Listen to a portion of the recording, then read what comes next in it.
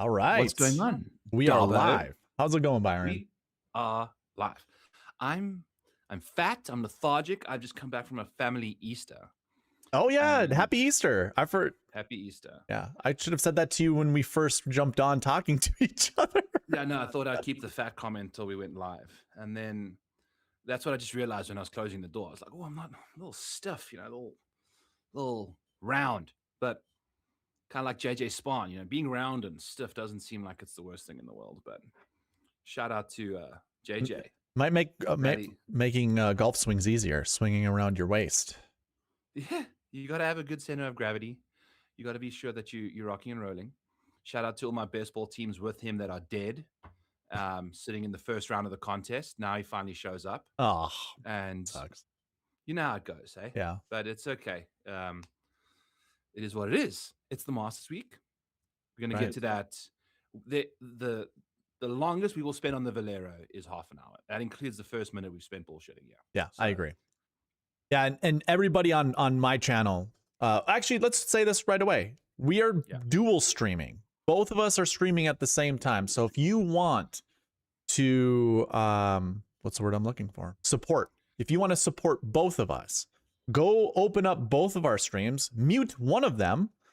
I will actually say for those on my channel, if you want your comments to show up on the screen, go to Byron's and chat in there, because he has the ability to pull up any of the comments. So go do that. But also on my channel, I'm going to add timestamps down below. So if you're watching this on replay and you want to get straight to the Masters preview, it will be down below.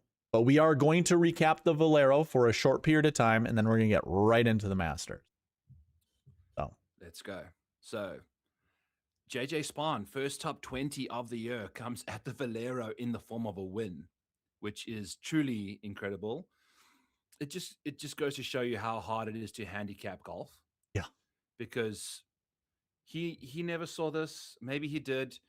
Was it us that said, there's no way I'm playing a guy that's got vertigo? That's what I said. Or, I know that for sure. Yeah. But it turns out he won the tournament, man. So it's like, what do? It's just, you just got to accept it and take it on the chin. It was really incredible. It's now what? 2 guys have like 50% of the wins at the Valero in the last like 8 years or something like that. Something like that. And JJ Spawn. Yeah. Something like that. Taking over San Antonio. Yeah. So what were your thoughts on the week?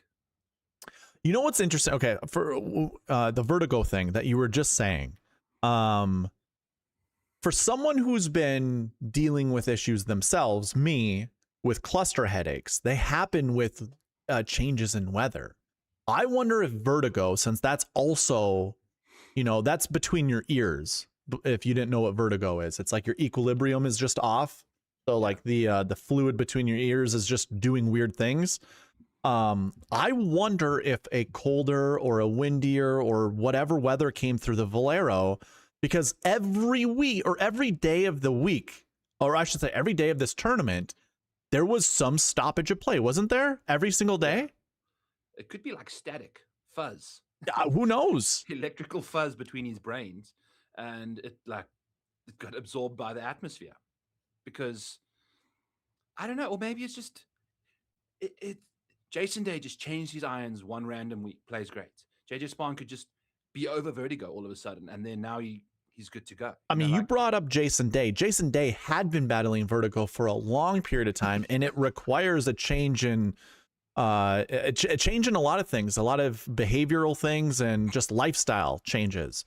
So maybe he figured it out sooner than Jason Day did, or maybe he reached out to Jason Day to try to figure out like, hey, what did you do to get rid of this? And now he's able to manage it faster, because like part of the reason I didn't want to play JJ Spawn was because of how long it took Jason Day to get over his vertigo. Like you saw him win the 2016 PGA championship. I'm talking about Jason Day. And then he didn't do anything afterwards for a long period of time. He ended up winning another tournament somewhere down the road, but like he PGA Cup. Yeah, but like he hadn't really, I mean, he hasn't been himself. He hasn't been that 2016 version of himself. And, you know, like it just, so anyways, that for me, I had serious doubts that JJ Spawn was going to win again. And obviously if you go back to our first streams together and talking about like best ball strategies and whatever. And you're like, oh, JJ Spawn, we want to play JJ Spawn. It's like, nah, he's overrated. You remember me saying that? I'm like, he's overrated. I don't want to play JJ Spawn. I almost slapped you through the camera when you said that because he's my guy. You know, like I believed in him until I didn't. And that's the problem, is I didn't believe in him long enough. He beat me up for way too much. I gave him pretty much through the West Coast to figure it out, and it didn't happen.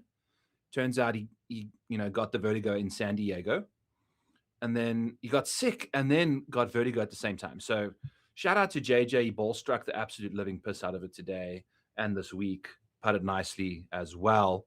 So he's doing good things. Now shows up to the Masters in fantastic form and is, I think I saw, 6th in the world now again, which is insane to think about. First top 20 of the year gets you back to 6th in the world. But again, the year he had last year, it was people that kept saying that he was a one-hit wonder. I disagree, man. The guy's way too talented. Yeah. But did not play him this week because, you know, that's just how it goes. It just is how it is. Just, it sucks sometimes. Yeah. I don't know. You and I were just chatting about, you know, how the last couple of weeks we've been saying, or we've been talking about, stop giving reasons as to why to not play somebody. You know, it's like everybody on the PGA Tour is capable of winning. They're all here because they earn their spots, and to earn your spot, you have to win throughout your career in order to get there. Yeah. So, yes, I made excuses. Now, thankfully, in this particular instance of not wanting to play players, I allowed my optimizer to pick up to 12% of JJ Spawn. And it did. My optimizer liked JJ Spawn. I did not, but I also know I need to create, and I create a lot of lineups, but it's like, all right, I need to set like a cap limit. I don't want to put JJ Spawn in 20% of my lineups. I'm going to kill, or I shouldn't say that. I'm going to hate myself if I have over 20% of JJ Spawn and then he misses the cut. But I had 45% of Sepp Straka and he missed the cut. And you and another 45% of Russell Henley. Yeah, you and I both had nearly 50% of Russell Henley in our lineups. I know. And he missed the cut by 1. And you were just telling me about how he 3-jacked a hole, like one of his last couple holes. He 3-jacked to par 5 that he hit a third shot in from 77 yards. Yeah. Like Russell Henley from 77 yards probably averages 2.5 shots. Oh, for sure. Yeah, he's solid. You know, like, I think. Nope, 4. So that's how he lost out on the weekend. I had Keith Mitchell for a top 20. He missed the cut by 1 as well at a course that he's played fantastic golf at in a year that he's been playing fantastic golf in MC. My 2, I will say, I've bitched and moaned about a lot of bad breaks and things like that. I broke even basically in the placement markets. I had the two top 20 guys. Nice. MC, and then I had Bezzy finished T39. Ties paid in full. Let's go. So like if you just went T40 without ties paid in full, I would have probably lost money because it was a deep cut there. Yeah, it would have been T39 to T49. You would have even not got your full unit back had you bet it, you know. So you got to bet ties paid in full when you get the opportunities to do that. And then Nick Taylor, once again, T28. He's turning into this Harris English type guy. This year, Nick Taylor's not finished better than 13th at the Sony, but also when he's made the cut, he hasn't finished worse than 42nd. Byron, you want to know something funny?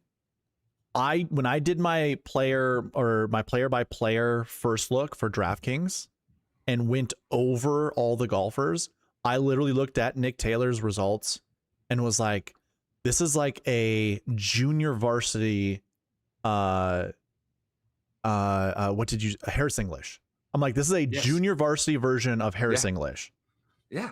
Because He is. I He's saw the Canadian. same thing you saw. I saw the same thing you saw. So congrats to Nick Taylor on another top 40. This is all he does, like no, unless it's a Sony Open, he top 20 there. But other than that, it's just been sitting between. That is the only other top 20 he's had. Other than this, it's just been top 42s. Finished 42nd at the Players. That's his worst finish after making the cut, which is insane to think about. So shout out to him. T26 Bezzy, T39. He's also South African Harris English type guy. Just does not give you upside ever. But T39 came through. I was looking at it like a horrible situation, but I had also Sam Ryder, first round leader. He went into the final hole, par 5, tied for the lead at -6 or something, right? What was the first round score? I think first round leader was 7 under, right? Mark Hubbard, who ultimately finished over par T65. Yeah, after leading the tournament. When I was building lineups Wednesday night, Mark Hubbard was one of those 6K golfers. I'm like, ooh, I really like Mark Hubbard, at this price tag. And I played him in a few lineups. I think I played him in like 5% of lineups and felt really good about it. Yeah. No. So Sam Ryder came into that hole -5. I had him at 130 to 1. It was my only first round leader bet I had out there, Sports Illustrated marquee bet. Needed a birdie to get to -7, makes bogey. -5, like bogey the par 5. It's just tough stuff, how it goes. Terrible. But last recap for me, DFS wise, 150 lineups, $75 entry fee. Shout out to DraftKings as well. I accidentally entered a $5 max entry, so I blew my entire bankroll. It just disappeared to 35 lineups early because I clicked the wrong contest and bulk entered it. And then I messaged them and they refunded me the whole contest and I could actually get back into the That's 50 awesome. cents. That's actually so shout out. That's good to know because I didn't even know that was possible. How did you reach out to him? Like through DraftKings website? Yeah, you start with the support and then eventually once the AI can't tell you that you're an idiot and need a refund for your entry fee, you get sent to a real human who can sympathize with you. And then the email came through like within minutes and said, Here we go. We've refunded you your 35 lineups. And then I could. Did you actually in your email? Did you do you know who I am? I'm the model maniac. Like I'm a DK partner. Yeah, I'm a DK partner. Come on. Yeah. No. So that was nice of them. So it was a win to start the week. And then I made $30 back. So I lost 45. But to have cashed at least the 30 back with 50% of my lineups being Russell Henley is Gucci Mama. That's pretty good. Cause I mean, I put $60 in and only returned $8 back. And that's because I went 45% Spieth, 45% Henley, and 45% Straka. Neither of those golfers did me any good, and they weren't all in the same lineup, but I did have a lot of combo lineups that had all 3 of them in. So it wasn't all of them. You see my results. Not great. There's some winner take alls that look like I could have won, but no. I mean, the winners of those had like 80 more points than I did. So, and these lineups had a missed cut in each one of them. So like these are the same lineups. It's the whole strategy that I've always talked about. Just, putting the same lineup into multiple contests to try to maximize your winnings. I put in, anytime I put under $100 worth of entry fees in, I'm trying to get back $100 with these contests. Obviously it's $50 to first. There's 237 entries. McCarthy could not get a birdie on, I think 17. I think he finished on the front 9, I want to say, on his way through. It's either that or that the last hole would have been a par 5. So one of his last 2 holes was a par 5. Could not get me a birdie to make the cut. This is what I'm saying. This guy, this winner had 100 more points than me in this contest. So it's like, even if he makes. What was his lineup? What's that? What was that lineup? 611. That's nasty.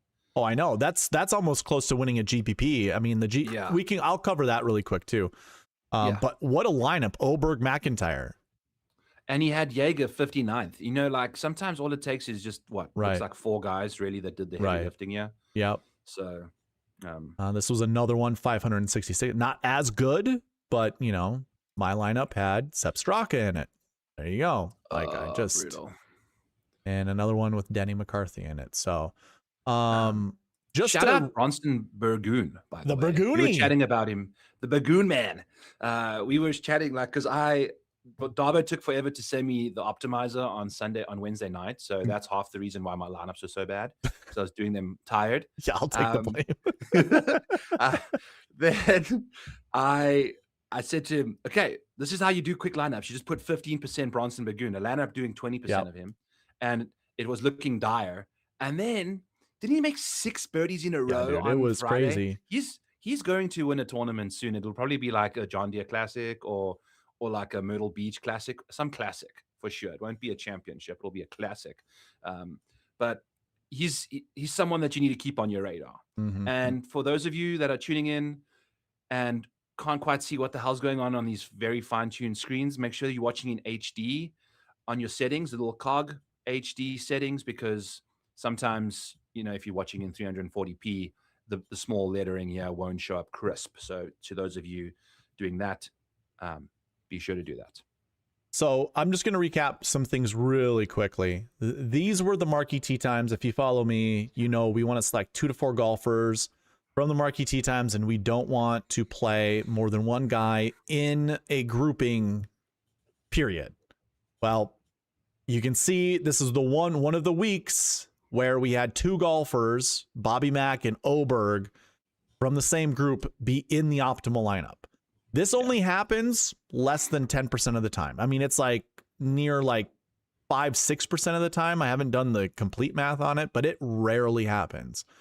So I'm willing to take that loss, but unfortunately, like, you know, it happened. This was the week. Yeah, this was the week. But I mean, the GPP winner, the golfers here highlighted in blue, there's 3 of them, you know, and they weren't playing together.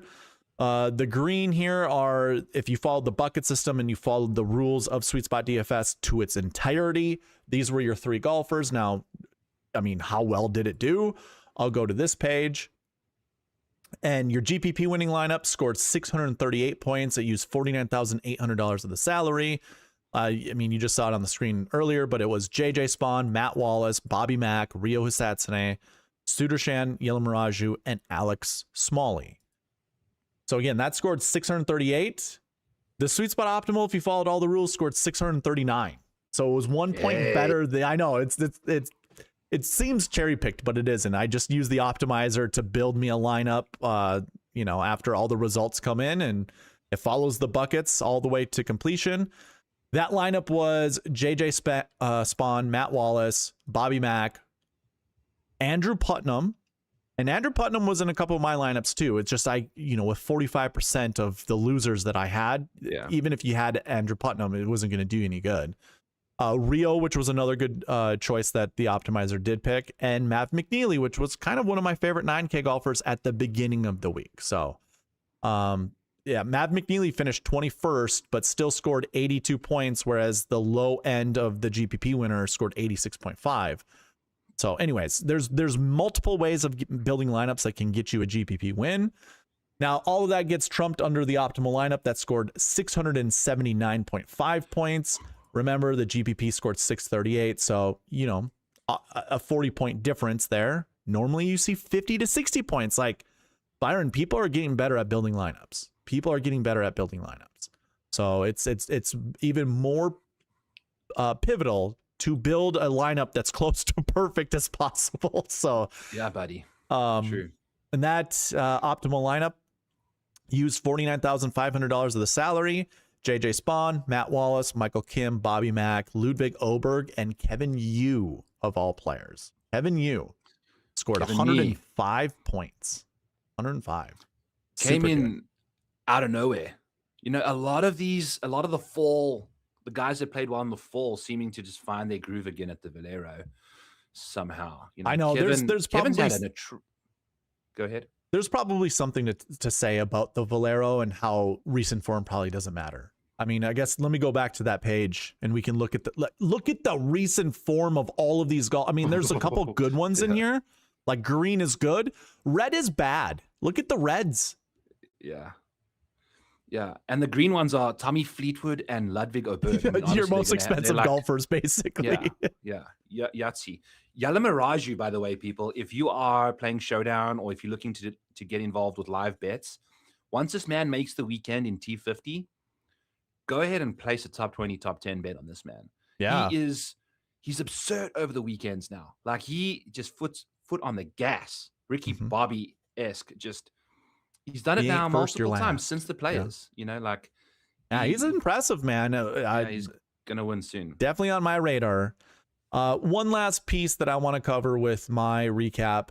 I keep track of the success of the bucket system, and that's just looking at the projections that I post. Like whenever I go over the bucket system in my videos, we go over the projections, we talk about them in depth. And the last few weeks I've been going like hard into the paint with the projections and just double checking the golfers in each of these buckets to make sure that the projections are actually valid.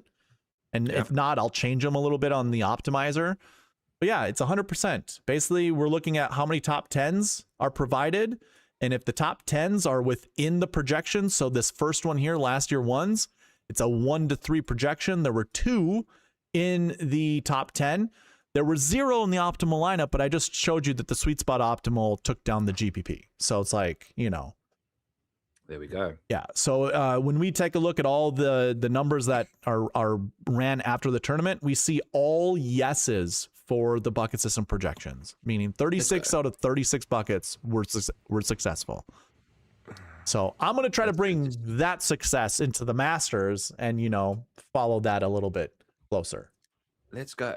I'm going to bring the success of breaking even in the placement market as a success for me. Okay. And I kept the card tiny. I only had 4 placement bets this week because it was a weird week. You know, it was just a weird week. So had a weird feeling about it. We went weird with the card, and weirdly we broke even. So enough weirdness. Let's get to the Masters, baby, because I'm ready for that. Let's get right into the Masters. And if you don't mind, I'm going to plug something really quick. Absolutely, my friend. Okay. I have a Win the Pot giveaway. There have been 25 new subscribers to the channel since I created this giveaway. That means I'm adding $50 to the pot, and it started at $20 already. So if you want in on this, there are several ways to gain entries. One of which is to comment on each of the videos I post. All the Masters content that I'm putting on YouTube, go into each of those videos and just put a comment down below. Doesn't matter what it is. A lot of people are leaving let's hit the sweet spot. That's absolutely fine. I will say this for those that are listening that have already done it. You're not getting double entries into these giveaways. The double entries really only work on the strategies. But I appreciate it. Go ahead, put let's hit the sweet spot in there. And if I put it in the description, that's on me, I guess. But we just post whatever you want. Also, get an entry by sharing all of the videos I post on X. You can get additional entries that way. So Byron, I'm all about if you help me out, I will help you out. You know, like I'm going to reward you for rewarding me. So if you're going to put the effort in, I'm going to reward that. Let's go. So that's it. That was it. If you're not subscribed to the channel, do so, and it adds $2 to the pot. Simple as that.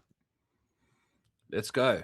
$2 is $2, and $2 times all of you watching. Depends on how much you guys want to grow the channel. That's all. Or grow the pot, I should say. You grow the channel, you grow the pot. Pot giveaways are always good. Trust me. They can they make for a good time. 24 minutes in, Darbo. Anything else you want to chat about Valero? What size boots does JJ Spahn wear? Do they just go They're probably size 8, honestly. Size 8, yeah. Make him wear big socks, 8.5, and off we go. So I've been trying to buy golf shoes lately, and god damn, trying to find fat golf shoes is hard. All golf shoes are so find yourself some wides. Okay. Yeah, that's what I'm saying. Like wide shoes in golf shoes is hard. Obviously, you have way less to choose from. Yeah. And all the nice looking shoes are like the skinny ones. So any hoozles, that sounds like a personal problem to you all, I'm sure. So Masters tournament, buddy. Let's start this preview, baby. Yes, let's start 25 minutes in, we cut 5 minutes off the top rope. So this is how much we want to be here. This is how much we want to be here. These are the buckets. Well, do we want to start with odds first? Because that's what we've been doing in these previews. Let's start with the odds and then move on from there. Okay. I will pull up some whatchamacallits, the odds board on DraftKings real quick as we're rocking and rolling.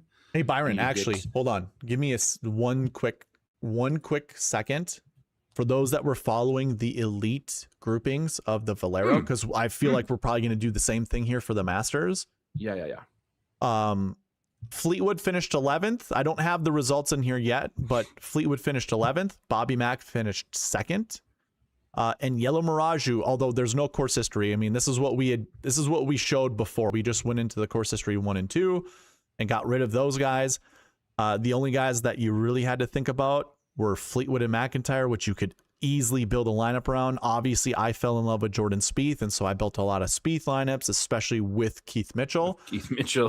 And you and I, when we talked about this on last week's podcast, we went through each of the years, and not every year did we see 2 or more. There were some that only had 1. Yeah. And so we kind of made the assessment that somewhere between 1 to 3 is what you wanted to select for the golfers here. Well, I mean, you could have done 2 with Fleetwood and McIntyre. Yeah. And Streelman was trying to help you out there for a while. I mean, yeah, he was doing okay. We just saw you go through. The guy had Steven Yeager that took down the 59th place lineup. Had a Steven Yeager T59. So just having a cheap $6,300 guy make the cut like Streelman did is all you need, because then you've got expensive guys for the other 5, which can really help you come home. 60. Ooh, this lineup right here is 50,000. Fleetwood, Putnam, and these 4 golfers would have scored you 651 points. That was 13 points, or whatever the math is. I forgot. It's going to take down a GPP. So if you did start your lineup with Fleetwood and Bobby Mack, then it went to JJ Spawn. So 10, 9, 8, 7, 6, 6,800, and 6,900 Michael Kim. That gets you $50,000 spent of the salary. So you could have built a lineup that way. You could have started with those 2 guys. So I'm excited to get into our elite grouping for the Masters. I just wanted to throw it. It reminded me like, hey, hold on. We've been doing this every single week. Let's, incorporate that into our Masters. I'm sure it's going to also matter to some extent. So now full on with the Masters preview, Byron. We've got 2 more minutes to bullshit a little bit about the Valero. Then it's a hard 30-minute cutoff. But I think we're officially on to the Masters. We're done. We're done with the Valero. Let's go. Bye-bye, Valero. So usually what we do is we pull up the odds board to try and guess some of the pricing coming out for the DFS tier the next morning on a Monday. But we've already got that. And we don't have a couple names, though. Gary Woodlands, Jake Knapp's. What the hell are they not even doing in the DK pricing right now? Don't know. Especially Knapp. I mean, that seems absurd to me not to have him there. So is Scottie Gary Scheffler Woodland in there, by the way? No, he's not in the pricing yet. I was going to say, I didn't see him at all. Yeah. Gary, Nico, Nikolai, Knapp, and a couple others. Weird. Come on, DraftKings, get it together. You got nothing else going on. They were probably too busy refunding idiots who entered the wrong contest. And okay, well then we can blame you. All right, good. Blame me, and then I'll blame you. So Scottie leads the odds board here at 4-1. This man is, obviously looking sensational. He's finished inside the top 10 the last 4 times he's played. Augusta, you can get, minus 245 is kind of brutal, to be honest with you. He's like kind of unbettable at this point in that market, if you ask me. Then Jon Rahm is second in the odds board at plus 850. Now, this can either do odds, when you're speaking odds for you sweet spotters coming in from the DFS side of things, odds they start off by the books, providing you with what they think the odds should be. And then as people bet Jon Rahm, as people bet Bryson, as people like me bet Ludwig, the odds sometimes come down depending on how much cash they receive, because they makes sense. They don't want to have themselves exposed to a bad stale number where they, you know, it's all mathematically algorithmic to kind of figure out the least amount of risk that they can have. You know, they obviously, guys, typically what we see on Twitter is when Scottie wins, the book should win, but all the Joe Schmoes wearing New Balances and mowing their yard bet Scottie Scheffler no matter what his odds are. You know, so like the public actually comes in hard on Scottie. You won't see any Scottie tickets on X, you know, if you're looking on that Not kind until of stuff. afterwards. So, not till afterwards. Yeah. So especially this year coming in with some weird form. By the way, he has had his child, officially had his child, and his name is Remy. Remy. He's 9 days old. So and apparently was at the Masters. The kid was. Yes. Yeah, he's already at the Masters. So I got yelled at online for questioning who the person was that shared this information. I understand he is a fantastic writer, but he's got like 1,500 followers on Twitter, and I didn't know who he was. Doesn't have a blue check, and also has like 405 in his name. So like, hello, bot man. You know, like people losing their minds about me not knowing who this guy is. It seemed like a bot, in my opinion. Whatever. Shout out Doug Ferguson. Real person. Heard Ferguson. I'm sorry. Ferguson. Okay, moving along down the board here. Rahm's next. Rory's next. Now, when it comes to Rory, I don't think we've ever seen, apart from Scottie Scheffler, anyone finish inside the top 5 the year after winning at the Masters. I mean, that we can do a deep dive here shortly on that, but yeah, I agree. Okay. So these are the odds. I don't think we need to go through too many more. We're going to see all the pricing. You know, we usually just do this to kind of get a feel for the pricing. I don't think we need to chat too much about it. I will tell you though right now that I have bet Ludwig to win this tournament. Ooh. And I've bet him top 5 as well at plus 325. We'll see what he gets up to. I've also bet Patrick Reed at 45 to 1. And I've bet him to top 5, and I bet him to top 10, and I bet him to top 20. And I laid 2 units on the top 20 bet, which I think you can get at plus 124. Ty's paid in full.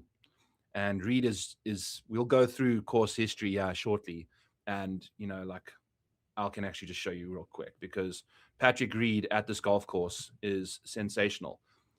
Since 2018 when he won, we've got it first, obviously, then 36th, top 20, not top 20.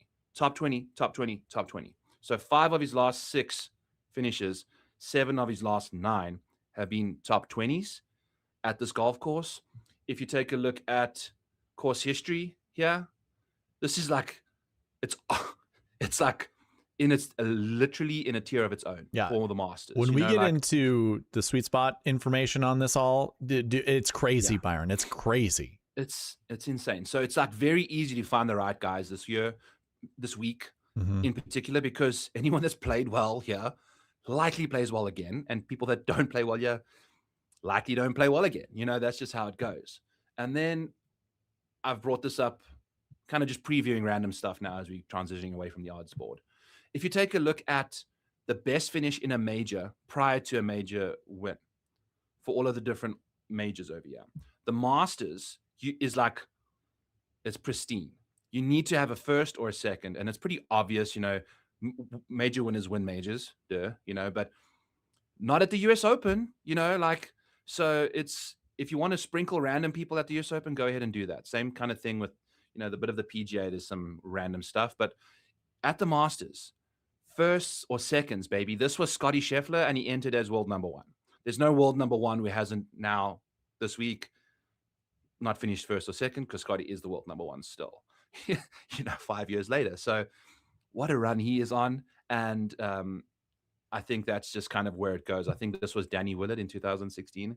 So 6th place finish for him, you know, like whoop-de-doo. And then, yeah, that's going to be it for me. And these are just winners. We're just looking at winners. We're not looking at top 5s, top 10s. It's just winners. The person that put on the green jacket in the last 10 years, 9 years. Crazy. Only one of them, named Scottie Scheffler, hadn't finished second or first in a major prior. So you need pedigree, you know. So that's kind of my gospel, is leaning into who has won. It's going to be part of our elite. If we get an elite grouping that we really like, that doesn't qualify for a second place finish, maybe we can leeway to third, but in my opinion, a second, you need to have a solid taste of success in majors. So that's where we're going to be going. Okay. There. And I just to incorporate that with like the whole sweet spot process is those are the golfers we can anchor our lineups around. Like those are our for sure. Let's put those guys into our lineups and then do the rest of like the 5 or 4 golfers or whatever, that come afterwards. That's the best way I think to incorporate it into the sweet spot process. Yep. Amen. Let's do it, baby. So do we just get right into the elite grouping? Is that what we want to do? I want to get into the buffet. I'm not going to the pastries. I'm going straight to the guy that's cutting meat, and I'm asking him for the best, the prime rib that he's just dishing out in abundance right now. Let's go. So, I mean, Byron, we're going to use this tool at SweetSpotDFS.com, the lead and stats tool. This is something I added last week. I did a couple little touch-ups from last week's stream. So everything is good to go right now, and this is how we're going to look at it, Byron. I'm going to go ahead and sort course history. Let's get rid of the no course history guys, and just go ahead and just drill into 1, 2, 3, 4, 5 on here. I learned that you can go in here and do course history this way, but it needs to be 1.01 to get rid of the blanks, the zeros. I don't know why Power BI does that, but so last week at the Houston Open, Minwoo Lee, he had a 1 for course history. So if you went 1.01, you get rid of Minwoo Lee along with all the blanks, which is like, it's so stupid. I don't understand. What if you go 0.99? Huh? 0.99? But I can't go any lower than 1. 1 is the minimum. Oh, okay. Yeah. Listen, dude. That's not going to happen at the Masters because you're not going to just show No. And I know. Yeah. You know what? Good call. Good point out. So what I guess what I'll do is Fuzzy Zeller. Fuzzy Zeller, Chris Horton, and I think Gene Sarazen. Those are the 3 guys that have won this tournament. Don't count me on the Gene side, but Horton, Zeller, and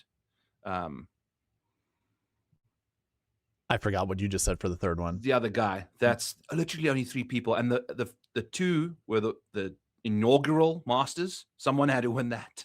Yeah, right. The first Masters right. debut. And then the next year, someone else showed up. And the only other person that could have won it would have been, the guys that played the year before. So what I will say, though, is that when we build DFS lineups, it won't really matter if someone has 0 course history.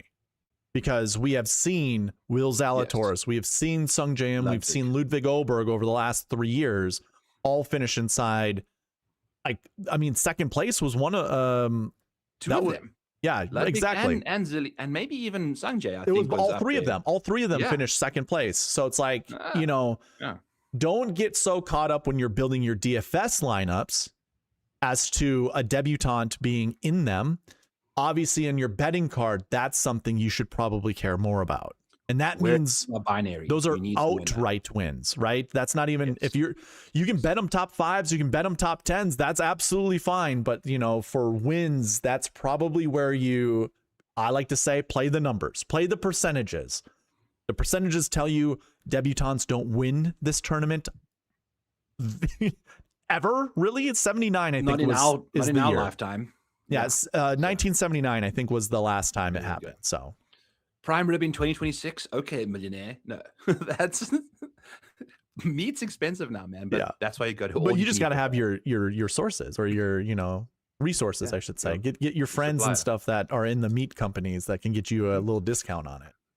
We're in the Midwest, That's right. Just flies by us. Yeah, you gotta. Now my dad gets it discounted, so we have prime rib during holiday events. It's not like we're spending an arm and a leg for it. Exactly. Just gotta know people, AJ. You just gotta know people. Come on, AJ. Okay, so now that we got rid of the debutantes, which I mean, we can. I don't know, Byron. I'm dedicated to going through the entire thing, doing a deep dive. Do we want to look at debutantes as well as, maybe we do it after the elite grouping and just see? Yeah, we'll find the recent form guys without course history. Well, I did get rid of them, so they're gone from my. That's fine. We can rerun it again after. Okay. That. No big deal. So here we go. I'm just going to use what's on the board and just to go over this so everyone sees it. I did make some adjustments on the size of the table from last time. So it was like the top 28. I don't think it's going to be the top 28 golfers. So it's 1, 2, 3, 4, 5, 6, 7, 8, 9, 10, 11, 12, 13, 14, 15, 16, 17, 18, 19, 20, 21. So it's the top 21 golfers that we're looking at. 29.38 for a course history and for recent form. Oh boy. Guess we go down here. We got to get rid of recent form. All right, let's get rid of recent form also. So ridiculous. Okay. So ridiculous. So ridiculous. So 30 and 30. Let's just do that. Even number, 30 and 30. Yeah. Nice.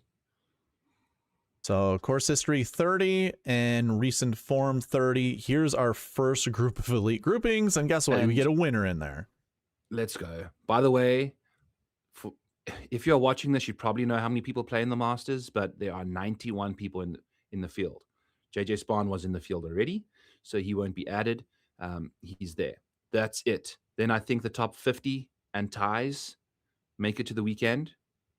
There's JJ Spahn with a 50th place finish, right? So this was 2025. Just throwing that out there. This was in 2025 that this happened. So you are looking at a bit of a different golf tournament than usual, and we've got people playing in Sandy Lyle no longer rocking the suspenders around Augusta. He's officially run his course. I think last year was his final year or 2 years It was, ago. yeah, it was. Yep. So, yep.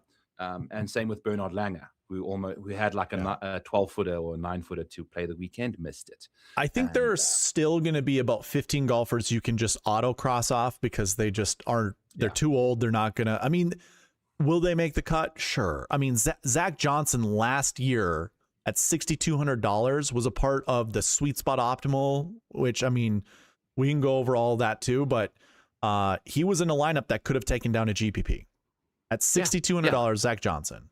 But he's not ridiculous. He was playing on the PGA Tour. You know, I think. Right. You know, guys like Zach Freddie Johnson's Couples, in the field this week again, but I would say, listen, I don't think Lightning's going to strike twice in the same area. I don't think Zach Johnson, despite, you know, being as good as he is going to finish inside the top 10 again, you know, because he finished 8th, I think it was last year. So, right. No. Okay. But when it comes to this elite grouping, look at this. We have 7 golfers on the screen, 4 of which finish inside the top 20. One of them won. I mean, it was your expensive guys, right? Scottie and Rory. That makes sense. When it comes to these low price, what I'm going to keep an eye on is what these low price golfers are. You know, if we can find some 8Ks, 7Ks or whatever, I want to see how many show up. And if they do, then they might be good values this week if we can find golfers like that this week. Because we can do the exact same thing we're doing now looking at this upcoming, you know, Masters. So anyways, this is 2024 or 2025. 2024, we're going to have to update the filters, I think. Do we just want to do a round number to make this fast? Yeah, we can do 35. Because what we've been typically doing 40. It's been 40 for the lesser events. Yeah. Yeah. So, you know. Okay. So Scottie Xander. Yeah, you know what? This is a perfect idea. Yeah, perfect idea. Let's just do 35. As long as we can get somewhere under 10 golfers, so total golfers of 9 or less, I think I just want to, you know, a smaller pool of golfers. What does 2025 look like now? Again, before I start getting 12. Wow. Okay. 11, 10. Okay, here's 10. 32 it is. All right. So then we go to 2024, and we get our winner again. But okay, the note is now they're over $11,000. But we did have a $9,900. Xander finished 8th. That's probably not going to get you a GPP win, especially when Scheffler won that year. Going to 2023, got our win again. I mean, I think this makes sense though, right? Yeah, it's obvious. You know, the best players in the world win this tournament. It's just how it goes. You know what might suck about this is the fact that so far I really haven't seen anybody in the 7K range. You know, obviously Fitzpatrick Thigala here, $6,800 Spawn with some 7K golfers here. Okay, so actually we added some more by changing our criteria, but that's good to see. Actually, okay, never mind. I'm glad to see these 7K golfers. I want to see this because lineup building this week is going to be challenging.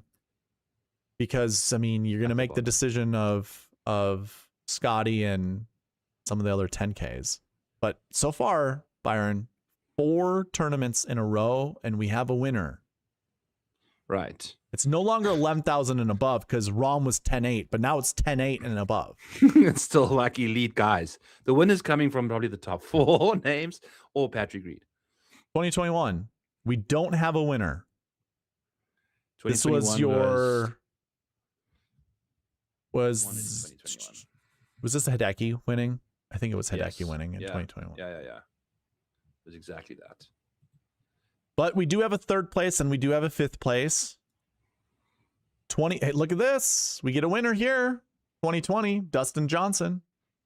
Dunstan checks in. And I want to point out 2020 was when they played in November, which was the that's easy, right. Yep, that's easy right. year. You know, they scored minus, I think the winning score was minus 20. No 7Ks. $8,800 was the cheapest. Yeah. And you're right. I'm sorry sorry to interrupt you, but that was good. That was a low scoring Masters and that was different. But still, the elite grouping that we have, we get a winner. Guess what? 2019, Tiger was a part of that too. Yeah. And I guess I could pull up recent form because then you can see what the finishes look like leading in to see what the recent form look like. I'm just gonna go by salary again.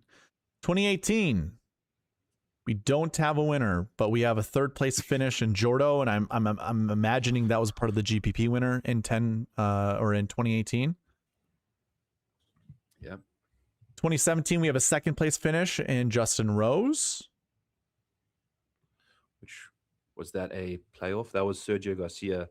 That's Justin right. Rose has finished. That's right. He's finished 2 years. He's not been beaten by a single person through 72 holes and lost the Masters. That's just so sad for him. It is. Maybe you should unblock me on Twitter and maybe you'd win more golf. Anyway, going to 2016, Jordo finished 2nd at 12-3. We do have a 7K golfer. And I mean, as we keep this to 10. All right. As I'm going through this, Byron, what I'm seeing most, and we get a winner in 2015 in Jordo, 11-9. I'm seeing the majority of golfers in these elite groups, or at least almost half, finish inside the top 20. But when it comes to rostering, it probably wavers on 1. It's going to be that 1 to 3 number again, I think.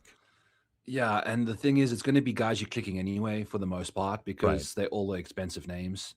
You know, we're not finding too many gems. I mean, there's Stenson, there's Casey, but that's all like ages ago. That's what I'm kind of like looking at other commonalities. And the first thing I looked at was what was their finish the year before, or what was their finishes coming into the event? Well, the difference between Henrik and Paul Casey, it's a little bit different, you know, like.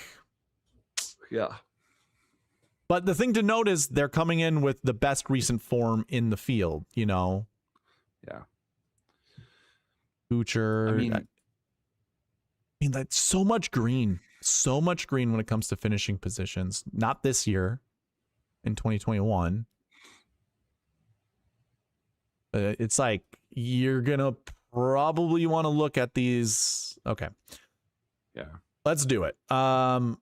Unfortunately, when it comes to, I can do this actually. We go to next week. I don't have the results in here from Valero, so this will change recent form. But if we do put the exact same filters on, so 32 and 32, do I need to I will have the Valero up to validate if a guy deserves to be in our elite grouping or not.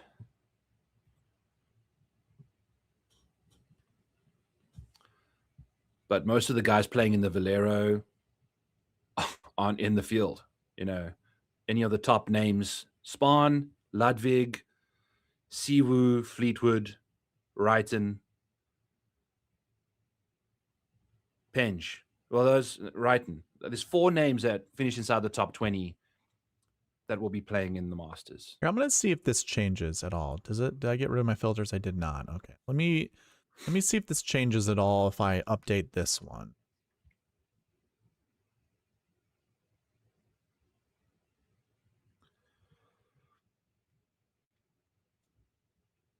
Kind of does. It looks like there's a couple golfers different. Ryan Fox gets added to it. Is that it? That's the only difference. Goes from 8 golfers to 9. But Ryan Fox gets added to it, but his finish at the Houston Open was... So I've got all these different buttons up here. You know, I had a Masters button, which I created, you know, a couple weeks ago just to add the Masters salaries to it. So we have the salaries. This is kind of all I'm looking at right now. We can ignore Ryan Fox. This has the more updated, and you can see, I mean, Colin did not play, so he withdrew. But to your point, you know, Fleetwood did play, Matsuyama did play, so did Jordan. The golfers that you also mentioned with JJ Spawn might actually move up into the elite elite grouping. No, he hasn't finished inside the top 20 this year yet. Oh, okay, then okay, never mind. We can ignore it. You're right. Yeah. I mean, you're right. That's bad. This one win isn't going to do anything for him. So we don't think anybody else would have moved their way up for recent form heading into the Masters. Okay, so this is our elite grouping right here. Which I think Jordo might actually drop out. Where did he land up finishing ultimately? 50th, like I think. He was 50th? It was down somewhere. Yeah, no good. So I mean he might actually stay because a 50th and an 11th, that just moves it to 30, and the rest of this still stays under 32. So Jordo is going to stay even with his poor finish. It was a 63rd too. Oh, it was a 63rd. Well, 35. He's still going to be under. He'll still be under that 32. But anyways, so what we learned is the expensive golfers, 11,000 and above, means Scottie's there. If there was ever a reason to say, can Scottie still win this, you know, despite not having a top 10 in the last 3 weeks or all those other trends that come with it, or you can use those trends and ignore it and just say, nope, don't want to play Scottie. The thing is, not having a top 10 in the last 3 starts with a pregnant wife who's right. Yes. There's context here. The context also too should be, did they even play in the last 3 weeks? You know, like what? Anyways. Yeah. So I think he, you know, when you have a child, I'm assuming this child's been to Augusta already, like per that tweet Turd Ferguson mentioned. So he's healthy. Mm-hmm. You're not going to be taking a NICU baby to Augusta. He stays in the hospital or at home or wherever. So the kid's healthy. I'm sure Scottie's happy now. I'm sure the grandparents are like taking care of baby and whatever. You know, they've got it figured out now. The cloudiness of Scottie's brain likely is like back to being sunny skies. Yeah. You know, because I don't know what came first, if it was the bad play and the negative attitude or the negative attitude that resulted in the bad play. Either way, I think having your second child now will help you. He's good enough that I don't care about his form because the guy showed up. What was Scottie Scheffler's, do we see his leading form for last year when he finished 4th after the ravioli situation? Because a 2nd to 20th and an 11th place finish. Yeah. Okay. The second was nice to see there, but that happened in Houston. And then he still, I don't think, had gained much with the irons leading into all of that stuff. I think he putted his brains out in Houston that week. And yeah, look at the iron play for Scottie. It wasn't sensational. No, but it's still Scottie, good. It's still very good. It's still good. Yeah. But you know what I'm saying? Like the reason he won was because of the whole game. You know, usually his iron play is like, if you go back to the year before that, probably he's like gaining over a stroke. That's what he just does every single time he plays.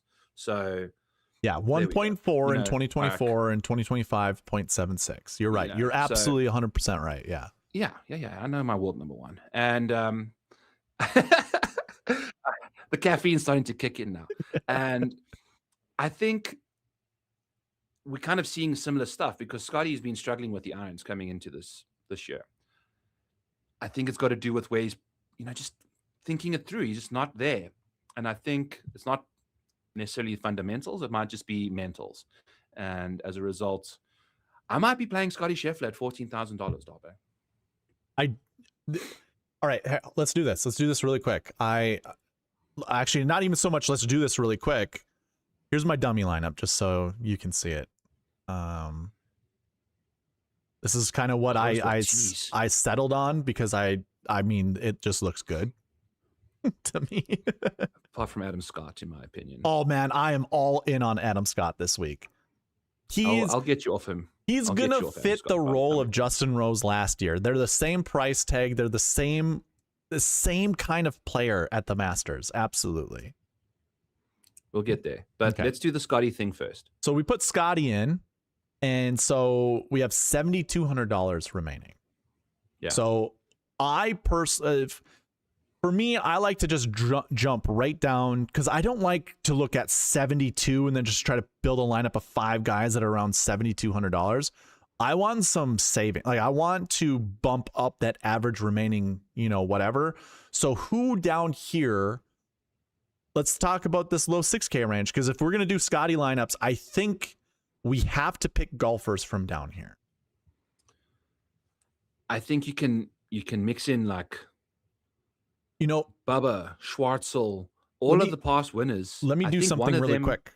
I don't want to remove the filters that we had on the previous on the lead-in stats. I kind of want to I want to use this and just look at our low price golfers that show up inside the top 10, top 12 or whatever. Let's go. Yeah. So, so last year we had ZJ at 6,200, and then we had a plethora of 6K golfers, including an optimal lineup golfer in Tom Hoge. Yeah. Tom Hoge, baby. Yeah. Let's go.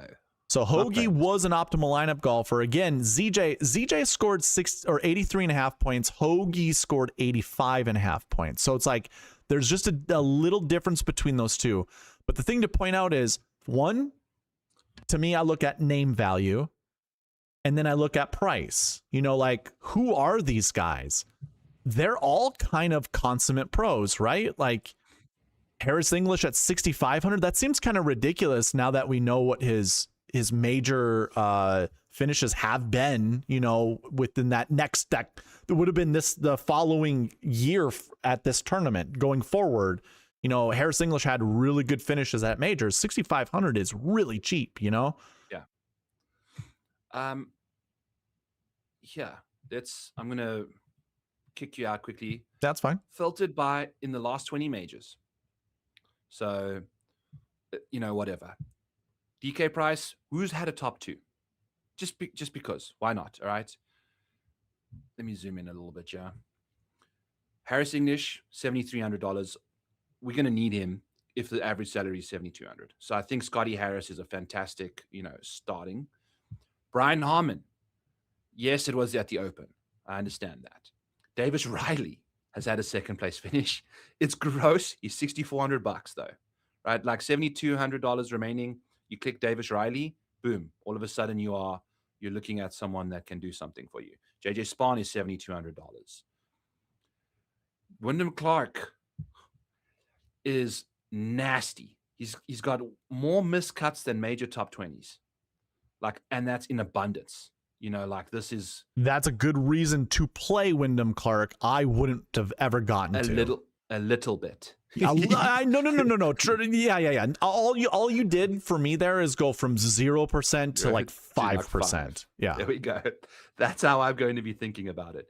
No more guys that we see with seconds. If we go top 5s in majors in the last little while, we start getting a little more guys. Keep scrolling down. We've got Brian Davis, Carlos Ortiz. I think that's the reason why he's playing this week, is because of the top 5 that he has from whatever tournament that was. Kurt Kuriyama has a major top 5. And that's it. Then we go to top 10s in majors for the last little bit. We're going to see Schwartzel, ZJ, Ryan Gerard, and Gary Woodland. All have major top 10s. Where do you think Gary could be? He could be. I think he might be low 7 sevens. flats, I think he's gonna be 6,800, 7,200. well, 68 was something like the first number I thought of, but I think because of kind of the transformation in his game, just how far he hits the ball now, I think he's going to be somewhere between 68 to 72. I think. Yeah. But Yeah. I feel like it's going to be like Burns- 72. Sam Burns is $7,400. You know, No, like that's- dude. So In my player by player video that I created, I'm like, Sam Burns might be the best value in the field. He's no, it's Harris English. It's you oh, can't. yeah, no. I don't have an issue with that either. Like, I don't have an issue with that either. I actually think Burns has more. I think his ceiling is higher than Harris English's. Yeah, but half the time Sam Burns' ceiling is on fire. You know, in majors. So, In DraftKings, we have to incorporate that. I would much rather have if you ain't first, you're last type of golfer. no, that's very fair. Then now we're kind of at the point where we don't, we're sitting with one top 10 in the last 20 majors. Yeah. That's not ideal. But you know what? How do you feel about Carlos Ortiz?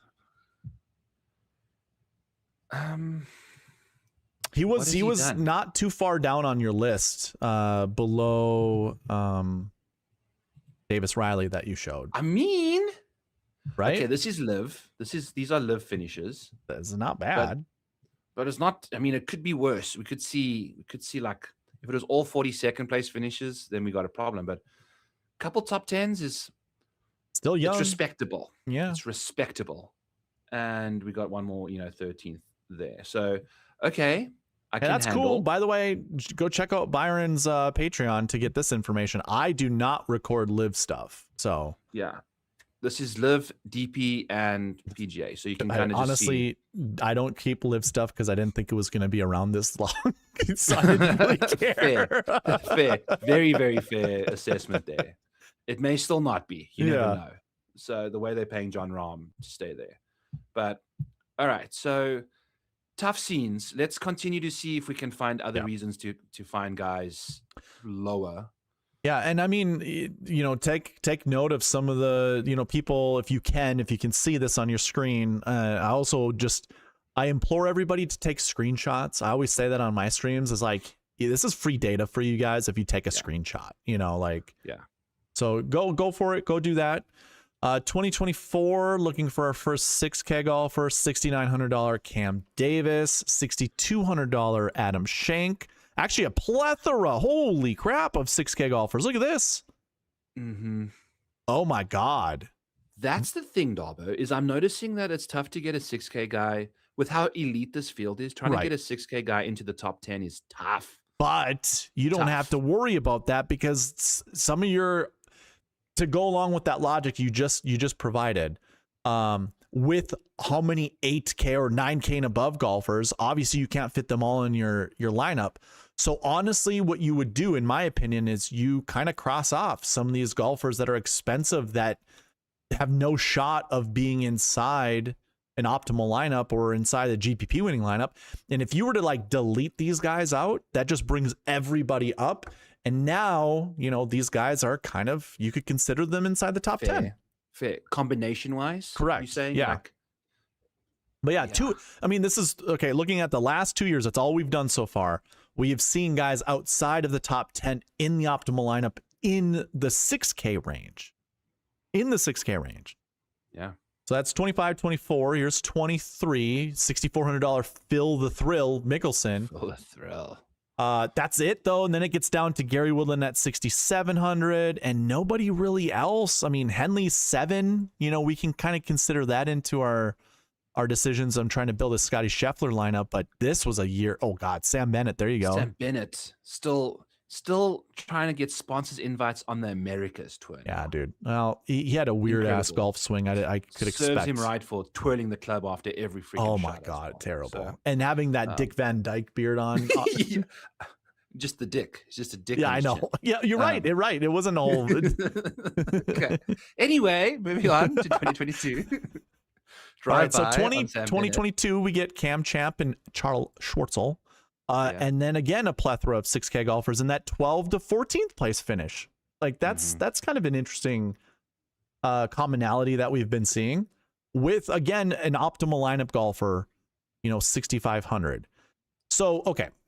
As we've been going through this, I've been noting that it's been past Masters champs, golfers that tend to have at least a good finish or whatever. But also at the same time, kind of young pups and young. I mean, New City guys that can rip it out there. Yeah. Too, what was it? 2024? Did we see Cam Davis right here? So I was going to make an Australian comparison, but he already had course history. I'm kind of looking at golfers that haven't had course history that are young. But here, okay, so this is what I'm going to do. Let's do this moving forward. Look at all of the 6K golfers and just tell me if they're veterans, if they're, because I'm like thinking of golfers that are smart, maybe old and smart, or just wily veterans kind of type of names. Like obviously you get that with Zach Johnson. Would you say you get that with Harris English? Do we put him in the wily vet type of? Yeah, especially in majors, man. He makes cuts a lot. How about Max Homa? Too young to be a wily vet, or do we think he's a? As of 2025, he's a vet. I mean, he not a wily vet. Do we put Tom Hoagie as a wily vet? Yes. Okay, and obviously, even though I think he's like our age almost, which is insane. I know. I just said someone was old last week in my strategy video, and I'm like, holy shit, he's 38. He's my age. He's not old. We're wily vets, I guess. Damn it. Yeah. And then Bubba Watson's a wily vet, obviously. 2024, we get Cam Davis, Nikolai Højgaard, who are young pups, and then you get Chris Kirk, who would be a wily vet. Yeah. 2023, Phil the Thrill, that's a wily vet. Russell Henley, he's not in the 6K range. I highlighted his name because he's kind of, I would say notable. He'd be a wily vet, and then Gary Woodland would obviously be a wily vet. Sam Bennett, we just highlighted it because it's just notable to see his name down there. I don't really care to talk about Sam Bennett. No. 2022, we get a young pup and a wily vet. So that's kind of all we're seeing is like young pups with no course history and wily vets. Yeah, and the young pups, let's just confirm one more time what they can just nuke it. They're not like accuracy guys. They are. Tom Hoagie, I guess, he's wily vet though. Yeah. The young pups have like elite distance. And we can actually go back. I mean, I don't mind keep going back and forth. Minwoo bombs it, obviously. There's no young pups here. I wouldn't. Yeah, no. 2024, Nikolai Højgaard, he bombs it. Cam Davis, he bombs it. 2025, we don't have a young pup there. So okay. So yeah, you're right. Your bombers that are in the 6K range that have no course history or one event under their belt, we call them, they'd basically be bombers. $6,900 Mark Leishman in 2021. That's a wily vet. Corey Connors is a wily vet. Bobby Mack would be a young pup, but he doesn't bomb the golf ball. Not now, but I think back in the day, he was actually kind of above average distance wise. Okay. He's been caught up a little bit. And then again, we get we get a 12 or 6K golfers in the 12th place finish range. That's so crazy. All of them. A slew of them. A slew of these guys. Most of them being wily vets, except for Bob Mack. That's it. Bobby Mack. Siwoo, he's still young, but he'd be a young pup. Because that would have been like probably two finishes, a 34th and something else, but it would have been his third time playing the Masters. So veteran at 24 years old, I'm guessing, like he would have been Korean wise, they age differently over there. Yeah. Yeah, they age early, right? And stay young. Yeah. Geez, Sungjae is being a debutante, $7,500. Crazy. $6,500 Dylan Fratelli. He's not. He wouldn't have been young. No, I wouldn't know what to call him in 2020. He's just an outlier. Anomaly. He's an anomaly. Okay, we'll call him anomaly. CT Pan would be a young pup, but he's not a distance person. No. Corey Connors. I don't even know how old he was in 2020, but we're just gonna keep giving him the moniker of being a wily veteran because he just seems his at least his appearance seems older than being young or whatever. But then you get Mark Leishman and Kevin Na, which we've already seen before. You know, like you kind of see the same dudes inside the top 10, top 20. And it's not even to say that they have really good course history, because if you look at them coming in, you know, a 45th place average finishing position, a 50th place average finishing position, but we've seen them now a couple times inside the top 20. Just kind of shows you that experience matters, you know, at the Masters. Let's go back. Let's do a couple more years just to keep looking. I got prices going back to 2015, but it gets a little weird after 2018 because DraftKings didn't really figure out how to do their pricing. You know, we'll get into Spieth at like 12.4 somewhere. Earlier. Yeah, and we'll get like, a 4K range, actually, $4,000 range. So like, let's not go that far back. Yeah. But in 2019, look at this top 10. No 6K golfers and only 2 7Ks. That's why you can get down to Justin Harding at 6,300 and be in the optimal lineup. 12th place finish again. Aaron Wise, young pup. Harding was not a young pup then. He was like a 30-year-old, you know, debutante, right? Mm-hmm. He's a South African. So yeah. But those are really the only notable ones. I mean, Aaron Wise scored 80 points. That's pretty good considering John Rahm only scored 86 and he was in 9th place, you know, so for salary relief, going down to someone like Aaron Wise wouldn't have been bad. It's worth noting that your Millie Maker winning lineup did not have first place or second place in their, they didn't have either of them in their lineup. They actually started with Brooks and Xander, 95-85. That's Brooks Molinari. Yeah. And that's a large part to do with because, you know, these 7K golfers, Webb was in that GPP winning lineup at $7,400, but he was the only real cheap guy, 5th place and above. And then also the GPP winning lineup had Patrick Cantlay in it at $7,700. So the 2 cheap guys inside the top 10, the GPP winner had. Otherwise, you couldn't build a lineup, it looks like, starting with these guys, because then you would have to drop down to these 6K golfers down here. And obviously the point totals, either someone didn't have a lineup with those guys in it, or just you couldn't get to a point total that would have taken down a GPP.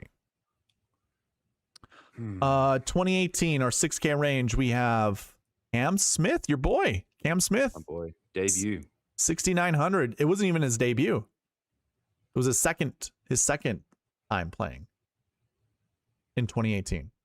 What's the LY? What's that? Last year? Yeah, the finish. Oh, so he would have missed it missed the year before then. Okay, I'm with you. Sorry, didn't qualify or whatever it was. Yeah, I made an assumption there.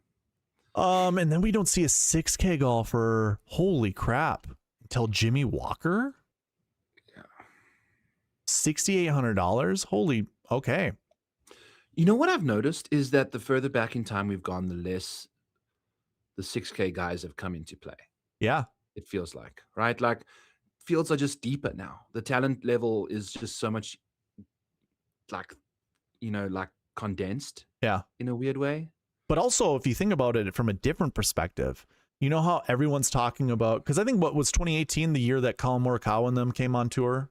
Was it him and Matthew Wolff and who was Victor Hoffman? Victor. Yeah. I think at that point in time when they came on and they were playing really well, it would have been later in this year, right? In 2018 that they came on and they played like the Barbasol or whatever. They played those Puerto Rico and whatever. It doesn't matter. The notion was these young kids are coming into PGA not being scared. You know, they're coming in and it's like they just think they can win on tour. You know, it goes back to that old Ben Curtis and Tiger Woods thing interview way back in the days. Like, so what's your goal on tour? And he's like, to win. He's like, oh, it's pretty brave of you to say something like that. You know, like, but these kids are I think all the young guys, and it's not even to say. Yeah, okay. Actually, I'm gonna take back my words because we didn't really see a lot of young pups when we went throughout all of these years that finished, you know, inside the top 10. It's a lot of wily veterans. So to your point, you're absolutely right. It does kind of come down to the experienced. I mean, the field's being tighter than what the the pricing would note. Yeah. Deeper, I should say. The fields are deeper. Yeah. So I guess, I mean, let's go back to the cheat sheet. Or no. Go back to DraftKings. So are we wanting to put, first of all, can we make an argument for any of the young pups? So Aldrich is obviously here at 62. Do we think he has a shot at the Masters? I think so, because if you think about the par fives, like he can make an eagle around quite easily, because he just, that's what he does. Now, can he chip himself out of this tournament? Absolutely. Okay. But he's not going to be in all of my lineups. I will say, when I've watched him chip, it's not good. Like there's like looking at stats, and then there's, strokes gained eyeballs when it comes to like, are these guys actually good at, or bad at what they do? Aldrich does not look like he's got very good technique with chipping.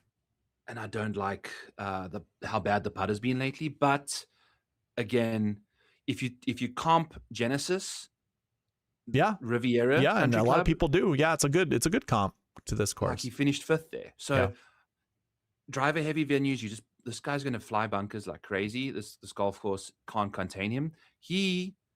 And when he finishes high end, he finishes like top 10.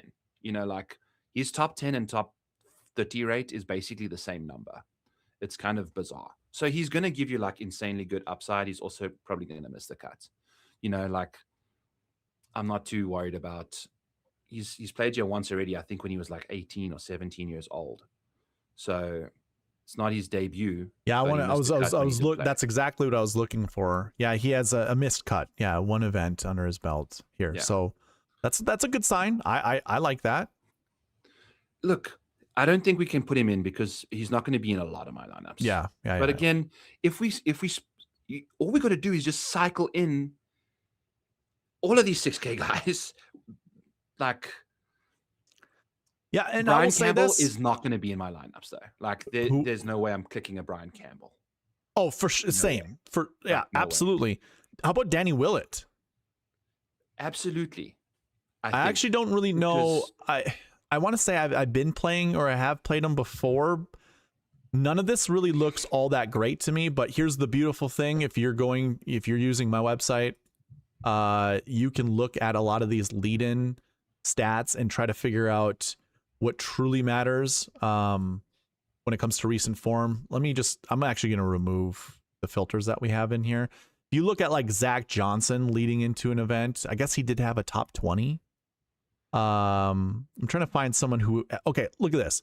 Max Homa coming into the Masters last year had nothing but missed cuts. Yeah. He did have a 3rd place finish from the year before, but if you saw this recent form, would you have wanted to play him? Most likely not, right? No. Yeah. So it's like, why would I play Max Homa when his recent form looks awful?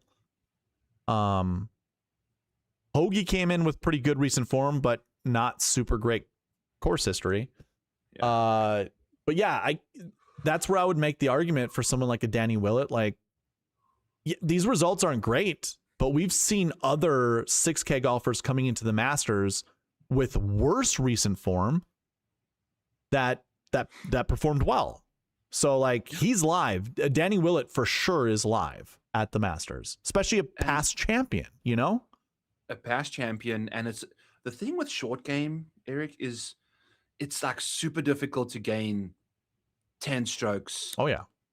With your irons, like in a week. You've got to be like but does Danny Willett have an inspired short game week, which he's very good at? Like, that's probably what ZJ did as well, is he chipped and putted his Can we take a look and see what these guys these wily vets have done strokes gained wise when they they played well? Because you'd imagine that it's all short game related. Like, if you take a look at Jose Maria Olazabal, that dude has gained around the greens at Augusta basically every single time he's played. I'm going to use the buckets here. So anybody on the website, go to lead in stats, go to the bucket system, go down to the I'm sorry, not the strokes gained. We're going to look down at the salaries and just select 5 and 6. That will be all of your 6K range.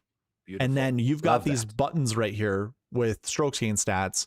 What do we want to look at? The last 7 weeks heading into the event, last 2 months, basically.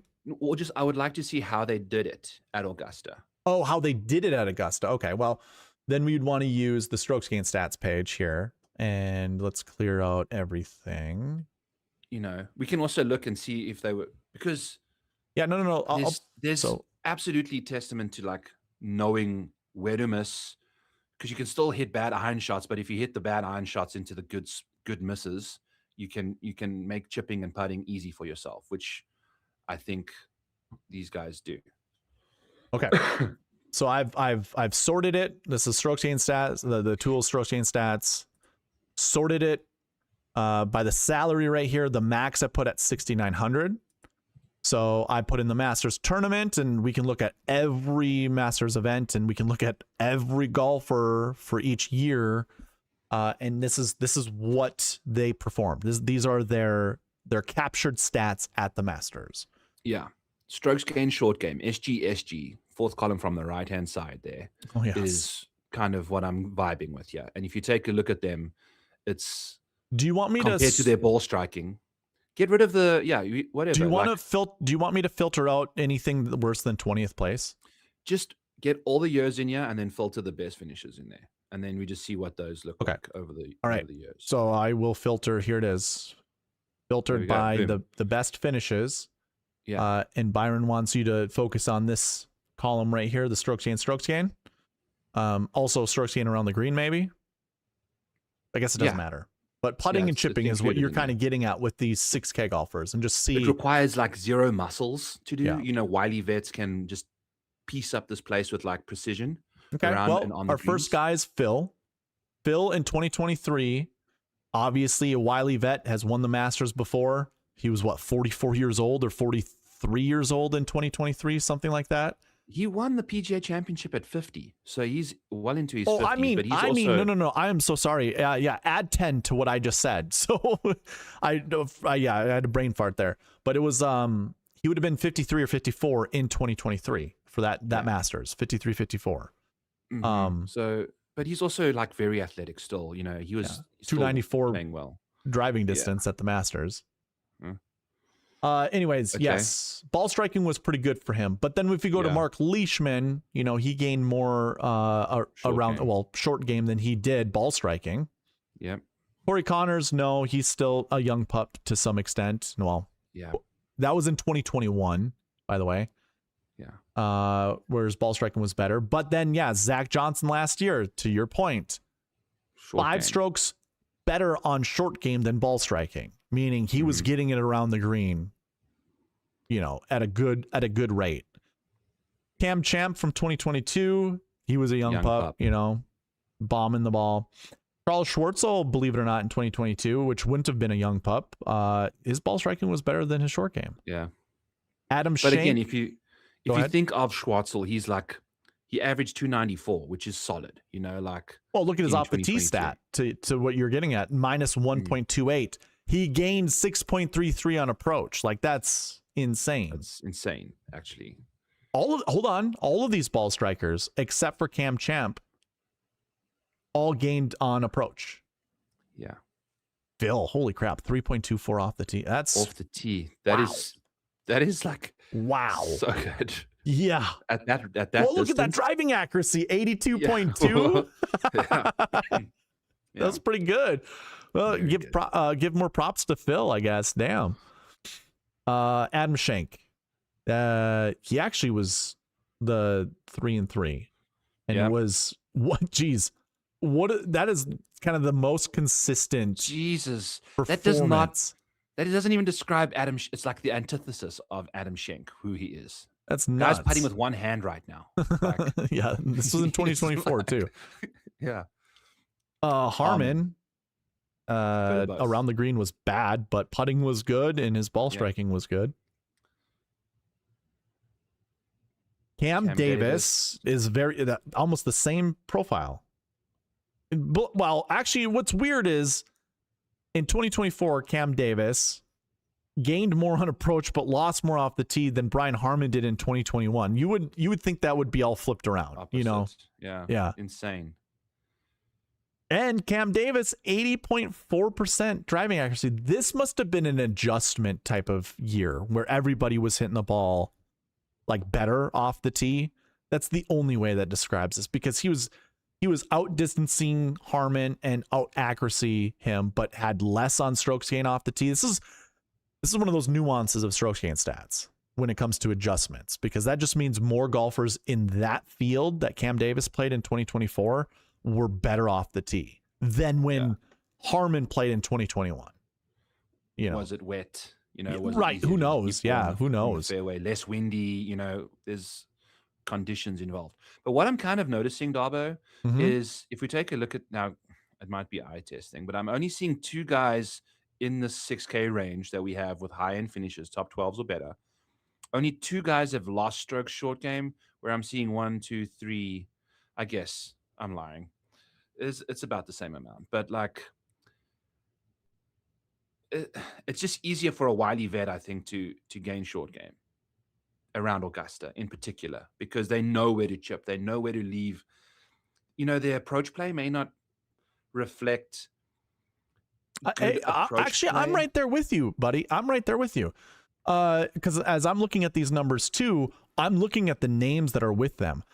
Yeah, Corey Connors in 2021, I wouldn't have called a young pup, because he was, you know, he was old when he came on tour. He was like 30 some years old or whatever it was when he came on tour. So it wasn't like he'd have been a young pup, but he still has that ball striking acumen. He was still young enough to, you know, still, you know, have good ball striking. And then if I go down this 0.66, that's Cam Champ. Like that's another young guy, you know? Yeah. And if I'm looking at anything worse than that, I mean, I could just go right down here to Siwoo in 2021. You know, he's like a ball striker. It's another young guy. And almost 8.5 strokes on approach that he gained. Yeah. Yeah. Scroll a little bit more. So I'm right there with you. Yeah, I'm right there with you with the old guys with their strokes gain strokes, you know, short game. Like I'm there with you. What happens if we get, you know, put Siwoo at the top of the page here to see who's next in this? Because we've seen a lot of guys, this top 14, top 16 range still was optimal for a couple lineups, right? Yeah. Stuart Sink in 2021, you know, positive. I'm just going to actually go down to Bubba. Look at that Bubba. Look at Bubba in 2025. 7.60. That's 9 strokes putting. You made everything. You made everything you looked at. I like with his left heel in the air or whatever. What is he? Left-handed, right heel, left heel. I don't know, whichever one. Oh, insane. That's right. He had his right heel up. Yeah. Yeah. One of the feet is up in the air. That was his front foot. Oh, what a weirdo. Okay, so I'm looking at all the negatives. I just want to go to the negative short game strokes gains. Harry Higgs, we'd call him young in 2022. Well, not Kevin Na in 2022. I would not call him young. So this is the anomaly here. But that for his career, he's never been a ball striker. Same goes with Hoagie. But you know, okay, Hoagie's known for being a good ball striker, and obviously his iron play was really, really good. Kevin Na, by the way, was really good as well. See, another negative golfer here, Benny Ann in 2024. He wouldn't have been young at that age, but his off the tee and approach, so his ball striking was. He was averaging 317 yards off the tee. Oh my God, I didn't even see that. Holy crap. Yeah, that's nuts. That's so far. Yeah, that's really good. Nikolai Højgaard, all the young, you know, like youngish puppies kind of guys doing their thing. Well, Nikolai Højgaard gained more on short game than he did anything else, and you would assume he would actually have been positive off the tee. I mean, that's really good with driving distance. Accuracy not so great, you know. That's probably why he wasn't gaining more off the tee, but. Yeah, I'm picking up what you're putting down. You know, like I'm there for you. Now, the only thing I would say is I would cross correlate that with their lead-in stats, you know, for some of these guys. Fair. And you can certainly do that, you know, with like the last 7 weeks or the strokes gained last year for each of these years. And I do have it sorted by the 6K golfers. And if we want to look at just the top 14 finishes, we can also filter out by that. By the way, Byron, I fucking love my website. It's coming a lot, dude. This is so. I mean, it's hard to do this on other, like, I don't know if other websites allow you to like do what we're doing right now. I also You know, don't we think are, other people or websites are even capturing lead-in data, which is the thing that bothers me the most. It's like we talk about what stats matter at events. Like I want to know what these golfers were doing before heading into the event, you know? facts, baby, facts. But yeah, I mean, look at ZJ coming in with positive around the green and positive putting. Same applies for Harris English, positive and positive. Max Homa was, you know, if we combine around the green and putting, that's positive because obviously these two numbers, you're going to have, you know, it's going to be greater. Bubba. Well, okay, so the issue with Bubba, these last year stats, this wouldn't, because he went to live. No live. This was his performance at the Masters from the year before. Yeah. That was just one event. It would have been just one event. So you know, you can kind of take that, but he's an old guy, right? Old guys can turn it around and play well. And then we obviously went over Hoagie having such good strokes. I mean, he had, if we pair this up with, okay, he came in with really good stats. Let's do this actually. So really good approach, the 2024 version of Tom Hoagie. What finish was that? Dude, my short-term memory is so bad. 14th. 14th place. Okay. So we go down to 14th place. 2024 Hoagie, 6.92 on approach at the Masters. Did what he does well. Like he did what he did. This is, again, for everyone watching, these are the stats captured at the Masters. This wasn't lead-in data here. This is what happened at the Masters. So he gained 6.92 in the 2025 Masters, Tom Hoagie, and his lead-in stats are almost identical, 6.36 on approach. So he played his game at the Masters and was rewarded for it.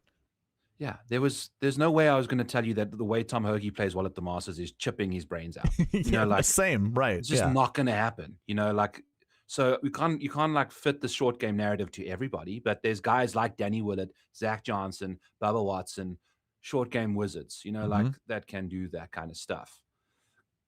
Yeah, and I mean, and shoot, I don't know if do we just because we could also look here. I'll actually go to 2025 and look at the last 7 weeks heading into the event. ZJ's putting was insane. Yeah. Even Hoagie, nice. Harris English, really good stats for short game. Max Homa, not so much. Max Homa, this is the other thing to look at. It's like, look at his stats heading into this event. Would you have ever picked Max Homa at the 2025 Masters? Name recognition would be it, right? That's the only reason you're playing Max Homa, or the third place that he had the year before, because then that's right. Like, that's right. Yes, that's kind of why I do the buckets too, by the way, because it's this place is special. You know, it's unique. It requires like a very specific skill set, and you can be chipping well, but if you don't know, you can be chipping from the worst possible spots if you don't know where to leave your golf ball on this golf course. So having that course history, I think, is paramount. And I think, what do you think of when I say like the conditions, if we expect them to be like hard and firm this week? Because you obviously want good ball strikers, because then the more greens you're hitting, the less you have to chip. But at the same time, even the better ball strikers are going to be chipping more, you know? Well, the guys that don't, your target gets smaller because like, you and I have, I mean, we've golfed long enough to know this information. It's not like the knowledge that we know about golf is that much different from any of the pros that play. If you've got a wind that comes at any direction from your sides, it makes aiming challenging. You know, a wind in your face or a wind downhill or a downwind, like a downwind is easy, right? Because the ball doesn't really move left to right. You just have to focus on not airmailing something. A wind in your face requires really good ball striking in order to pierce through the wind. Otherwise, if you mishit it, the wind is going to exponentially make that flight worse. But a wind from the left or the right, just depends on, is it a little into you? Is it a little downwind? Those types of side winds, you got to play them. And a lot of the golfers, in order to, because if you play with the wind, so if the wind is coming from the right and you hit a draw as that ball's landing, it is landing hotter than if you try to hit a cut into the wind. And that's what most golfers are trying to do, is hit a cut into a wind to kind of create this like little crossing, and it makes the ball land softer. And it also allows you to kind of go more at a target, but that requires your ball striking to be absolutely immaculate. It requires you to have control over your golf ball. And if you can't hit a fade into a draw wind, you're kind of screwed. And the same applies on the opposite end. If there's a fade wind and you can't hit a draw into it, your fade that typically has, a little bit more backspin to it, it's going to be more challenging for you. It's going to be tougher. So yeah, if it's windy, long story short, all of what I just said is to tell you guys that the target becomes smaller the windier or the harder the conditions are. Meaning, if you don't hit your targets, you will be chipping, to Byron's point. Long way to get there, but it's a bit of both, though, right? Like the better ball strikers will still be chipping more, but far less than everyone that's bad at hitting their balls. It looks like Thursday is really going to be the only really challenging day from a wind perspective as of Sunday night. This is obviously 5 days away, but Thursday is looking like, speeds of 10 miles per hour it's reasonable, nothing bizarre. But Friday is not eclipsing 7. Sunday, we're going to get a little bit of Saturday, we're going to get a bit of afternoon, and the same with Sunday. So I think putting will matter a little bit more this week because they're going to have a lot more greenery regulations than normal, potentially. But also, if it's firm, maybe not. I think just a well-rounded game here is important in general. But what's really interesting, Byron? I guess let's talk this through. Michael Kim talked to Pat Mayo about how the course, they went hole by hole and talked about what matters. And there was a question, I forget what it was, but the answer that Michael Kim provided was, I don't really take anything into account Monday, Tuesday, Wednesday, because that golf course is so much different than what happens Thursday. And the reason being is it's still a little shaggy. It hasn't been cut down completely. Isn't fully manicured. They go out Wednesday night. They close the golf course at 2 p.m. on Wednesday. And they go out and they get it ready for Thursday, which is just mowing it down real short, making things, it's going to be firmer. It's going to be all of those things. So yeah, I mentioned that because first that came to mind is, we can look at the forecast Thursday, Friday, Saturday, Sunday, but I want to know what the forecast looks like Monday, Tuesday, Wednesday, because if it's windy, it's going to dry everything out, making the conditions even firmer, but it doesn't really look. Tuesday and Wednesday look like it's going to blow a little bit. Sunday, today in Augusta, a little bit of rain, but like high winds. Yeah. High gusts at least. Yeah. Yeah. Tuesday, Wednesday, hot and windy, it's going to dry out. And Thursday, the same thing. So definitely by the time Friday rolls through, this course is going to be... Oh, man, Saturday is just prime for scoring for them. Look at that. Getting up to the 80s. The AM wave is going to have a field day if it continues like this. This... Oh, shit, we can't see it. But, if you're teeing off at 8 o'clock, because they send you off in 2s, off 1. Mm-hmm. So the leaders will be teeing off right as it gets to 10 miles per hour for when... It literally just picks up then. But again, trying to read into weather is whatever, This is obviously going to change. But for showdown perspectives, Saturday morning is going to be the time you just target those AM guys for the most part. And definitely go check out Byron's stuff for showdown, because he keeps track of that and he's all on it. I don't really have showdown stuff right now, but somewhere in the future maybe. I'm going to get you to get there at some point. But okay, so. Well, how about this? I think, we find ourselves some wily short gamers. I was going to say, we might have, we don't really have to go through all of this just to find the best 6K golfers to go with Scheffler, but maybe that's what we just got to do. Maybe that's what I'll do Tuesday night when I go live for the strategy video, because everything I'll be covering that I typically cover in a strategy video is all going to be out in short videos. So maybe I'll do a really big deep dive and try to build myself some Scheffler lineups Tuesday night. Because I'm really interested. I do think Scheffler, like, it might be one of those years where we galaxy brain ourselves out of playing Scheffler. And it's like after he wins it, you know, come Sunday, and we go, what the heck? Why didn't I think about playing him? What was going on? You know, it's because we're gonna big brain ourselves. And yeah, and he's been playing like crap this year. He's been playing like crap. Relatively crap. You know? Yeah, when his recent form is, you know, pretty darn good comparatively to everybody else in the field. Yeah. It's insane to think of. It's like really, really impressive. And he, in the last, you know, little bit, I'm jumping between screens here like crazy right now. But yeah, Scheffler's like last couple majors. Alrighty. Last year he came in with ravioli hand, finished 4th here. Still. That was like when he started really dialing it in. Yes, he did play well the week before or 2 weeks before at the Houston. But US Open was a course that did not suit him at all from a like eyesight perspective when he played Pinehurst, right? He didn't vibe. He was missing fairways and whatnot. Same thing with Open Championship.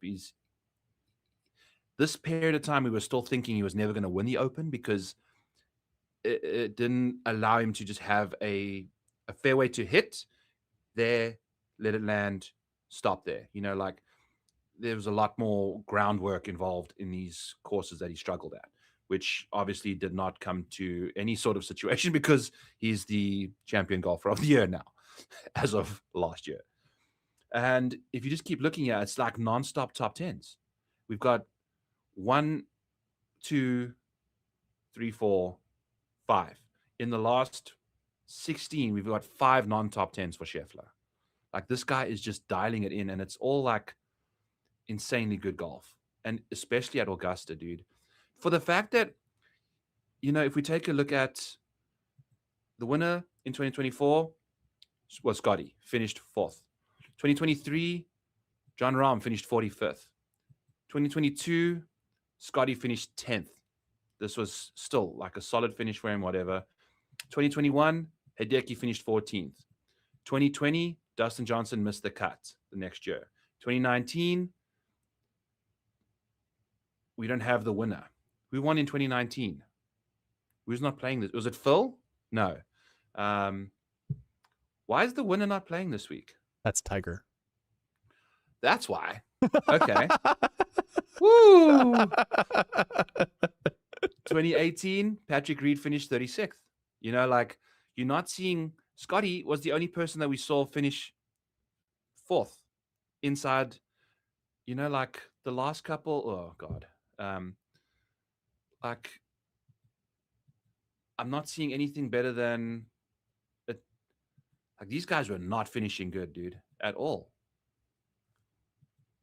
You know, it's hard to top 5 after winning the Masters the year before. So in my opinion, Rory's out. Well, can I give you an argument for Rory? Sure. Somebody in my chat, Dan, who said 11 of 13 past winners were plus 1.7 strokes gained tee to green in the prior 3 months heading into the event. Now, I don't have stats that go back the last 3 months, but the last 2 months, the only golfers that qualify are Ludwig, Rory, and Cam Young. I just think the defending champ thing supersedes Rory. So, okay, here's one of those things though. This is, you know, if you're going through the ladder of criteria, you know, as to who to anchor your lineups around, if you say Rory just can't get it done because usually, and I agree with you, past champs, you know, don't play well the next year. If what Dan in my chat says, does that mean Ludwig and Cam Young are the guys that you have to anchor your lineups around? Like, what was the trend? it's the 11 of the 13 past Masters winners have gained 1.7 strokes gained tee to green 3 months prior. You know, within the 3 months prior to the Masters. Now, I don't have 3 months. I just have 2 months. Right. Last 7 weeks would be 2 months of data heading into it. But in those 2 months, we have Ludwig, Rory, and Cam Young being the only guys. If you want to stretch it a little bit more, maybe you can find other golfers that might get above that. You know, like, I don't know if... I like 1.5 is like a nice line there. So Xander and Fitz. Yeah. And you know what? Minwoo's stats, I don't know if those would be updated from the Houston Open. So maybe Minwoo's would be up there too. Maybe. I don't know. Maybe. Well, I'll say this right now. So I get my data from Data Golf. That stuff strokes gained stats don't come out until the Monday morning of the next week. So, or the next event. Tomorrow morning, or sometime before noon, I will have all of this updated, so everything will be current. Just come to the cheat sheet. By the way, everyone, I forgot to mention this. Cheat sheet's free. It's free. You don't even have to create an account at SweetSpotDFS. I've said go create yourself an account, but you don't even have to do that if you don't want to. Yeah. This is free for you guys to use. Let's go. So let's go.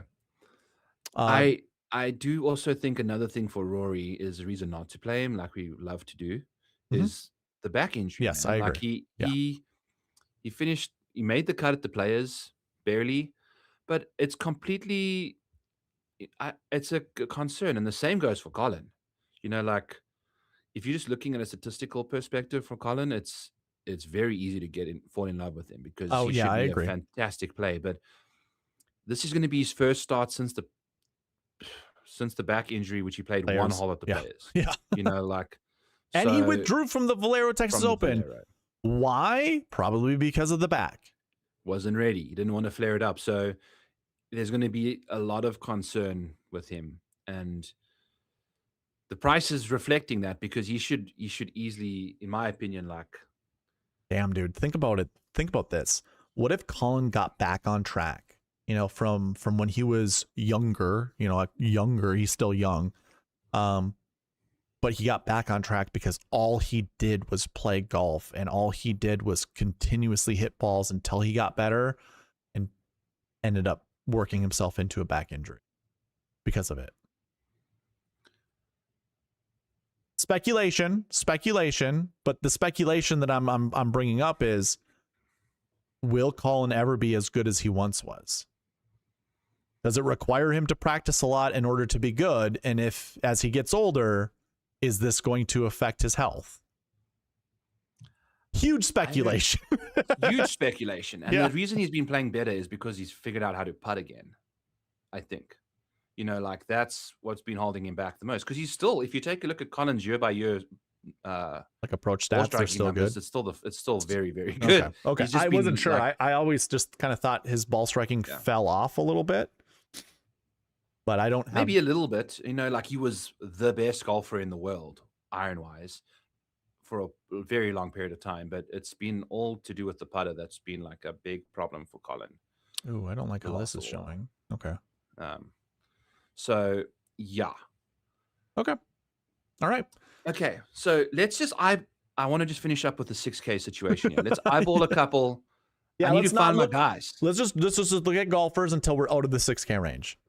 Yeah, and just what we think can have a good week with short game. So here are my... Think that Brian Harmon can do it too. I hate to say it. I'm cutting out Jose Maria Olazabal. I'm cutting this guy out. Weir, Couples, even Mason Howell. I don't care if he's a bomber. Whatever. I don't care to play Mason Howell. Yeah, no. We saw zero.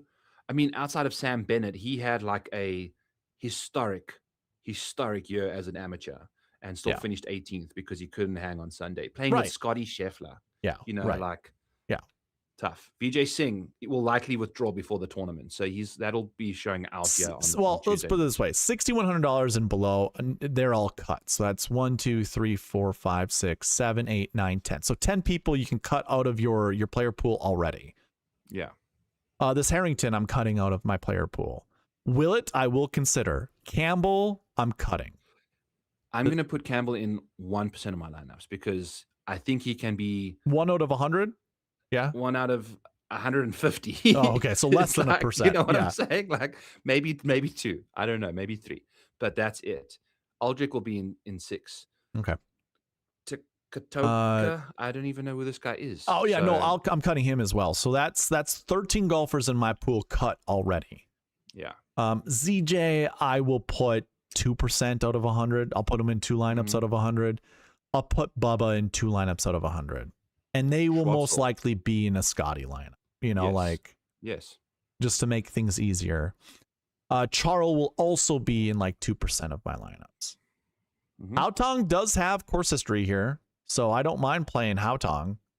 And he's been hanging around. I mean, he hung around the Open Championship. Though. Yeah, it's very bad. But again, when it comes to Max Homa from last year. Yeah. Exactly. Yeah. And what Haotong does well is he just is a good ball striker, I guess. But that's not necessarily good. You know what? As I say this, Byron, as I was saying, you can cut 20 golfers out of your pool or 15 or whatever. I think it's going to just stick to 13. Phil Mickelson is out. He withdrew. So make sure you understand that. My data has not reflected that yet. He's doing something family reasons. Yep. Do we know if Tiger has decided to withdraw? Yes. He's out. Tiger's out. He obviously said this, but you know for sure he withdrew? I'm pretty certain he's out. Okay. I'm not sure if I'm convinced, but I'll go with it for now. He's not gonna win a freak. He's not gonna do anything anyway. Cut, like whatever. Yeah. Okay. But okay. So Christopher Wrighton, he's a young pup, like who can nuke it. What is Wrighton's distance off the tee is solid. You know, like I think what does he do off the tee? I wouldn't have his I'm not gonna have his driving distance. Yeah, I've got driving distance over here. Actually, what I could do is I can go here. And I think I can.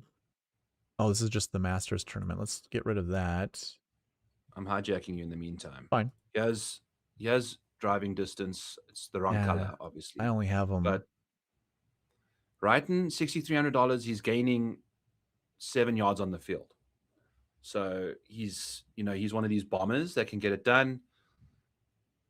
But again, like what did you have him at? I'm sorry. What was that? He's gaining like 7 yards on the field. Okay. Yeah, I see he averages around 300, it looks like. Yeah. Yeah. But he gains off the tee consistently. He's like average in accuracy and above average in distance. So that's going to give you off the tee numbers that are solid, but everything else has been cheeks in 2026 for him. So it's not likely, but he's a young pup that can hit it relatively far, which you never know what that does.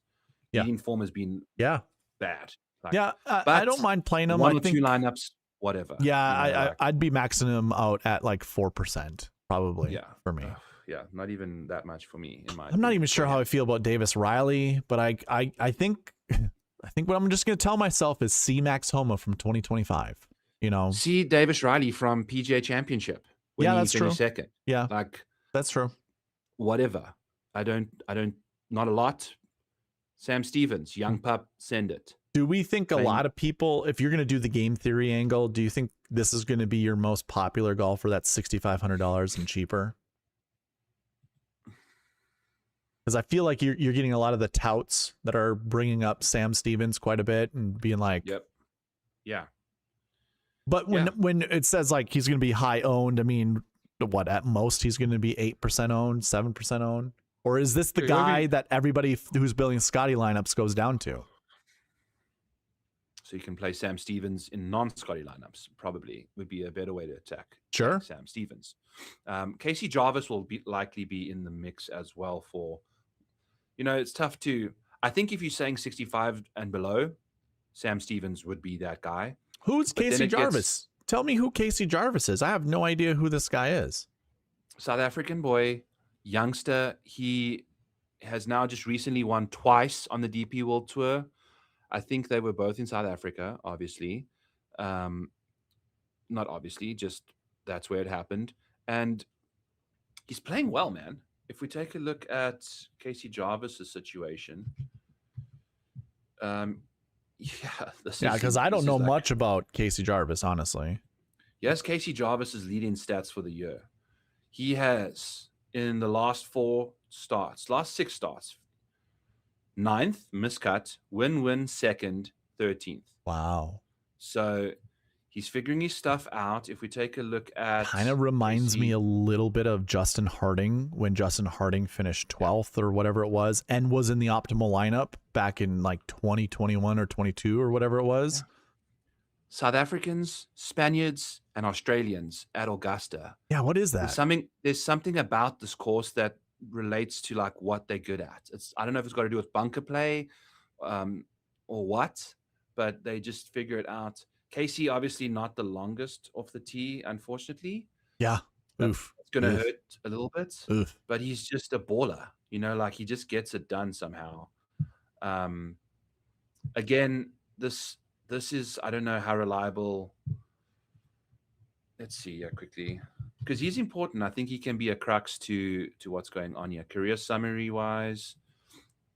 Yeah, he's not necessarily They just played that DLF tournament where I think distance has to be, you know, he hasn't gained. Let's not try and make him what he isn't. He's not the longest.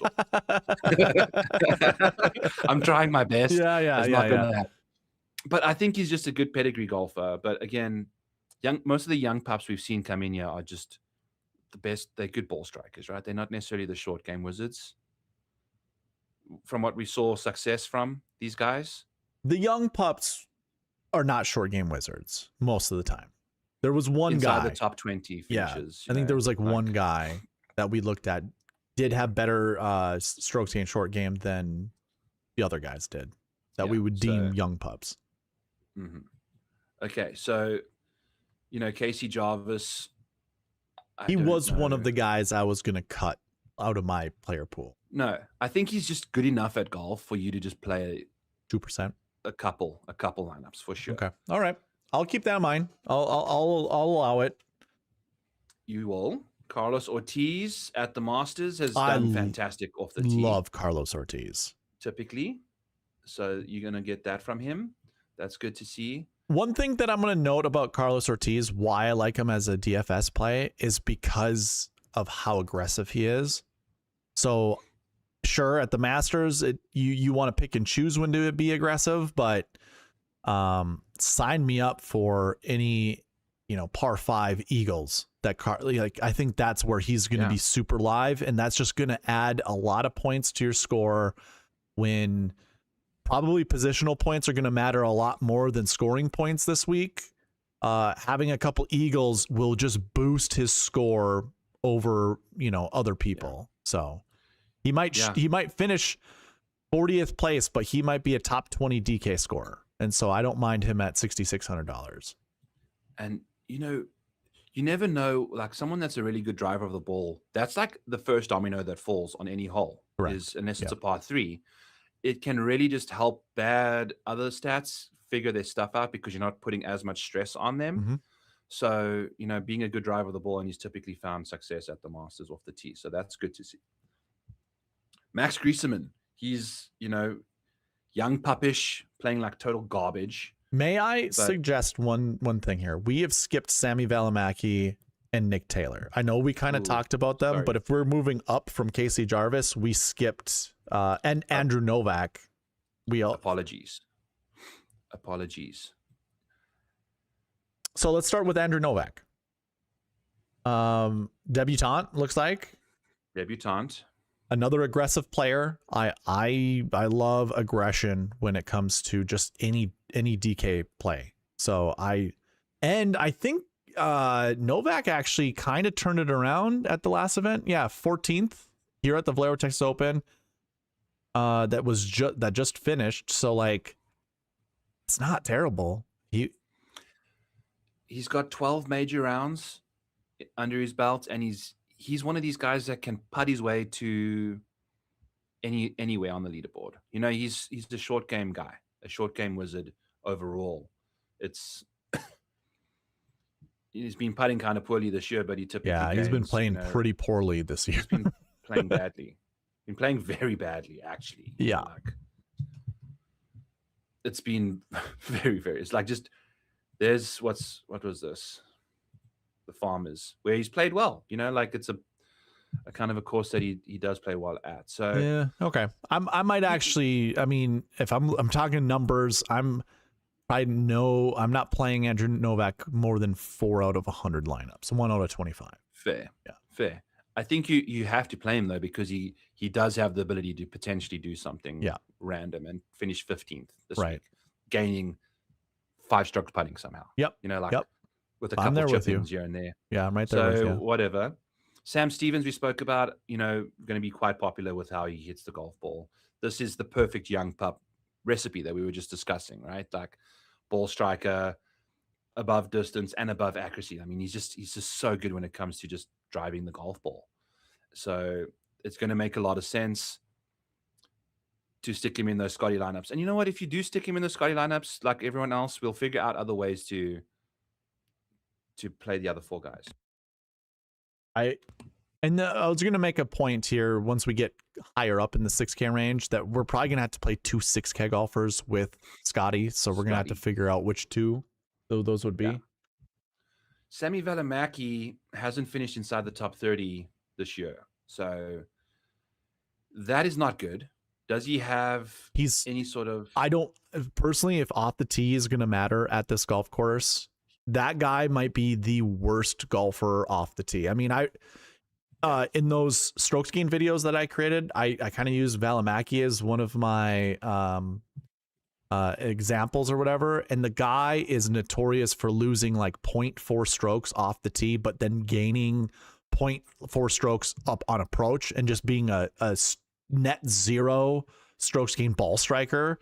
But then his short game is really good. So on the events that he's played really well at, his strokes gain just like shines through. And that just feels like too much stress and the need to be too perfect, where you can actually make the opposite argument and say, well, what if he turns around his off the tee game? It's like, he just doesn't hit the ball far enough. And if he's already erratic off the tee, it's like, no, I don't think there's room for improvement for Sami Välimäki. No, the upside is kind of capped, you know, in a weird way, because the experience factor comes on the short game department, I would say, at Augusta. Yeah. And, you know, like that's hard for you to kind of lean on when you're a young pup showing up, you know, without distance. And we've learned young pups, we want distance. We want off the tee and ball striking to be our paragons of what to choose in young pups. Välimäki, get some more reps under your belt at the Masters, and then we can use short game as a contributor as to picking him for our lineups. Amen. And this is for everybody except for Casey Jarvis, obviously. We've discussed this now. Who is a young pup without distance that we will be playing, because you will be. I mean, you kind of convinced me to maybe he's consider him so much better than everyone else in this range. You know, him and Sam Stevens are agreed. Yeah, good. Agreed. Yep. Okay, so back to Brian Harman he's going to be a wily vet that can chip and putt his way to. Yep. I'll give him that wily vet and make sure that I'm going to cap it at probably 5%, but I will probably up the minimum to like 3%. Like I will want to make sure I'm playing some of him, but I don't want to play too much of him. And who knows, maybe I'll bump it up to 7% now that I think about it. Look at this. He's a guy that I can trust to be a wily vet, you know, like I don't like Brian Harman. I don't want to play him, but if I'm thinking about smart lineup builds, I need to include him in a few of them. Amen. Look at this major pedigree. This is in the last 20 majors. He's played in all 20 of them, and he's had 6 top 20. Pretty good rate. And there's only 5 open championships in that stretch. You know what I'm saying? So at least one of the other ones he's top 20 in, which it shows you he can do it. You know, like finding Harmy, you can like, where are you, bud? He's hiding from us. Yeah. So Masters, He's got a 12th place finish here back in Mhm. 2021. See that? We've got a 21st at the US Open in 2024. We've got a 6th at I mean, it's all the Open championships that are doing this. But yeah, the only downfall here is that he has that 1/12th, and then it's the next best finish is 36th at the Masters, and then 44th, and then it's all missed cuts. Yeah. He is also $6,500. You know, you're looking at everybody else around him. That's right. It's worse. That's right. So that's right. You know, it is what He's it is. appropriately And again, priced. He's appropriately priced, and I do think he possesses more upside than we're giving him credit for, especially if conditions are hard and firm. He's actually like a solid iron player at the end of the day. So, especially just looking at this pedigree, you know, like this is good when you've got more top 20s than miscuts in majors at $6,500, you never know what's possible. You know, and like we've seen as well, there's some guys that finish inside you can finish 27th somehow and still give you the freedom to have the other 5 guys take care of business for you. I just quickly went through all of the lead-in, like on my lead-in stats page, and just went through that 6K range that we had filtered out. Just looking at the top 14 finishes for 6K golfers. Every single year, there is a golfer with course history of 60th or worse when it comes to their average finishing position. So that's exactly where Brian Harman actually lives right now. His average finishing position at the Masters is 61.71. So there we go. I don't, like I like to look at these things to give myself comfortability in picking these golfers. So like I've got no issue playing Brian Harman because almost every single year we've seen a golfer in the 6K range with that type of course history finish inside the top 10. Yeah. And it's Wiley Vet short game guy that I think you can go Bubba Watson if he dials in the UFO and sinks a couple. Yeah. You know, and like so that's him there. So we like Harman a little bit. Nick Taylor I'm going to go to major finishes for Nick Taylor because I think this is what I want to show us. When your best Masters finish is a 29th and your best major finish is a 23rd, and that came at last year's US Open. Look at this. This is like just more recently. That's not great. It's not great, Bob. Miscut, 40th, miscut, 23rd, miscut. You know, like this guy he's playing fantastic. We've just shown you how consistent he's been in recent, form. I wish I had it here, but I mean, we can look at best finish in 2026 and scroll to somewhere like 18th, which I think was his. I think the silver lining with Nick Taylor is he's only missed the cut once out of the 3 times he's played the Masters. So it's not terrible. It's not great, but yeah. But I mean, is he going to all of a sudden play better at the Masters than he has this year in these tournaments? You know, like probably there's a chance. I will say see 2025 Max Homa. Okay, fair. But again, it's like. This almost feels like it might be one of those, like, you're coming up with reasons to not play Nick Taylor. What are the reasons to play Nick Taylor? What are the reasons to play Nick Taylor? Do we have...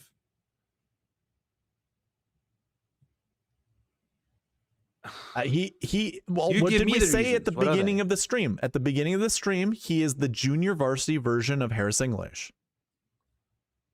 You're going to want to play Harris English this week, right?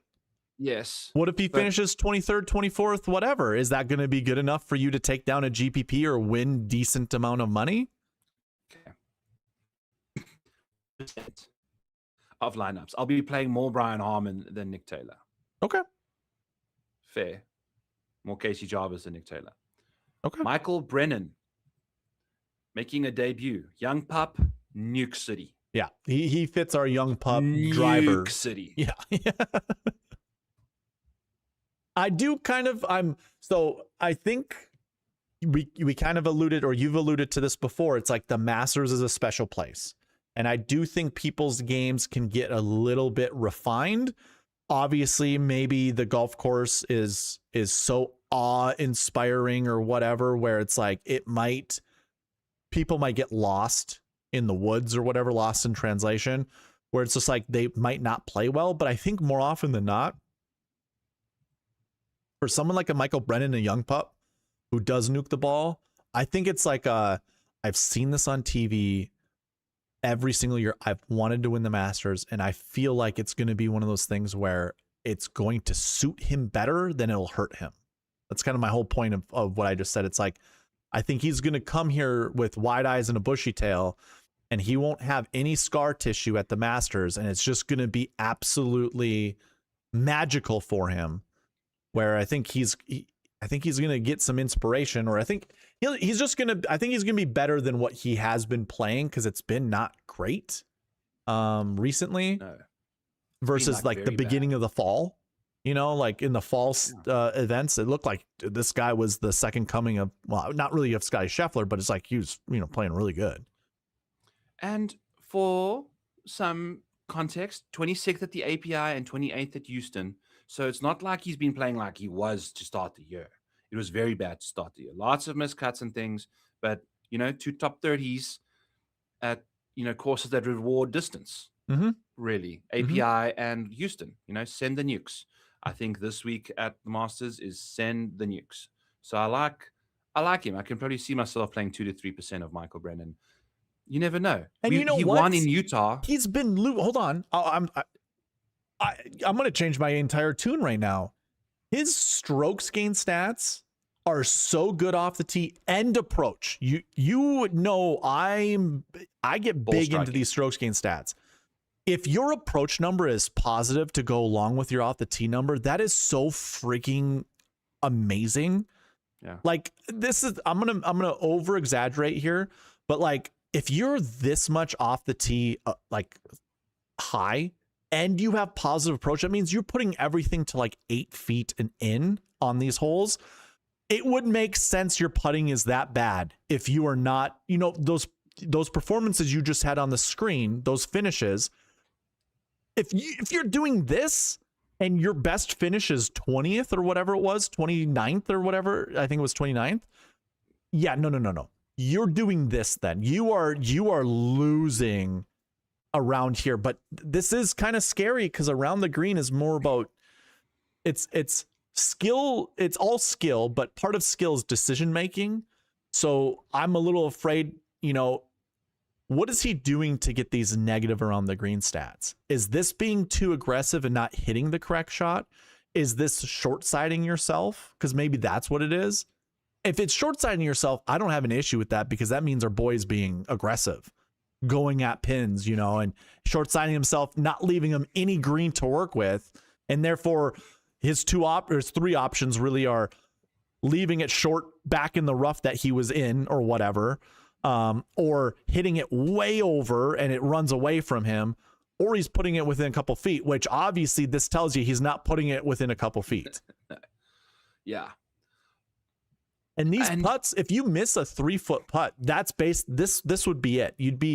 If you miss a short putt, you would be losing this much on that one putt. So like, not throughout 18 holes, because it all gets averaged out, but say he does it, you know, a handful of times in a round of golf. That's not good, obviously, but when everybody's going to be defensive putting at Augusta, this is why I don't really care about putting stats heading into Augusta, because everybody's defensive putting into Augusta. So it's like, your defensive putting is going to be putting it within a couple feet, and maybe they dribble in and you get lucky. But otherwise, you're really not trying to be super aggressive with, you know, ramming it in the back of the hole, because a lot of these holes, if you don't hit the hole, you are 12 feet by. You could be 20 feet by.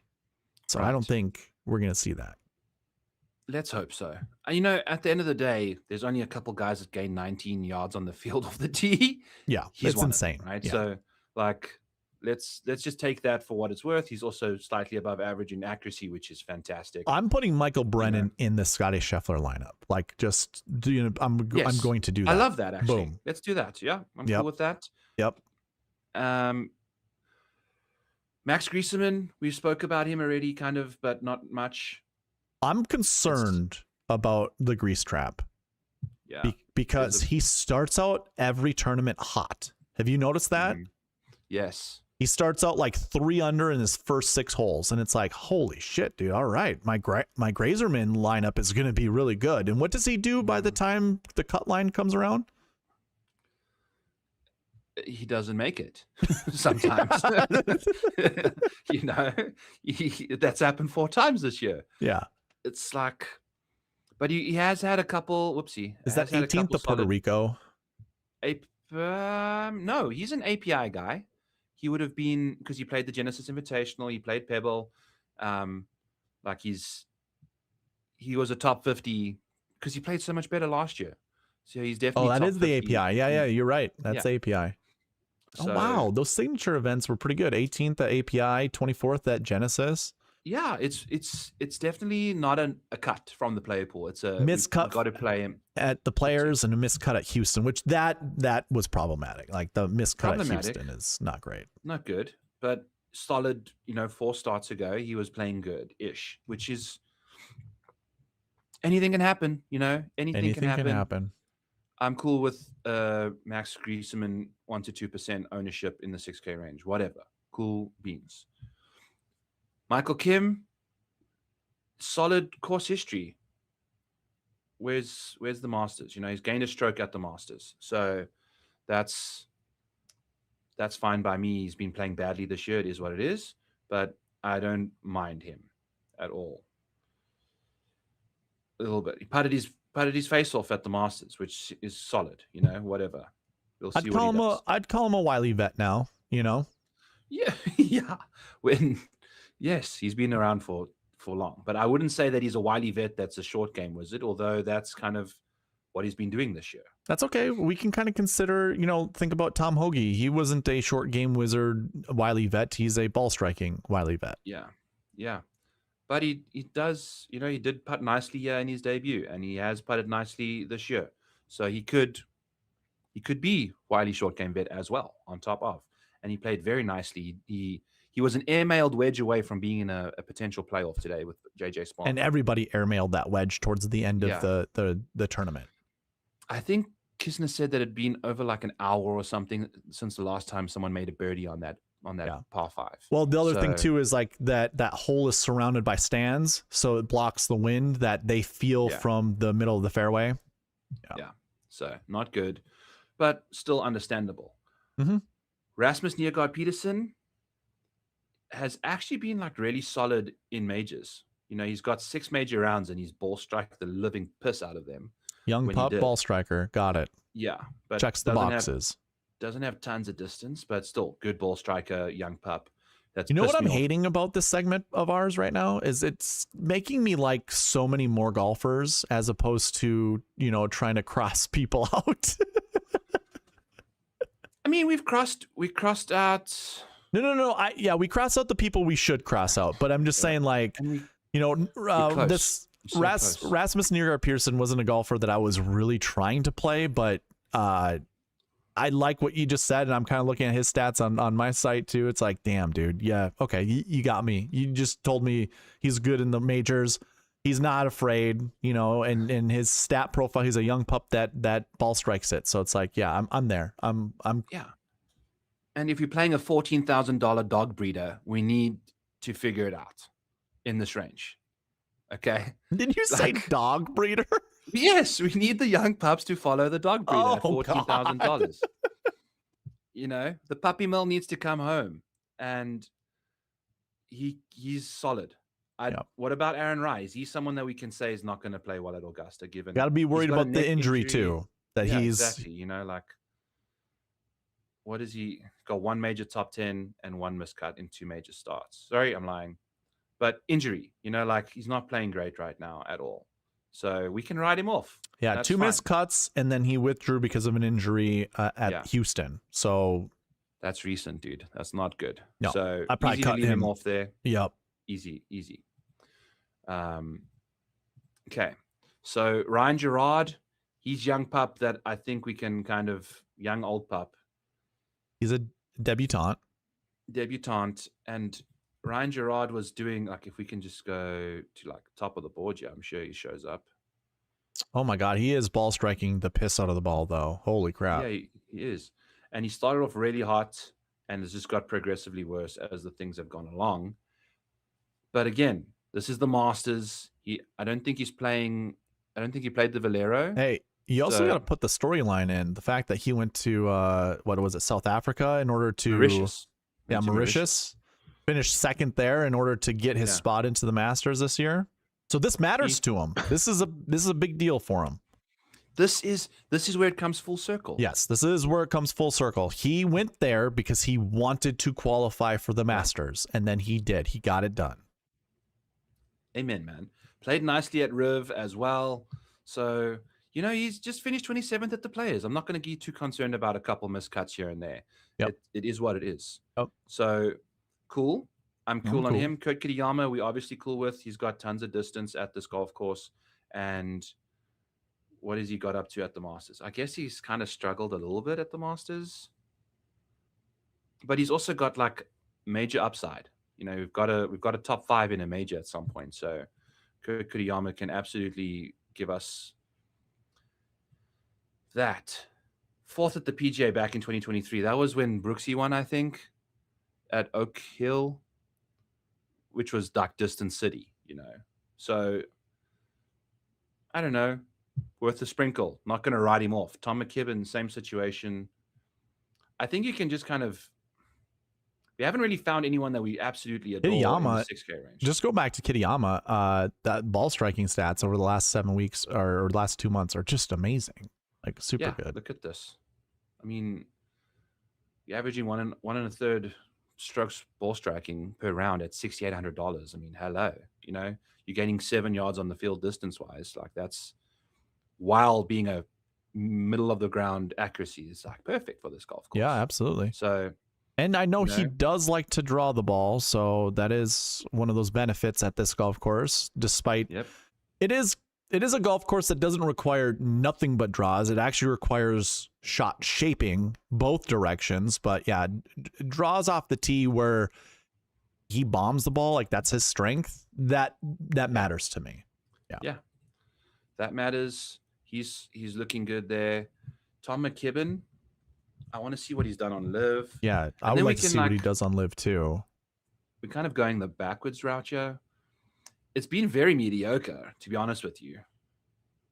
And I'm not really sold on Tom McKibben. If this was like 2 years ago and he like just qualified for the Open or whatever, like it feels like, ooh, yeah, let's put a Englishman in the Open, or an event that other Europeans do well at, then it's like, sure, let's put Tom McKibben in. But I don't know, man. I'm not. It's his debutant or his debut at the Masters. I can find other better, golfers. Not a young pup bomber. He's an accuracy guy. It seems. Yeah. Still solid off the tee, but I think that's an easy. We can say if we're looking to not play everyone in here, we can. Yeah. Nope. I agree. Harry Hall, is he playing in his debut Masters? Yes, he is. He's not. He doesn't really have. If you're going to be relying on the short game, it was so funny. I was at. I think I said this story already before, but I was in the bar a couple weeks ago, and someone comes up because they know I do all this golf content. He's like, "How do you? Oh man, I bet Harry Hall at whatever." And I think he even said Harry Hall at the Masters. I was like, "Why?" I think it was Harry Hall at Houston is what he bet him at whatever. And I'm like, "Why?" And he goes, because the guy's massive and he just mashes the ball off the tee. And I'm like, he's one of the worst golfers off the tee. What are you talking about? So anyways, -6 strokes off the tee over the last 2 months is what he's averaged. Like, that's insane. That's terrible. Total? No, it's average. -0.6. -0.6.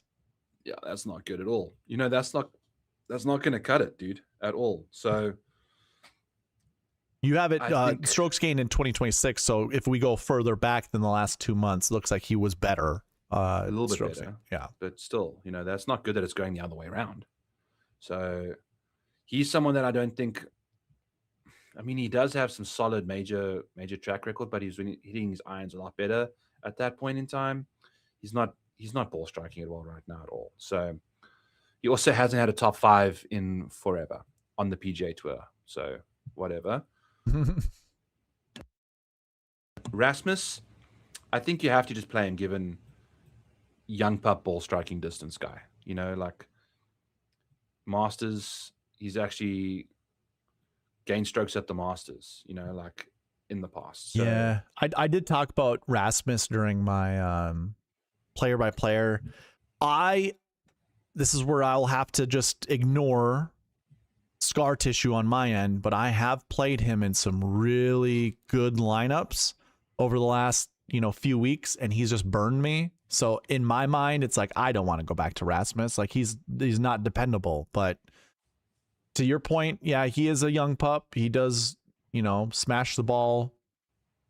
Wow, he's been inaccurate over the last 2 months, but he does obviously smash the ball off the tee. Like we looked at his ball speed numbers, I believe, during the Houston Open. Yes, yeah, He's like 3rd or 4th on the list of like highest ball speed. yeah, he's gaining 16, but 16 his yards on the accuracy is field. awful. Yeah, but again, he's also made his last 6 major cuts, which is kind of something to go off of, like, okay, so he must tone it down a little bit, or he plays smarter, makes better decisions. So okay, yeah, he's just he's hitting so much less into the holes than other people are, especially if he's from behind trees and stuff. I think I remember last year, like Nikolai or Rasmus was just firing 8 irons over like massively tall trees that no one can do, because I believe it. So far. Yeah, I believe it. Did the same stuff as Rory. And we are now in the 7K range, and Dustin Johnson will not be on my. Nor will he be in mine. But let's do this. Let's go back to the Scottie Scheffler lineup. We've put in Michael Brennan. Ooh. We're going to be going into the 7K range soon. We're going to have to grab at least 1 or 2 golfers from the 7K range. So I put Michael Brennan in there just because, like, as we were going through it, I'm like, all right, no, we got to put Michael Brennan. I'm going to give you a pick. Because if I'm choosing Michael Brennan, it would be either Michael Brennan or Carlos Ortiz for me. But what would be your choice to put in here? Who would you put? Casey Jarvis? Is that the guy that you'd want? No, I'm not going to pivot around him. Okay. Out of the golfers we just talked about, was there anybody who impressed you more so going over the golfers as we were doing it than, say, I guess before you even did this segment? I'm just realizing, is Case like, did they just put Johnny Kiefer's price in now? So we're starting. Did we just get an update? No, I think I've had Johnny Kiefer. We skipped him. I think we skipped him. I don't think, maybe he doesn't have a price because I said a weird name, John versus Johnny or something. But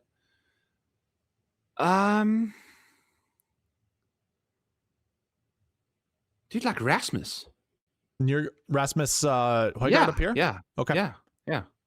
All right, so that gives us 7,500 to work with. So now we can get into the 7K range and talk about the 7K. I kind of like what we're doing here to, like, we're going from the bottom up, and I think that's fine, when it comes to, like, going over these golfers, because I think everybody's going to make these decisions like this. Can you put a Scottie lineup together? And if you do, how are you going to round it out at the bottom? So yeah, we're doing the bottom first, but we're trying to pick our best options at the bottom, because then it'll affect what we do here in the 7K, and maybe we grab someone from the 8K range. So I'm cool with doing it this way. I've got Johnny Kiefer without a salary right now in this thing. So it must be a Johnny thing. Yeah, I think it's Johnny. He's young pup bomber, so I think we can absolutely do. Yeah, I have him right here. Kiefer 6,700. Yeah. Young pup bomber. I think he can absolutely be part of our situation here as a debutant. Okay. Because I think he's also been playing like better again. Slow start to the year, but we saw him at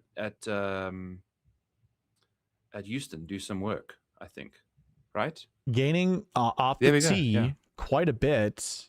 More so than it seems like my cheat sheet gave him credit for. 0.4. No. It is. Never mind. That's solid, dude. Yeah. 0.4 is very solid. And these are totals, ladies and gentlemen. Yeah. So if you do the math, when you divide by 4, it's going to be less than 1 stroke for a tournament. That's still. No, still good. Yeah. Approach was one of those things that was very concerning, because when I looked at the approach over the last, that's terrible. Like what happened? That can't be right. Minus 1.5. I Maybe mean, I have a Johnny issue. My stats aren't non like, Johnny's, bro. I tell you. because What this is there doesn't. anything? Oh, this would mitigate. Okay, Oh, hold there's on. massive negative there. Yeah, that's huge. But I mean, it's massive positive at. But it's still, the last 4 is still negative net. Oh, right. know. My stats go back the last 2 months, and this is going all the way back. Okay, hold on. Yeah. Okay. Yeah, we good. Not being good, but still a good, like, young pup, Nuke City off the tee kind of guy. Yeah. At Houston, he hit 317 yard drives on average. It's probably looking at this right here. There it is. It's not -1. I have to go back and look at that. That's not. We're splitting hairs. No big deal. I think we can continue to. You can add him to the player pool. We're not cutting him from the player pool. Yeah. Okay. Sounds good. So we go up to 7K range now. Do you want to go off of your list, or do you want to look at mine? We can switch it up a little bit. Okay. We can do the 7s in yours, and then we can whatever. So here's something to note for this. All these strokes gain buttons here. We've got course history, last year finish, recent form. You're just not going to see what their finishing positions were, but we can see what their summaries for strokes gain stats are. So, Keegan coming in with terrible recent form. 68th place finish on average over the last 7 weeks. Like, it's just not been good. And his ball striking has been awful. Everything except for around the green is negative. And around the green is barely positive at 0.2 or 0.029.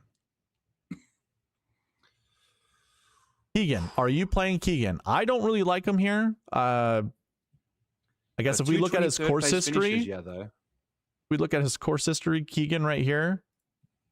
It was a missed cut last year, then a 22nd, a 23rd, a 43rd, a 52nd, a 22nd, a missed cut, and a 54th. None of those are super inspiring, but has he gotten to the level of just being a wily veteran where he can figure his way out around this golf course without having to play really well leading into it? He chips like from a chip. I mean, I would say his technique is good. I've watched him chip. I think it's good. Yeah. Good enough. Since 2018, he's always gained around the greens in majors. He's also gaining around the greens this year. It's been the iron play that's been really bad so far this year for Keegan, which is a massive concern. He's usually a very good iron player, but and the putter is bad. I don't know. I think I'm not going to write him off, but I think he's like a 1%er. Like a 1 to 2. You just got to have him in a couple to figure out. So especially at 7,000. Here's what I'll say. There's a couple of golfers down here, but like when we say C Max Homa, the reason being is like Max Homa last year was coming in with really bad recent form. And obviously like Keegan's coming in with really bad recent form. If we're playing Rasmus Højgaard, who's also coming in with bad recent form. Yeah. I think you limit the amount of golfers that are coming in with bad recent form. That's where the bucket system comes into play. And I think for recent form, they both are in this bucket. This is the bucket that these bad recent form, that 60 to 80th place average finishing position. And I have this sorted by the Masters tournament. We've only ever seen one in a particular year be inside the top 10, like a max of 1. We make the argument that 2 have been in the optimal lineup at one point in time, but that's a 22% frequency, of all the years that I've recorded salaries with, recent form and all that stuff. Like, that's not a very good number. Yeah. Okay. So let's say what we've done here and say we've been building a Scottie lineup. That's right. We are building a Scottie lineup. This is really the only way you can build a Scottie lineup.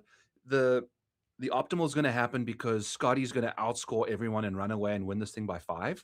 So in order to have Scottie in your lineups, you need to have 2 6K guys in your lineup. Yes. And you know what? I did cover this in the past optimal and GPP winning lineups. Again, I do this every single week. And when we go over Scottie Scheffler at $14,000, the most common lineup build has, I mean, here, I'll show it to you guys really quickly. Right? It has 2 6K golfers in it. So highest price golfer, we'll go 13.6. We can keep 15.2, and I always tell people select all the tournaments, but then take out the Tour Championship. That way we can get rid of those stupid starting place finishing positions. Yep. And here's the most common lineup build: 10-8, 7-7, 6-6, or 10-8, 7, 3 6s. So we could go up to 3 6s, Byron. I know. 10, 7, 7, 7, 6, 6. So there's 2 6s right there. And we're kind of like, if you look at our lineup already, $7,500 is remaining. And we have 2 6K golfers already in here. So we might only be able to put 3 7Ks in our lineup. We might not even be able to get up to an 8K, golfer. Yeah. Yeah. Because you don't have like a solid $6,300 name. That's right. That we can lean into, this week. So this is the thing. And we're only just going to sprinkle a couple in. I think honestly, the best way to go about it this week, if you're looking to just not min cash, but at least win money, is like go balanced, because you can just, start in with the other guys. Obviously. Remember what this is the hardest thing. Yeah. Remember what we just did. We went over the elite groupings where we looked at the best recent form and the best course history heading into the event.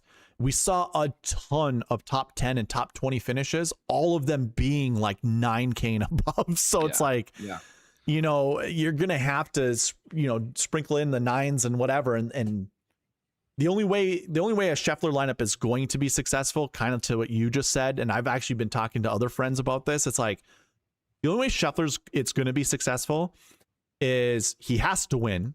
And I've been on record saying Scottie at 14,000 doesn't have to win. But if Scottie doesn't win, look at the pricing, like the golfers that we're putting in this lineup. 2 6Ks and maybe 3 7s, maybe 1 8 and 2 other 7s. But then those golfers have to win the event. Yeah. They will have to win the event, because if Scottie or the other golfers that you're putting in this lineup, and I'm just going to put something on the screen right now.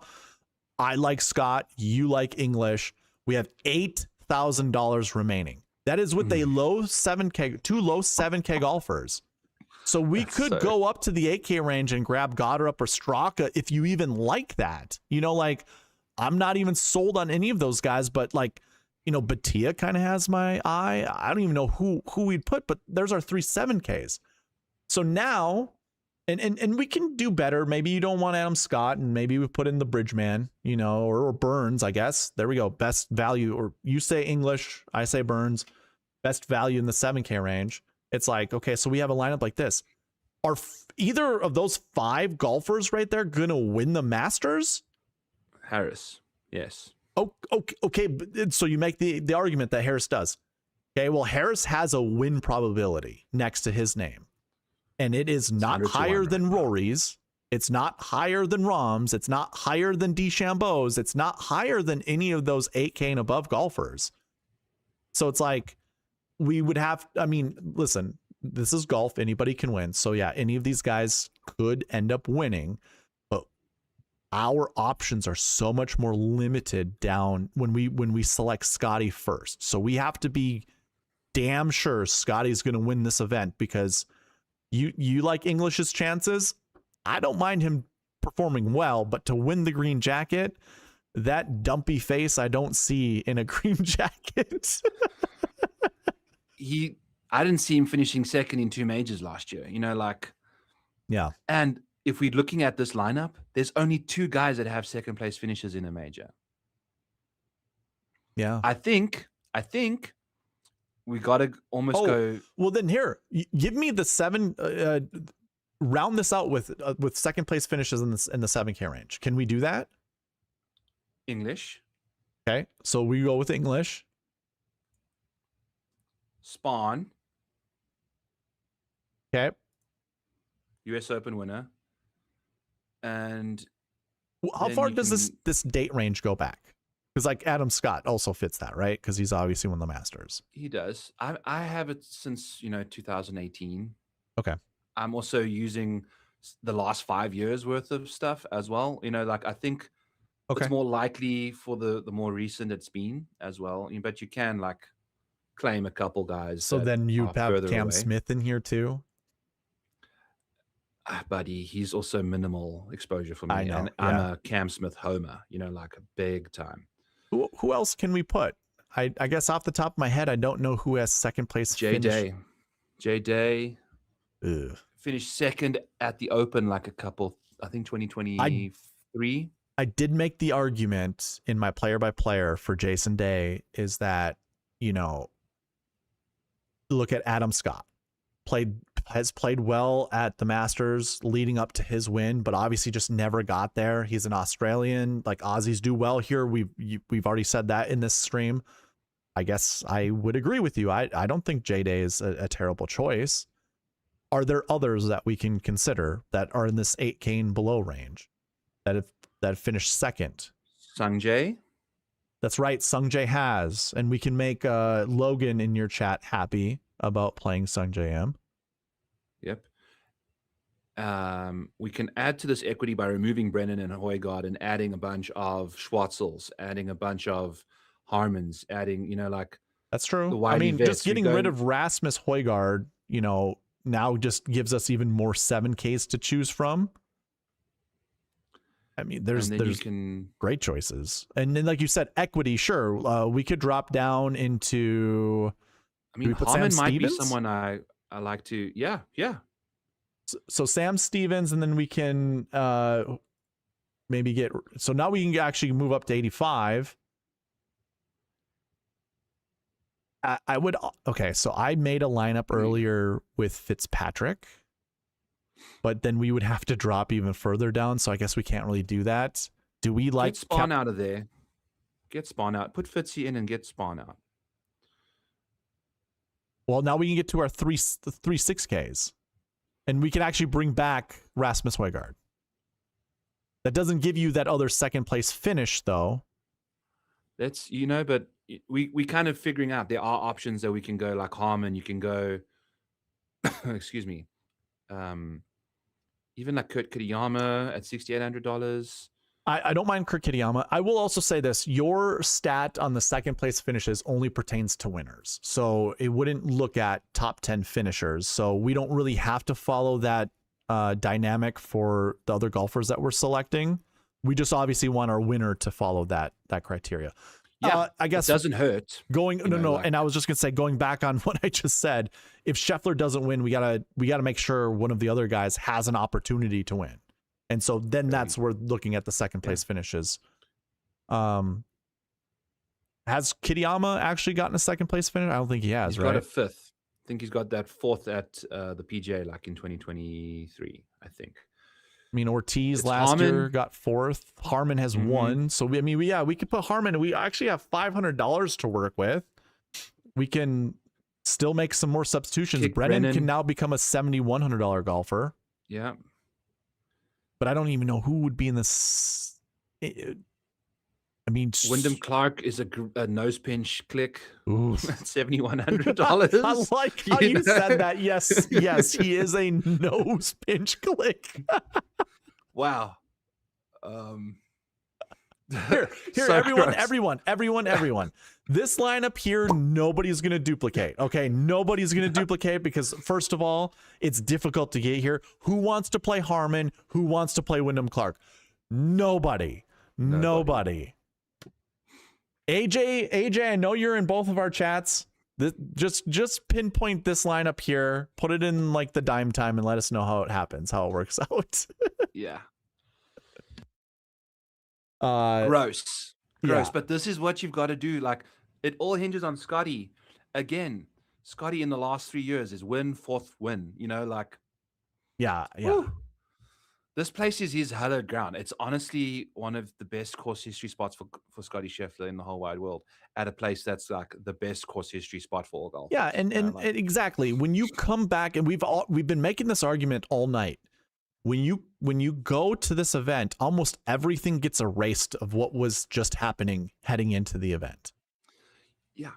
This is why I use major performances as the majority of my ranking system. Is major finishes, it's major strokes gained. a little bit of recent form and obviously course history, which is another major, so it helps you eliminate the shitty golf that anyone's played leading up to things. Because for Justin Rose, you would never land up playing Justin Rose in most majors based off of his like season-long play. He just plays well in majors for some reason. It's just what happens. There's guys. Actually, let's see if I can do this. Z to A. Are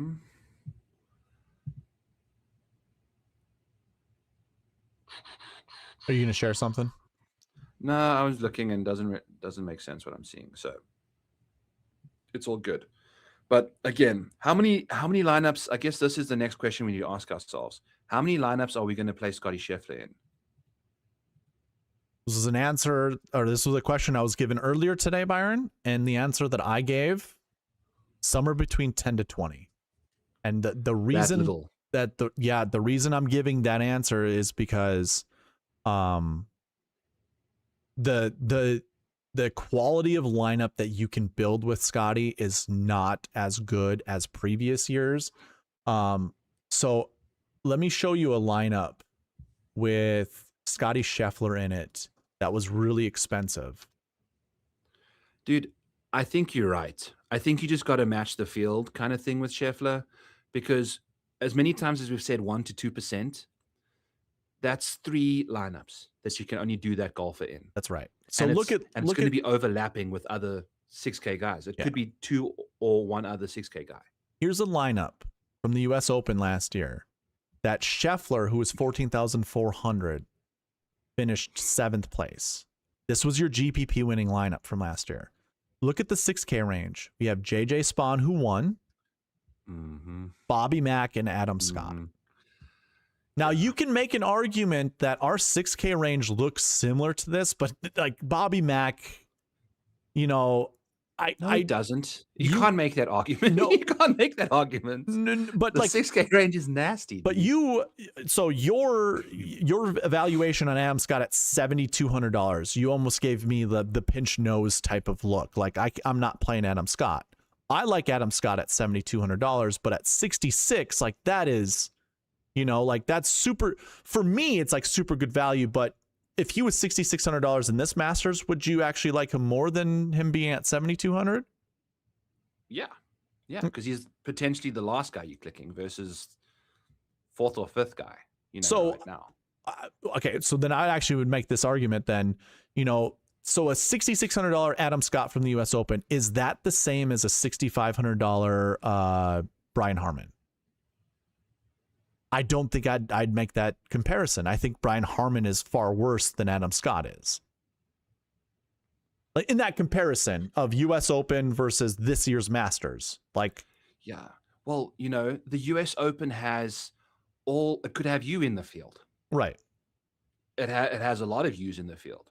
Well, and I guess that year also had I think that had a 5K range, didn't it?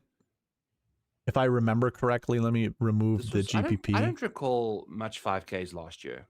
Yeah, this had a 5K range. So I would be a $5,000 golfer, There we so go. Those golfers, I guess, in the 6K range here, I would consider like near 7K values. Yeah. These would all be 7, because they're all real close. I'm pretty sure I've made the price conversion before. Yeah. Like Burns would go up to like 7,400, and these all would be min 7s. So it'd be like a 10, 8, and 4 7K golfers. Yeah. You see, I agree with you, man. There's just not enough good combinations at the bottom to go with Scottie at all. Yeah. And that's why it's like, okay, so how much risk do you want to take on? That's the question I asked myself. And that was what I mentioned in my conversation earlier today. It was like the risk that I'm willing to take with Scottie, I can't do more than 20%. I think 20% is going to sink my lineups because I think I will lose equity compared to like starting my lineups with Jon Rahm. Like, holy crap, does that, I mean, like, look at the difference. This is what I made. Here's the argument I made. So like Scheffler, you just drill his name in, $7,200. Take him out and we start with Rahm and Schauffele, $7,600 that I have remaining for 4 spots, not 5 spots with Scottie, but 4 spots. So then you make that argument of, okay, so you saw that was $7,600. Can I grab any of these golfers? Okay, Carlos Ortiz. No, can't do that. That's 70. Oh, wait, hold on. That's 7,350. Like, how do I get to? I got to come down here and grab ZJ. Not even ZJ. So it's like, got to be almost min price. Cabrera, the convict, just in a orange outfit, just. Or I would do it this way. So I could go. Let's just say that we put in Michael Brennan and we put Rasmus. And so now it's $7,500 remaining that we have. So those golfers, Scheffler, Brennan, and Højgaard. Or you could start out with Rahm, Schauffele, and who else do we think did we like? Or Dabo, go ahead and make it. Try and get it to $7,200, like it is for Scottie. You can go. I think I Rahm, did that. Bryson. I mean, if I do, this right here, this is my favorite combo of golfers. I think is going to be everybody else's. That are playing in these contests. But that's 7,233, and I get just a better group of golfers. Like, does Scheffler alone take out these 3 guys? I don't think so, man. I don't either. It's such a fat middle it's like. And like, this doesn't lie. When you look at the lead-in stats, like if I clear everything out and we just look at let's say top 12 finishers, and we look year by year and we just go salary from top to bottom, like you have 3 6K golfers that finished 12th place. Like this is sorted by salary. So it's like, okay, you got to get this right to go along with a $14,000 golfer, not even a 12-1. You got to go with a $14,000 golfer. Otherwise, look at the other price tags that are underneath it. Ludwig at $9,100 finished 2nd. You also have 3rd place finish $8,400 and $8,300. How do you beat that? Like this is we're missing all of those clicks. We're missing all of those clicks because of Scottie's in the price. Yeah, and you can even go Xander at 99, Ludwig at 91, into 83 and 84, and you still have 7K golfers you can put in your lineup. Whereas you start with Scottie and you instantly have to drop to the 6K range, or you do a bunch of low-priced 7K golfers. Did we just spend 2.5 hours wasting our time here, like figuring out what we're not going to do? we did a deep dive on the 6K range. Like that's kind of like that's good for any lineup you want to build. Right. That's a fair point. So I don't think any of that was wasted time, because we did deep dives and we discussed which 6K golfers do we like, but we also applied that to this would be good for Scheffler lineups, basically. Yeah.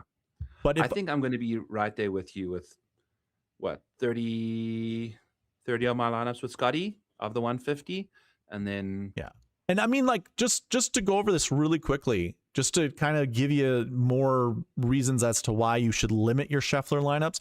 I'll say this: you either go all in with your Scheffler lineups, or you just you limit your exposure to Scheffler. But as I go through this, remember, I have a filter on right now that's only looking at top 12 finishers. And I have this sorted by salary. So that 2025, we had the 3 6Ks down here, but everybody else lived within this. Well, last year was different. You had $7,200 Justin Rose and $7,300. Well, actually, these 3 golfers here would allow you to do a Scottie Scheffler lineup. I mean, actually, no, I'll take that back. Let me take that back. These 3 guys do help you, but then you do have to still drop somewhere down here and find one of these guys. Can we try build a Scottie lineup that's just got 7Ks? Sure. Like, I mean, so I feel like that's still, we're going to like. I'm going to put in the guys that you and I have already talked about that we like. You like JJ. I like Adam Scott. You like English. I think Bridgman or Burns would be a good choice, but this, I mean, we only have 7,150 to work with, so we got to grab Keegan. Ugh. Do you want Foxy? Clark. I don't know where Ryan Fox is after the surgery, man. It's been 2 really bad finishes for him. No, lately. But it's been enough time now. I think it's fine. Okay. I think just pretend that it didn't happen. Pretend 'Cause like it didn't have kidney stones. So And then then it's Mav- 7,200, and you got to make the choice between Bradley, DJ, Norin, Garcia. I mean, Garcia for just the fact that he's Yeah, but he's actually been very bad at the Masters in general anyway. But whatever, you can click I would probably go McNeely instead of Garcia. Yeah. Okay. So here it is. There's your 5-7Ks. But if I go throughout the lead-in stats, how many times, like, so you see 5-7Ks here, but it's ranged all the way up to 7,900. If I go to 2024, you only have 3 7Ks. If I go to 2023, we've got 4 7Ks and a 6K. 2022, 1 7K and 3 6Ks. 2021, 2 7Ks and a plethora of 6Ks. 2020, 2 7Ks and 3 6Ks. 2019, 4 7Ks and 1 6K. 2018, 5 7Ks and 1 6K. Now I don't really care. 2017 and 2016 become weird, but That's almost maxing out Scottie. You've got to lock him in order to find those 5 guys. Limited 7Ks and 6Ks. Remember, the 6K range has like 20 some golfers in it, right? Yeah, we canceled out 11 guys of the 6K range. If I just go like salary, here's your 6K range. There's 42 golfers in the 6K range. Oh, no. Yeah, 42 golfers. Really? Maybe that's why it took so long for us to. Holy crap. I didn't think there was through half the field. 42. There are 24 and $6,400 and below. 18 between 69 to 65. Holy crap. I wonder it took us so long to go through that 6K range. Dude, Wow. it's like half the field. I didn't even know that. So just think of that, Byron. We're going through every single year, and at max, we've seen 3 6K golfers finish inside the top 12 or top 14. 3 out of 42, if you do the math, it's really difficult to find, like the correct 3 golfers to choose from. What is can we go back through that quickly again and see what the least expensive I want to do was? this really quickly. You know how you know how to do combinations, right? So 42 times 41 times 40. So you have a 1 in 68,880 chance to get the 3 guys correct. Okay, but we also know, that's why I want to see what the cheapest guy was out of all of those. Oh, it was $6,100 right here. There's 63 Justin Harding. 63. 61 CT Pan. You're not going to get any lower than that. Yeah. So keep going again though, because then it was 6,300. Oh, Stuart Singh 61. Jesus Christ. So 62. It goes deep 64. into it. All 62. right, Byron. Oh my God, you just unlocked something in my brain. Let's count them. So 2025, 62. So we got one guy 62. I'm counting the guys $6,300 and lower. It's almost one a year, dude. That's why I'm doing this. Adam Schenk, there's 2. 2023, Phil doesn't count. Close, doesn't count. Schwartzel, there's 3 out of 4 years. Stuart Sink, 4 out of 5 years. 2020, CT Pan, 5 out of 6 years. 2019, Harding works. That's 6 out of 7 years. 2018 does not, so that's 6 out of 8 years. 2017 doesn't. And then Denny Berger does. So, I mean, it's 7 out of 10 years. Is that right? Or 7 out of 11? I can't remember. Yeah, but I mean, Jason Day was $11,600. Rory, like Spieth. That's what is going on there. Was that 5K range city at that point in time? It might have been. Like I said, I don't really count anything DraftKings did before 2018, because 2018 is when they figured out how to do their salary structures for the rest of the years, until they started incorporating the 5K range last year, which, if you've been around my channel, you know how much I complain about that. It's so stupid. So once a Masters, there's a $6,300 and less guy in the top 12. Debutante here with Adam Schenk. I mean, and also you can just look to see how in the hell have these guys even performed, like heading into the event. Schenk had good pretty much break even with ball striking, but his short game was really good. Yeah. Bill wasn't on live, so I don't have any live stats. Schwartzel was just awful, but I don't know how many events he had under his belt. Was live a thing in 2022? I don't remember. It was 2023 that Cam Smith went to live. Oh, well, the fact that he's got stroke gain stats the 7 weeks leading into the Masters means he was on tour. Stu Cink, his approach was amazing. I don't know if that was one event or whatever, but I guess let's take a look. He had a 19th place finish 3 weeks prior and then 2 missed cuts. So whatever he did here was amazing for his stroke gain approach. So ball striking. I mean, it's all over the place. I'm trying to figure out commonalities, and I would say short game looks like it might be the, the main thing. Justin Harding. Dude. Which event was that? It was 2 weeks prior. I don't even know what that tournament would have been. I'd have to look. I wasn't even doing golf content then. Okay, Darbo. I think we've wasted, I keep saying wasted. It's okay. But well, we haven't really come to a conclusion as to what to do with Scheffler. And I think that is the main takeaway of us doing this entire thing is, like, if you are going Scheffler, first and foremost, this is what I'll say. Don't do it with 5-7K golfers. It just, first of all, you don't see that in any successful lineup build. And when I mean by successful, I mean like the ability to take down a GPP. Unless you're, I don't even know if it's even smart to do a cash game lineup that way. But if you are going to build him, put him in a lineup, consider maybe a Danny Willett.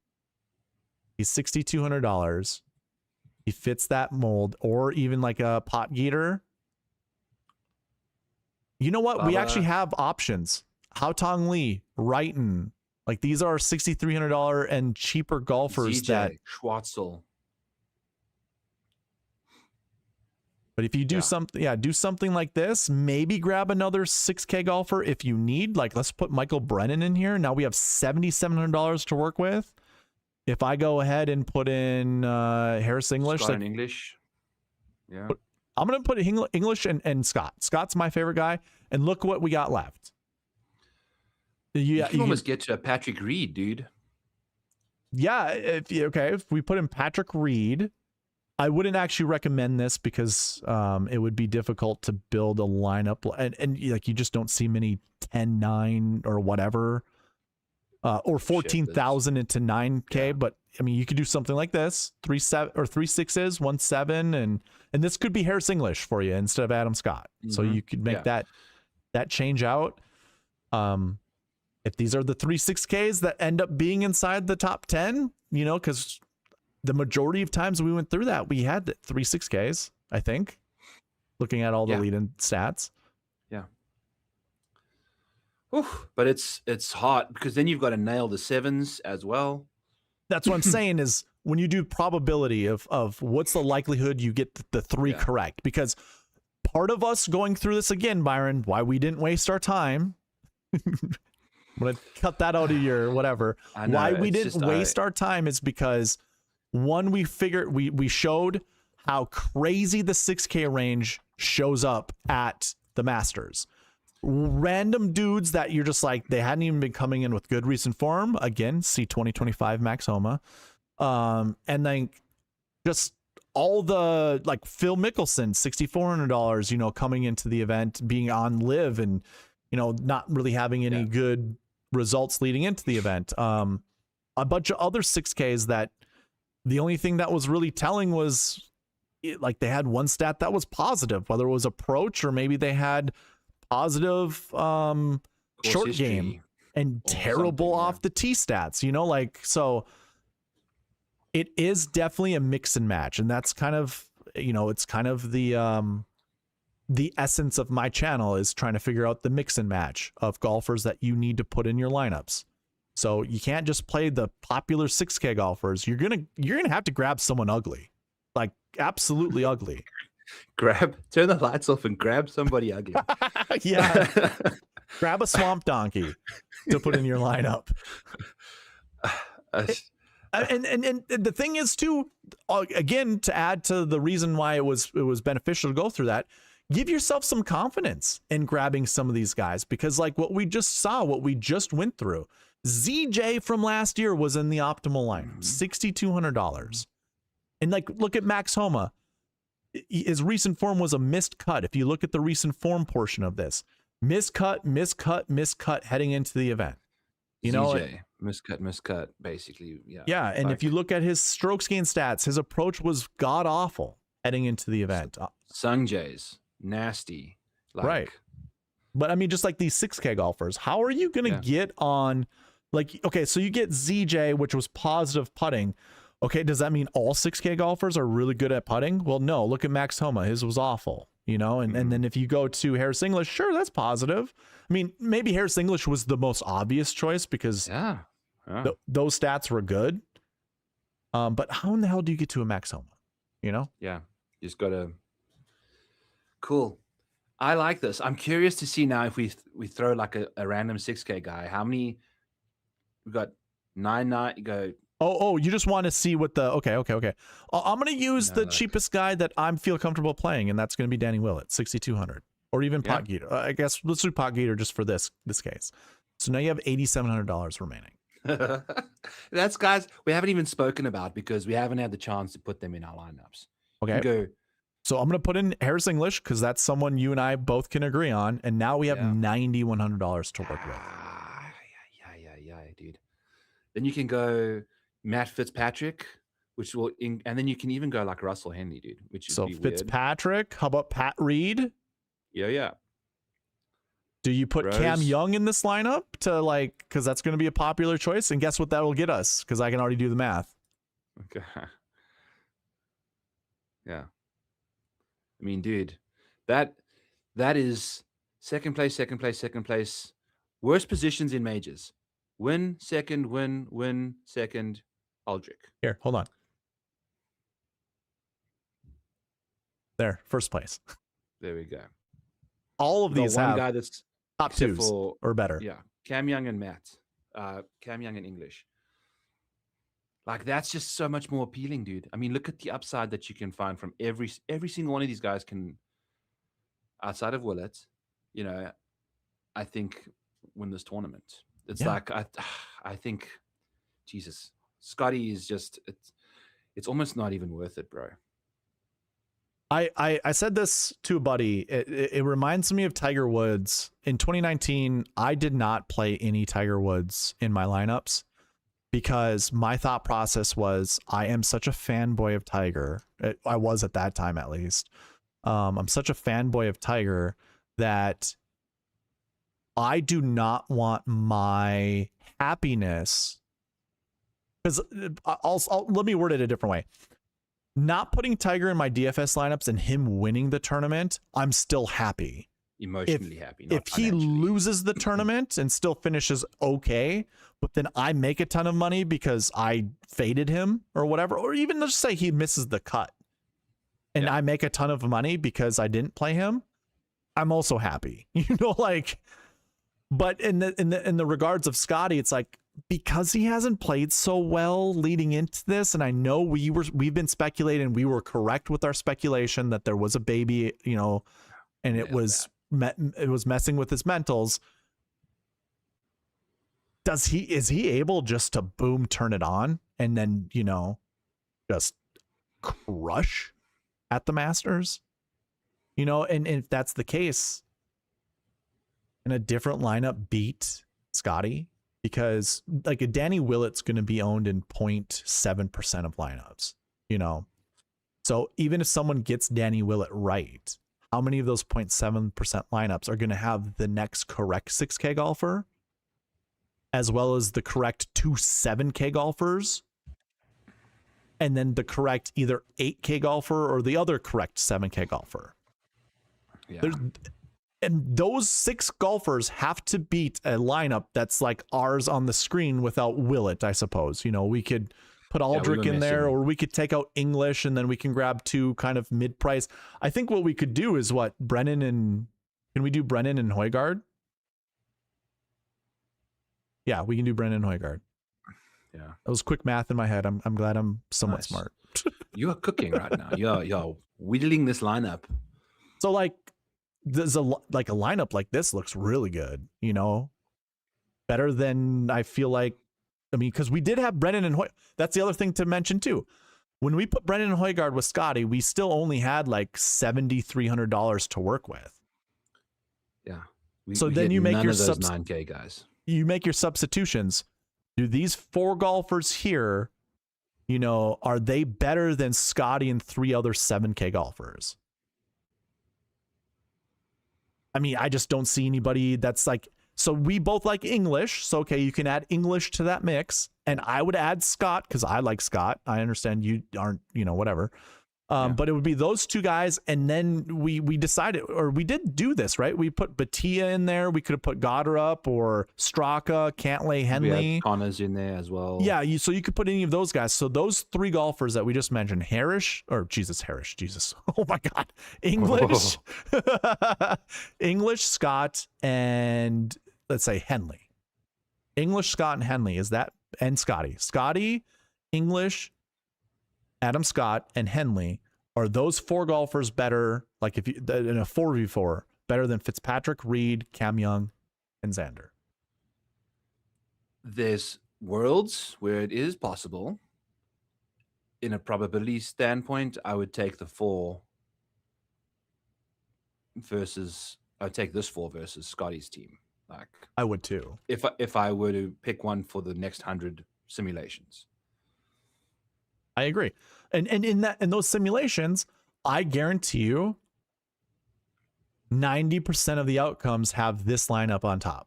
So there goes back to my 10 to 20% of Scottie exposure. Yeah.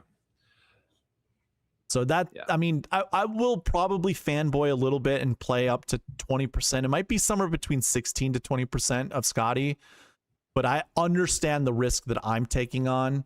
But it's like, I'm going to really hand build those lineups, Byron. I'm not going to really, I will use the optimizer, but I will be hand picking which lineups I like best with Scottie. And then I'm probably going to remove those lineups from how the optimizer determines owner, like exposures and stuff like that, and start from a whole new slate and just cross out Scottie and then just build lineups from there with the rest of the guys. I will be probably doing the same. Because I think that's probably the best way to go about it. You might, you know, pick the wrong guy twice in your Scottie lineup and your non-Scottie lineup, but that's the risk of playing DFS, you know, like. Yeah. Okay. You know, when it comes to the preview, I will say this.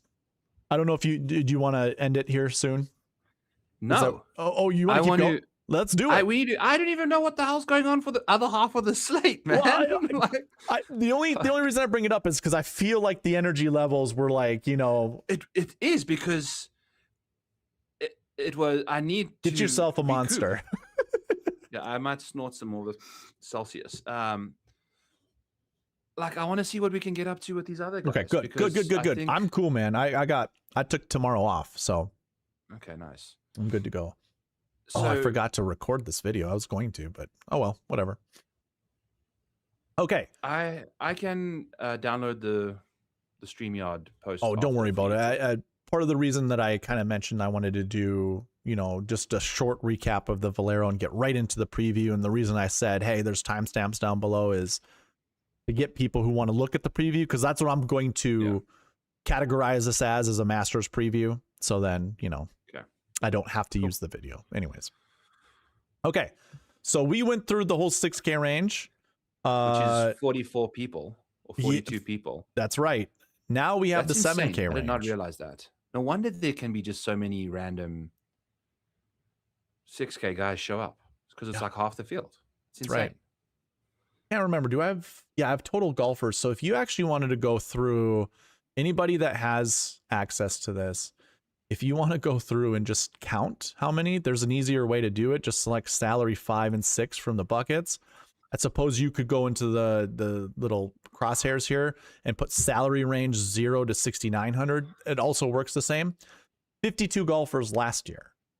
So 10 more in that 6K range. Wow. 2024 had 45, 2023 had 41, 2022 had 45, 47, 50, 43, 39, 40, 17 in 2016. That's because there's a 5K range. Well, no, this should count the 5K range. Oh no, what is this? There's blanks. It's blanks. It's the 5K guys. Oh, is that because I didn't? Yeah, okay. So I didn't record all of the salaries. Karadeci.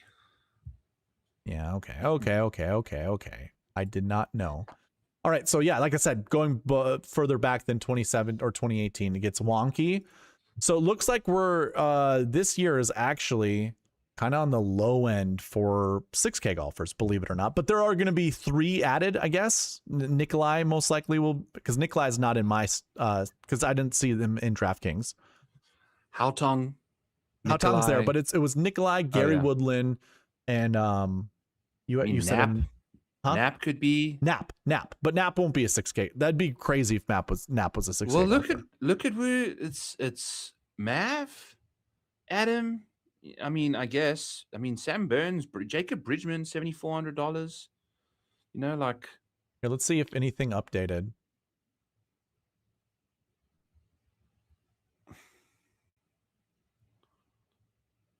I want to see if I don't think anybody. Yeah, Nap hasn't. Okay.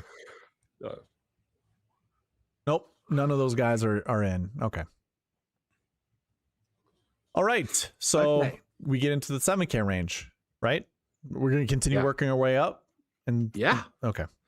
Yeah, we are dialing in, boy. We're going to take down a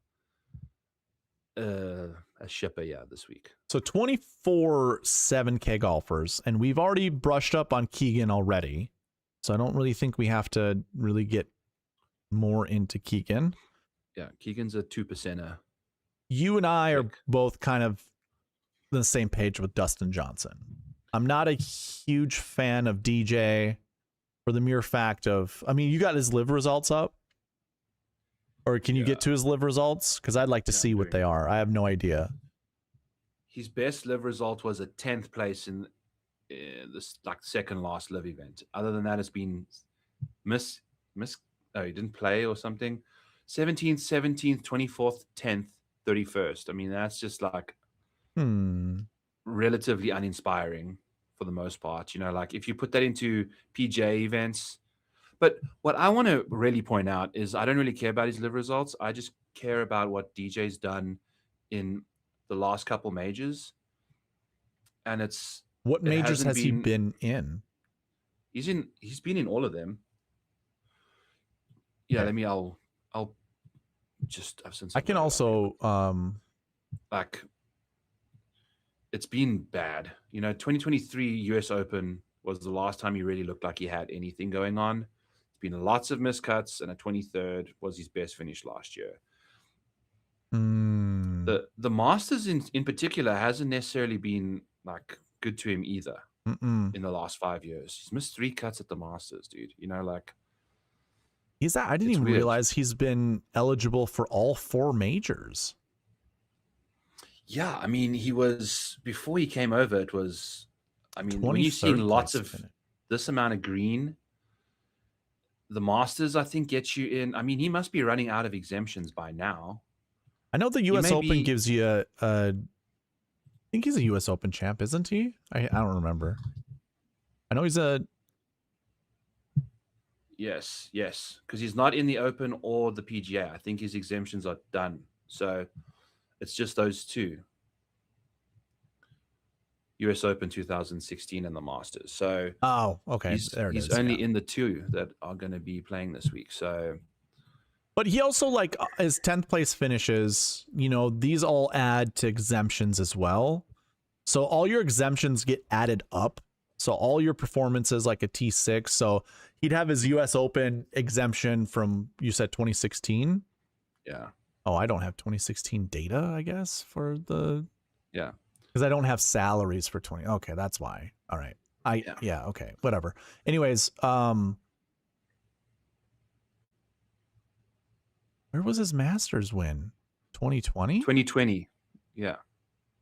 Why is and it's going to be it's going to be Masters number 2 for you. Right. I'd have to look to see how this is all being filtered by. I don't understand why the this name is is not different. showing It's up. it's not the Masters. It's like the Masters #2, I think, or something weird like that. Well, mine doesn't really go by. It should show up. I don't understand why it's not. Anyways, I didn't realize he was in all 4.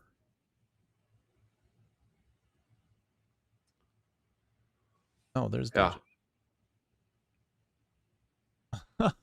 Why is it not showing up? Oh my god, that stuff bothers me so much. All right, all right. I'll skip it. I think that's just an omen for us to just skip over this guy. Okay. Because there's just nothing I'm liking about it either. All right, so then we have Alex Noren at 7,000, the next guy. I want to believe that he can be good at an event like this. I don't know if I trust him enough. I don't even know if there's even a profile of a player that even reminds me of Alex Noren in the last few Masters. Like, it just... You know what's interesting about Noren is 17th at the PGA Championship, 13th at the Open, 12th at the PGA Championship, 23rd at the Open in the last, like, 8 majors for him.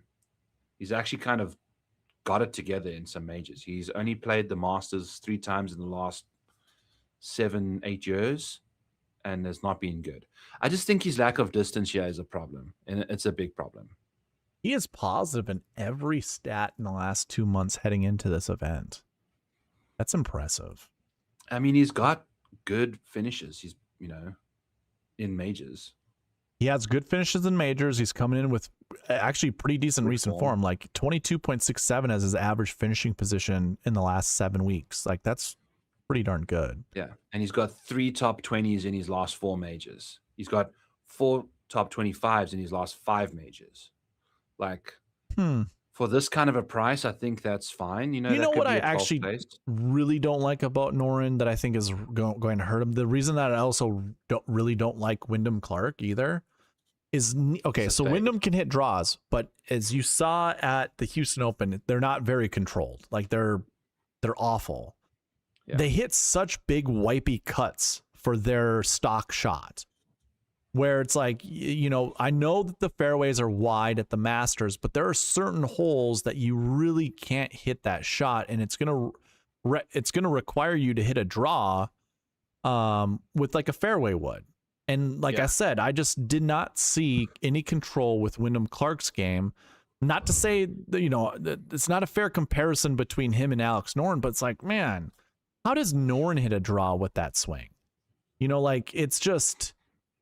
I don't know. But the thing is, Noren doesn't hit it as far either. So, like, that fade will go to the start of the corner or the middle of the corner, whereas Wyndham's shit will just go through the fairway.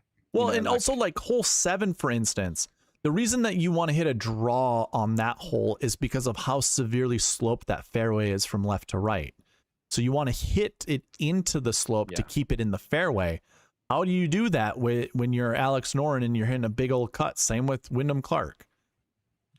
So I'm coming up with reasons why not to play Alex Noren. I should come up with the reasons why to play Alex Noren. Reasons to play him: 4 top 25s in the last 5 and majors. Good recent form. Yeah, so he's playing well. He's got great performances at majors. We move on. Let's move to the next guy. Yep, Sergio.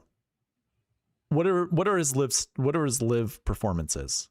Sergio has missed 4 of the last 5 major cuts at the Masters. Major cuts, okay. Sorry. 4 of the last 5 Masters, he's missed the cut.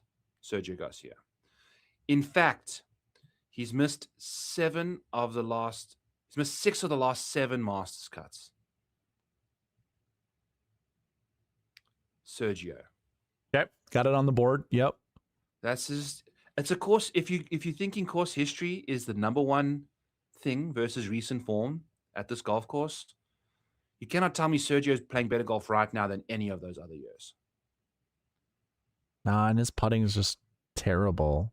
It's always been terrible, right? That's always been his knock. He's been a really good ball striker. I don't know how he won this Masters. Like, he has no business returning back to this golf course. And like these are, all of this ball striking numbers. Like the time he's finished 23rd, 6.78 strokes approach. That's Yeah. pretty ridiculous. Yeah, it's never, and he lost strokes pretty much everywhere else. Like that's Golly. insane. Yeah. So this is it's an easy pass for me at this price. Like I will take Maverick McNeely over Sergio Garcia all day. Okay. One thing I will note, never mind. He's a live golfer. I was going to say we would look at strokes gain stats and just look to see what the last 7 weeks were and try to figure out, you know, or last year stats were coming in and see what he would look like, but I don't have that for him. So we move on. Sorry. Ryan Fox, we kind of brushed up on him. Obviously, he had the kidney stones, right? Yep. Did he withdraw from Houston or did he play it and miss the cut? He played it and missed the cut, right? Yep. I bet on him at Houston. Yeah. So so his being mad about that. recent form is going to be a little bit off, but prior to his kidney stones, he had a 24th place finish and a 7th place finish. You know, he's worth the upside shot. I've yet to find anyone that we're gonna start to pivot around where I'm playing someone more than 3% so far. Ryan Fox has a 38th place finish and a 26th place finish at the Masters, so it's fine. It's not good enough to get you a GPP win. Yeah. No, I'd like him to be in better health going in, because he's definitely playing better right now, but not after the surgery, so I won't be playing Wyndham Clark in non-Scottie Scheffler lineups. I don't think I'm going to play Wyndham Clark. I might own less than 4%, and I usually only do that with 6K golfers. I'm going to treat Wyndham Clark like a 6K golfer. I do not want to be overexposed on Wyndham Clark, because if I have a good lineup and this monkey ass is in my lineup, I'm going to be real pissed off. Okay. Easy. Yeah. For me, it's just Scottie. When I need a $7,100 golfer, I will put him in the Scottie. I honestly don't even want to waste my Scottie lineup with Wyndham in it. Oh, buddy. Unfortunately, we're going to be dealing with a lot of these grimy guys because of Scottie. I know. Damn dog grooming price. So, if we really wanted to do a deep dive, we would do the exact same thing we did with the 6K golfers, with the 7K golfers, and just look to see what 7K profiles have shown up inside the top 10, or top 14 or whatever. And whenever I see pink, and I'm going to remind myself and everybody else, when I see pink, I first of all, I don't want multiples of them, but I also just kind of don't want any of them. I'm going to do this really quick. I'm going to go back to the bucket system. I'm going to clear this out. I'm going to go up here and I'm going to look at this recent form, or actually course history 4s right here. This number here. Look at these numbers. So we've never seen more than one inside the top 10. So we're looking at top 10s. Come on, scroll up. Oh my God. Okay. So this course history 4 bucket, we've seen a total of 5 dating all the way back to 20. Actually, this guy actually goes back to 2013 because I have course history stats that are saved up since 2010. Wow. So it's going all the way back. Golfers in this course history bucket, we've only seen 5 inside the top 10. That makes a 5.3% success rating. But for whatever reason, 41% of our years, we've seen at least one inside the top 10. So let me scroll down. Let me look at why that is. You can come down here and see, here's the bucket. These are your totals, and we look at top 10s. You got 1 from last year, 1 in 2024, 1 in 2020, 1 in 2018, and 1 in 2015. There are your 5. Those are your 5. 5 out of 94 golfers. 5 out of 94. So that's why the frequency is as high as it is, and that's also why the success rate is as low as it is. And I guess we can look at the golfers that applies to. This is where we can look at who are our Wyndham Clark comps. And that bucket includes all different price tags. So you can see that $6,200 Zach Johnson from last year, $8,300 Max Homa, $6,600 Corey Connors, $7,700 Patrick Reed, and then Phil Mickelson.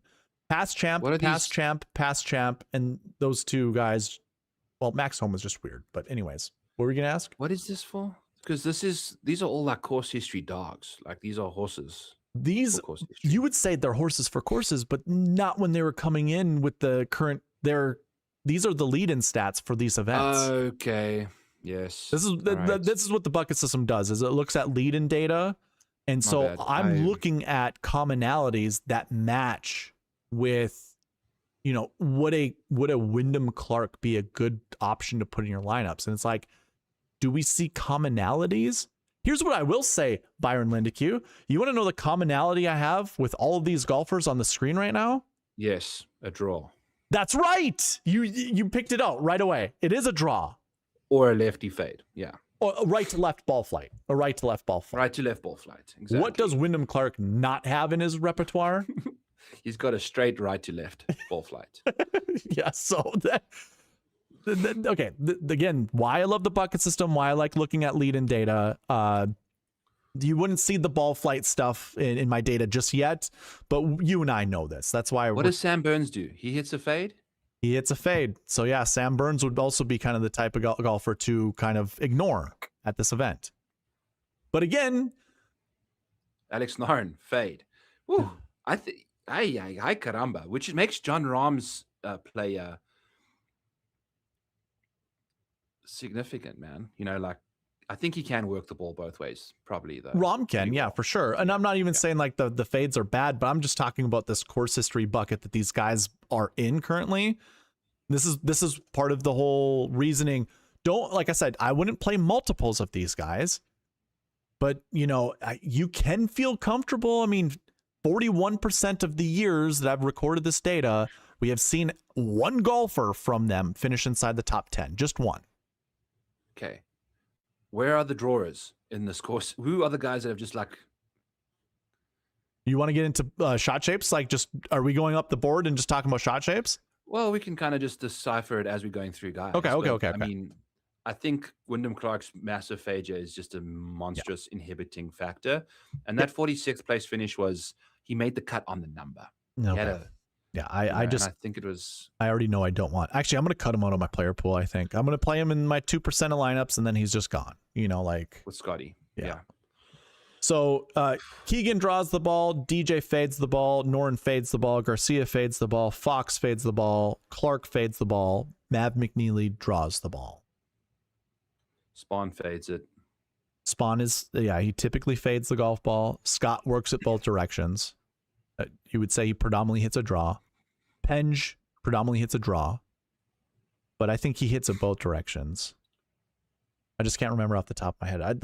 When he was at Houston, the only shot tracers I saw him in were in par threes, and he drew the golf ball into each of the greens. So, yeah, no, I think. Homa, Adam Scott though. Yeah. Oh, sorry. Go ahead. Oh no, whatever. We can keep going up with the fades and not, but. Oh, I did overextend myself. We kind of were getting up to McNeely, but I'm in agreement with. I actually do like McNeely. I don't mind playing McNeely. Yeah, guy's good with short game, you know. Mm-hmm. Now I think his best major finish is like not even a top 20 yet so far, but he's playing much better golf. And this year he hasn't even top 10 in anything. Yeah, his strokes gain, short, everything is ball striking is positive. Short game's positive, tee to green's positive, everything is positive. So, yeah, but no top 10s. Not everything. Negative approach, negative putting, and what you just said. Yeah. Okay. Yeah. JJ Spawn stats are going to get better once I update it with the Valero Texas Open because he just won. Yeah. So obviously everything is going to get. His recent form is going to get better than the 69.75, which is very helpful because, again, going back to the bucket system, if I do this, like I told you, pinks are bad, man. Do not select pinks. He would have been in this recent form 4 bucket, which is even worse than that course history 4 bucket. Like 4% success, but the same frequency, which is just nuts. So that means, oh my God. Okay, never mind. But this will get better. The 69.75 will get better. Hey, Burns is an auto don't play. Look at this. 61 and 61. So you want to take 5% of success of a course history 4 bucket and 4% success of a recent form 4 bucket. If you do the math on that, what's 5% times 4%? I mean, that's not a perfect science to do it that way. 0.02. Yeah, so that's your percent to get Sam Burns 0.2. right. Like, I don't know. Me and Sam Burns Burner on Twitter are like, Buddy was like, he was up in my face after round 1 at the Houston. That's And hilarious. Like, actually, it'd be 0.04 times 0.05. Byron knows his numbers. You're right, dude. I said 0.02. I know, but I would multiply this by 100, and that's how you would get, or whatever. But you're right. Oh, you said 0.02. It's 0.2. Yeah. Yeah. So it's 0.2%, ladies and gentlemen. 0.2%. So yes, not good for Sam Burns at all. Whereas, well, we were at JJ Spawn. So JJ Spawn is going to be just like his stats will get updated. It will look a lot better than this. I don't know. How do you feel about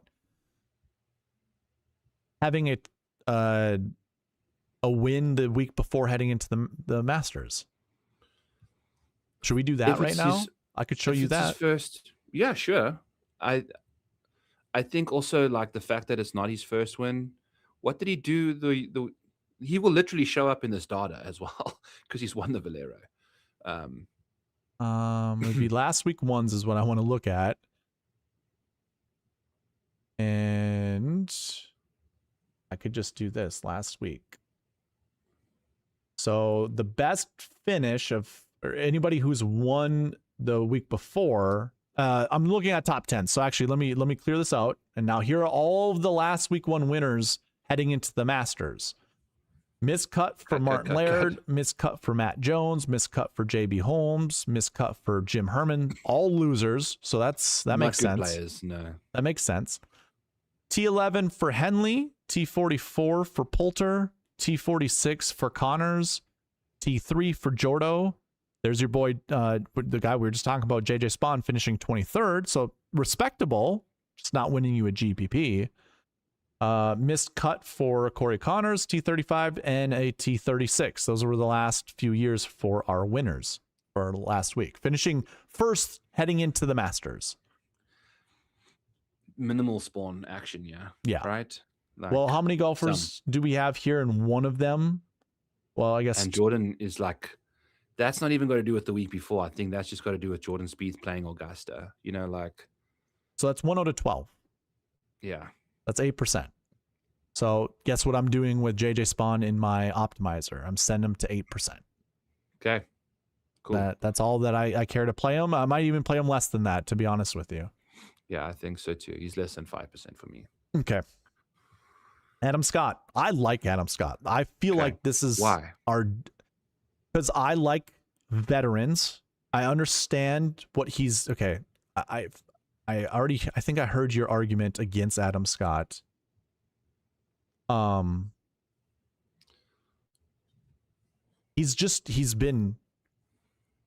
always go back to the Sony Open this year when I watched him and Colin Morikawa put almost everything to 8 feet, and Colin Morikawa, scored a little bit better than Adam Scott. They both didn't really have super great finishes. I think one of them missed the cut, if not both of them missed the cut. Putting was, I don't think Adam Scott missed the cut. I think Colin Morikawa missed the cut. I think he was my one and done, and he missed the cut for me. But like Adam Scott, 186 ball speed for a 46-year-old guy.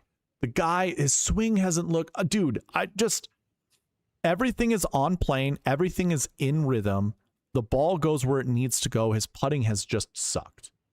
And let me double check that. I mean, okay, so off the tee is actually negative. That's crazy. But approach is crazy good. Crazy good. And the short game, I'm okay with. I don't mind seeing, I kind of just ignore putting, even if it's good or if it's bad. Like, part of it, I don't care leading into an event unless I see that all the lead-in, like if I look at a top 10 of a particular event and the lead-in data shows that you need to be a good putter in order to play well at the Masters or whatever event, then that's when I'll care about putting, but most of the time, you know, like our arguments in the past, putting's binary. Like it's either in or it isn't. And if it isn't in, you're going to be losing a lot of strokes putting. And if it's in, you'll gain a lot of strokes putting. Mm-hmm. So it is very bipolar when it comes to putting stats. So, you know, this actually to me is really good and it reflects in his recent form. Tell me the reasons no. Why not? Top 10s? We need a top 10 to win a GPP, right? Yeah. Or a top 12. It looks like a top 12 is the, yeah. Okay. Top 12. He has 2 of those this year, but only one of them is a top 10. He had a chance to win the US Open last year and then finished 12th. I think he was in the final group and finished 12th. Like anytime he's been in contention outside of Riviera, which is like his happy hunting ground, it's been it's just like, this is, I understand that he's now crazy good when it comes to the ball speed side of things, but it's just, for me, he's just not giving us upside, man. Like he's the Masters winner from a while ago, and in the last 8 years he's got one top 20 and it's an 18th place finish. It's just like, I understand he's also playing better golf, and my biggest flaw in golf handicapping is not projecting, it's more reflecting. I reflect a lot more on what has been versus what will be. And just looking at this like slew of finishes, it's super consistent. It's good. Like this is why I just keep betting him top 40. It's really bad with his driving accuracy. That's crazy. You know, like he's all over the map, and it's like no wonder his iron play is so good, is because he's coming out of the rough all the time, right? So it is kind of interesting because if you were to ask me you kind of just did. I think his swing is the best I've seen it in a long time. I would not have thought his driving accuracy was as poor as it is. Like just seeing those off the tee stats when I first looked at like his last 7 weeks, that doesn't make any sense to me, because what I've seen with my eyeballs is that he's hitting the ball really well. I mean, I guess if I take out the Players Championship, I'm just going to do that just for the sake of this, because the Players Championship, obviously, you can hit a couple water balls. If I do that, now he's gaining 0.5 strokes off the tee since the beginning of the year. Total. It's on average. It's not his totals. On average? Yeah, on average. Okay, fine, sure. Farmers Insurance, does driving accuracy really matter there? You can argue whatever, you know, like I get it. But I think the biggest issue is the putting for me. Is that Genesis Invitational was like an absurdly good putting performance for Adam Scott by his standards. I'll always make the argument, if you know the greens really well, you and I play in our home courses, like I'm gonna know where the breaks are. It just comes down to whether or not I stroke it well, you know? Let's see how Adam stroked it at the Masters. Pull up the Masters for him, because you know, by now he's obviously knows how to putt these. He made that massive putt on the 18th to get in, you know, his sleeves in a green jacket. He's never gained more than a stroke around Augusta putting, you know, like in the last 5 years of strokes gained data there. It's like, he does hit a lot more fairways here than normal off the tee. Yeah. Compared to what he's been doing this year, you know. But again, it's like, I don't know. I could have egg on my face, but he usually comes in a little bit more popular than we expect. And do you think he's going to be popular this year? Yeah, dude. He is. Okay, well, I guess I'm making my own case against me. 10% of guys who missed the cut the year before have top 10 finishes at this event. And if I go top 12, and let me just do this by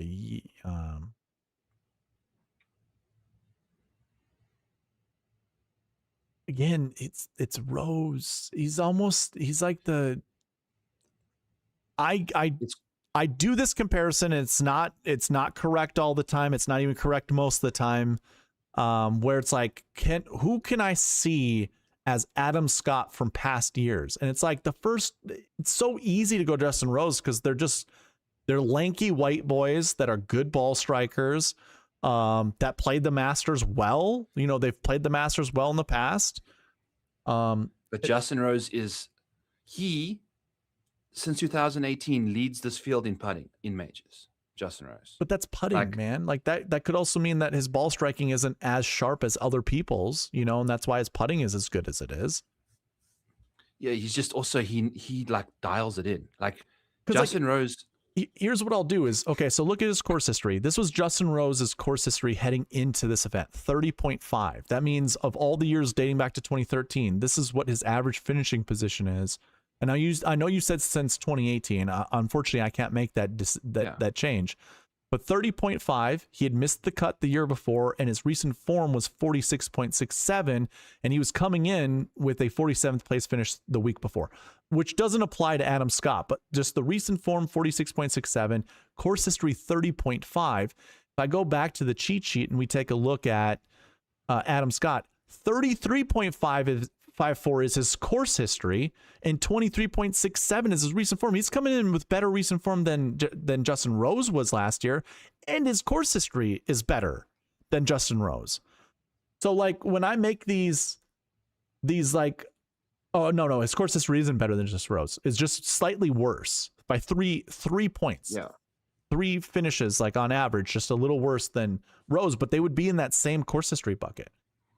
It's like, okay, I just feel even more certain about Adam Rose being the Justin Rose comp of this year.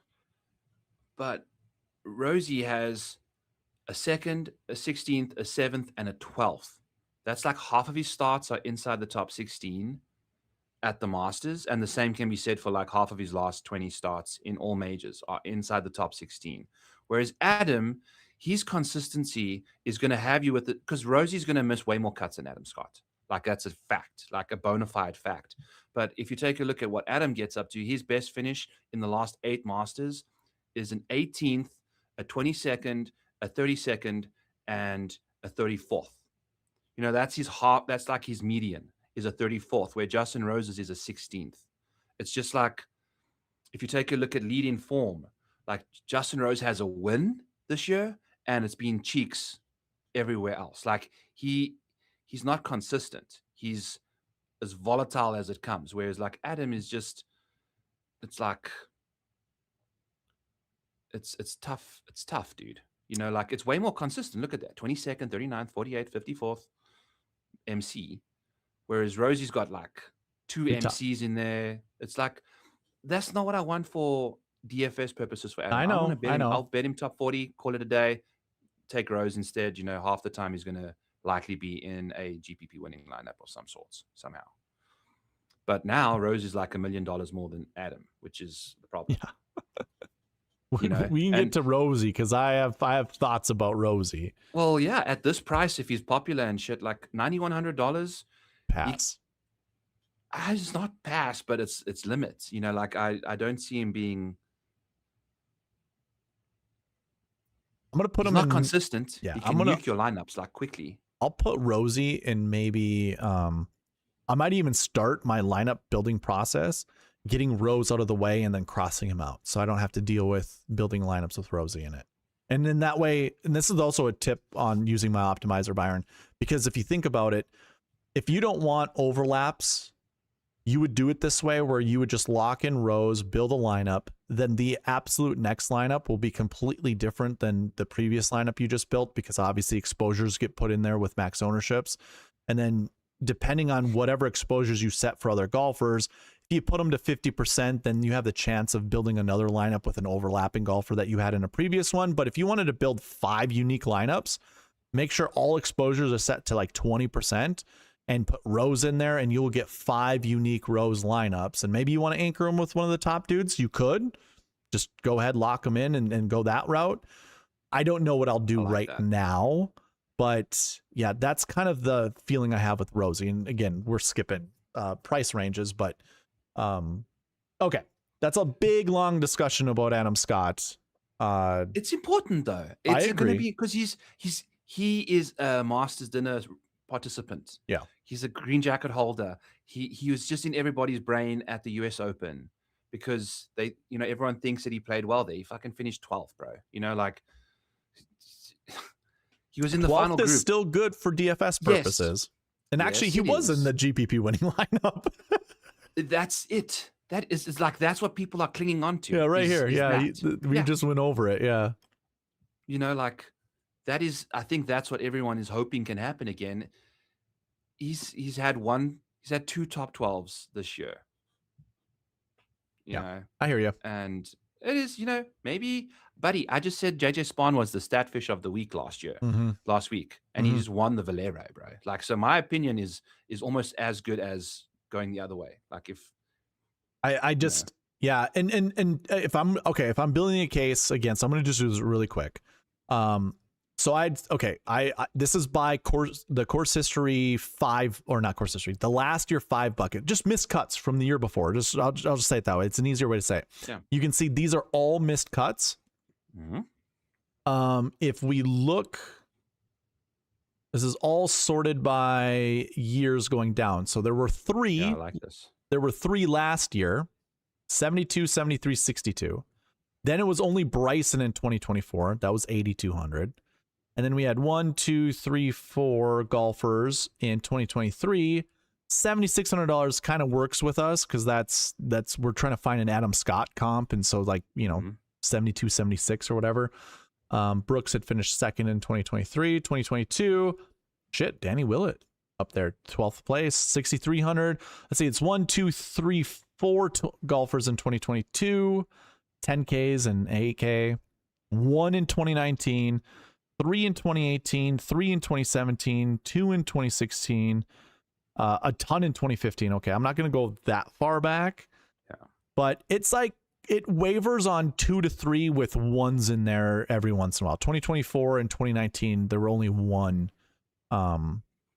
instance where there was a guy that had a missed cut from the year before that finished inside the top, what was that, top 10, top 12? Top 12.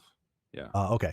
So then if I were to go to the cheat sheet, and I'm actually going to remove our salary bucket and just go to the last year 5s, because this would be missed cut. This is our missed cut bucket.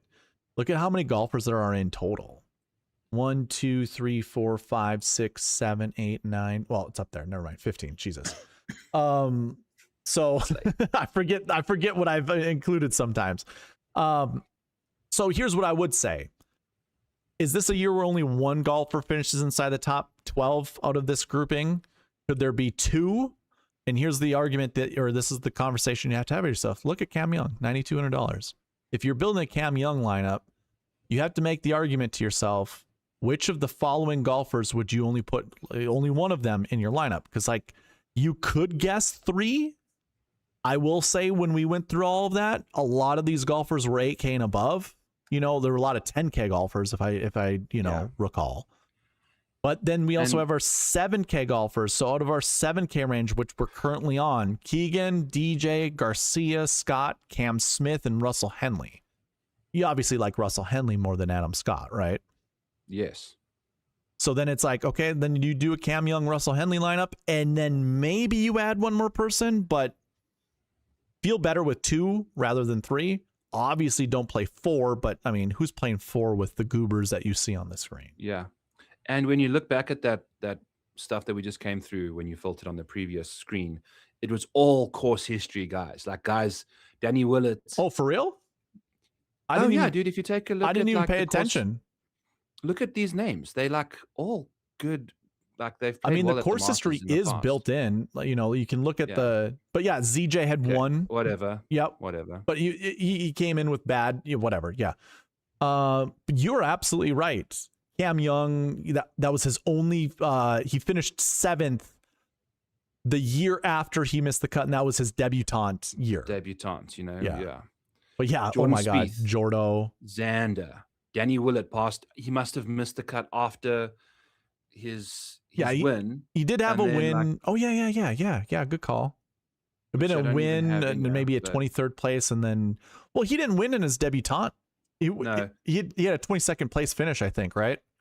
Yeah. So he had a 25th, missed the cut, 12th, missed the cut, 45th, 42nd. You know, that's how he's gone. I see. But still, he was like, he just won the thing like a couple years before that. That's so right. he knows how Yeah. to manage that course. Right. Dustin, 2020 winner, missed the Yep. cut the year after winning it. Yep. Rory, love-hate relationship at this golf course. Sanjay, fantastic course history. Yeah. Patrick Cantley was Debutant? playing debutant. So, Bubba. You're right. winner. It's all good course history guys and You know, guys like- who'd won, you know, miscut to a win. Yeah, buddy. You know, like, no surprise. So, Charles Schwartzel's up there. Holy crap. These are all past Masters winners that Yeah. had a miscut leading in. So, and at the time, Ricky Fowler was balling out at majors. I mean, look at that course history. Sorry, that's recent form for Ricky, but you know, but that's It's- also a good thing to look at too, Byron. I mean, like this is why I created the bucket system, is to look at all of the stats that come with it. You're absolutely right. Look at all the recent form of these golfers coming in. so much better. Danny Willett was the worst at 55, and that's 10 points higher than anybody else that I see below. I guess up here, ZJ and Sung Jae had some bad ones too, but kind of living in that 46 and lower range. Yeah. So if I go back to the cheat sheet and we look at our recent form guys, I mean, you got Cam Young, Bobby Max is going to be better. Brooks, I like Brooks. yeah, I like Brooks. this yeah. year. I mean, Sepp still fits. I mean, no one really outside of Keegan, everybody else fits the mold of, you know, guys to Bounce feel back week. comfortable playing, you know. Good eye. Good eye, man. I did not even recognize that. You know, Bryson like and those are Brooks being sneaky live names. golfers didn't have recent form. Just throwing that out there. I'm looking for golfers who don't have recent form, and it's just Bryson and Brooks because of live. Yeah. Cam Smith is on live. Sergio's on live. DJ's on live. Phil's on live, and then you got a bunch of Jail. senior guys. And convicts. So Criminals. I find it absurd that Angel Cabrera came out and just Dude, try to I was like out of jail. watching Insane. I was watching 2001 Masters coverage, and Angel was like inside the top 5, and they're showing him. Dude, he ices out. Did you notice? Like he wears like a gold necklace whenever it's like, oh, I can see the gangster in you. I get it. Okay, I see it. Yeah. He's also such a. I've watched him hit golf balls live at Sun City in South Africa. Yeah. Nedbank. Dude, it's like the most. It's insane. That's talent. He's just so talented. He's so talented. Just one of those guys that can just go up and swing a golf club, and it's magic. Yeah. And then I'd be at the party at the fake beach a couple hours later, and he's just mashed off in wine. Like just guys just blitzed, you know, holding like a wine glass. Living his life, living his Living best the life. until he beat his wife up or something. So anyway, moving along. Okay. Okay. Adam Scott. There we have it. Half an hour on Adam. But you just mentioned it's important. So you know what you have both given me confidence and worry all in the same, like as we went through this. It's like I kind of still feel the same way that I felt before. Fair.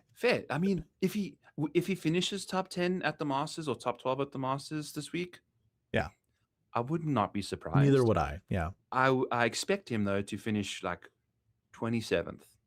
Yeah. And by the way, so the optimizer's already going to have all this, you know, figured out. Like it's going to have probably 0 to 2 as the projection for this bucket of missed cuts from the year before.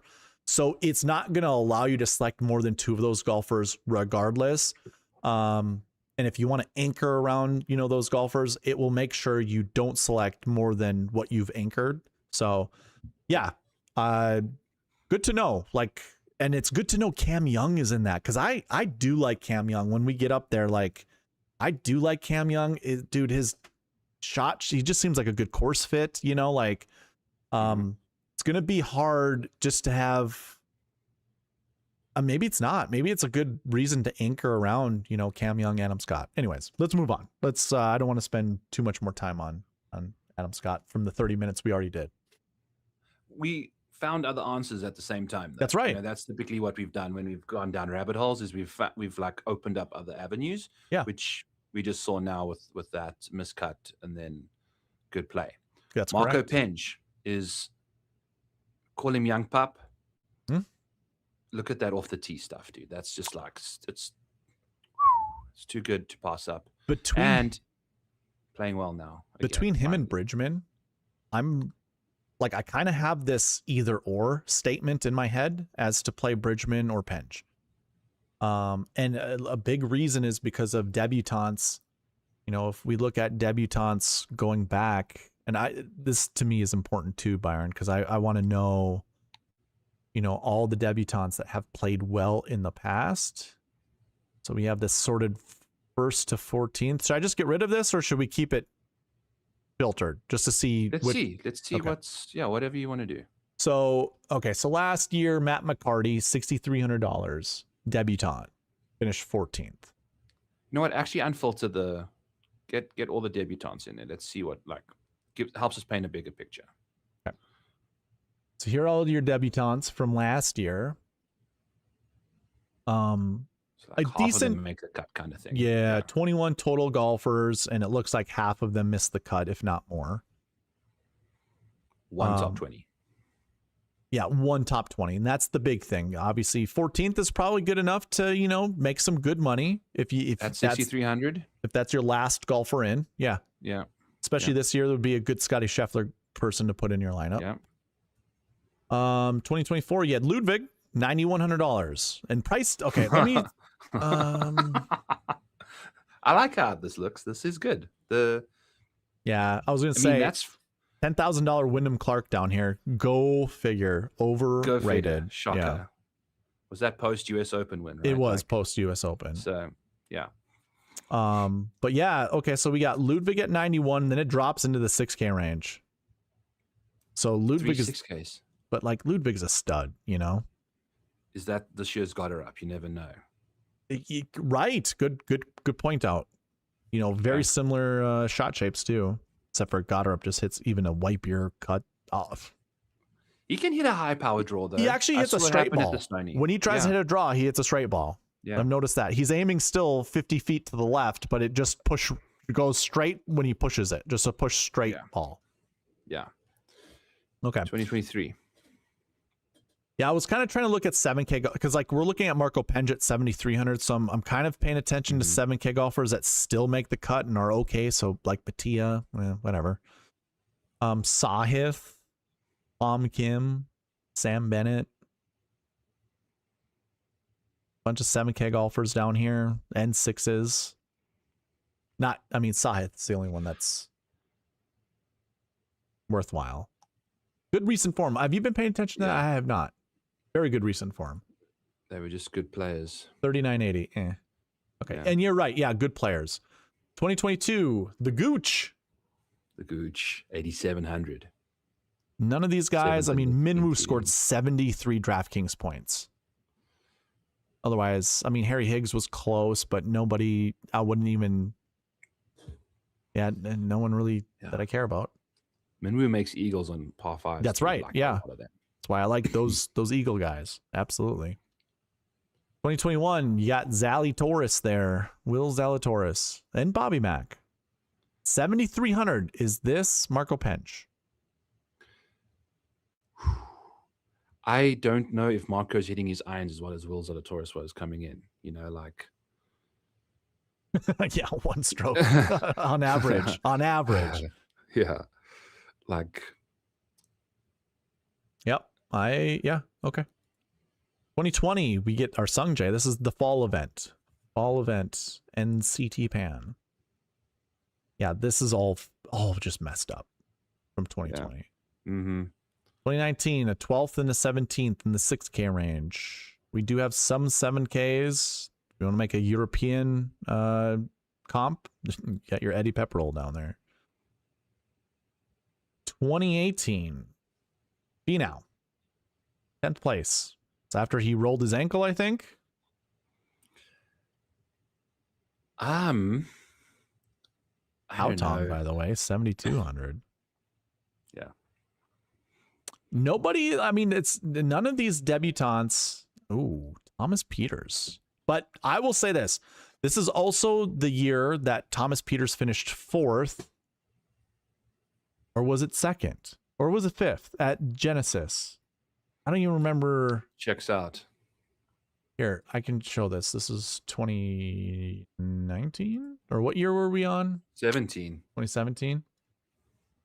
So Peters 5th at Mexico, 2nd at Genesis. Yeah. So for the Genesis, Genesis is a good comp, right? Where we are, lead in stats. A good comp is week 7. Yeah, 7 weeks ago. So that was the Genesis. Okay, I'm gonna so I'm like, I'd bookmark that and just try to like see what I could do with Marco Penge, and then I don't have complete salaries and it gets weird. Yeah. So as I went through this, I don't know, Byron, you tell me if you agree or disagree. It's just like there's not enough to feel comfortable with debutantes just in general. I am seeing at least like one top 20 coming in. Yeah. Like the high end guys, like you gotta, I don't really care about your consistency. You just have to have had like a top 20. You're seeing a lot of, good call. A lot of green boxes coming into the week.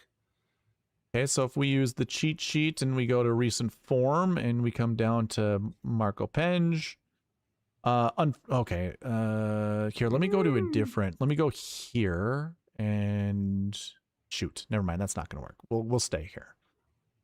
Because I don't know what he does have the finishes we need. Obviously, this is Houston and this is Valero.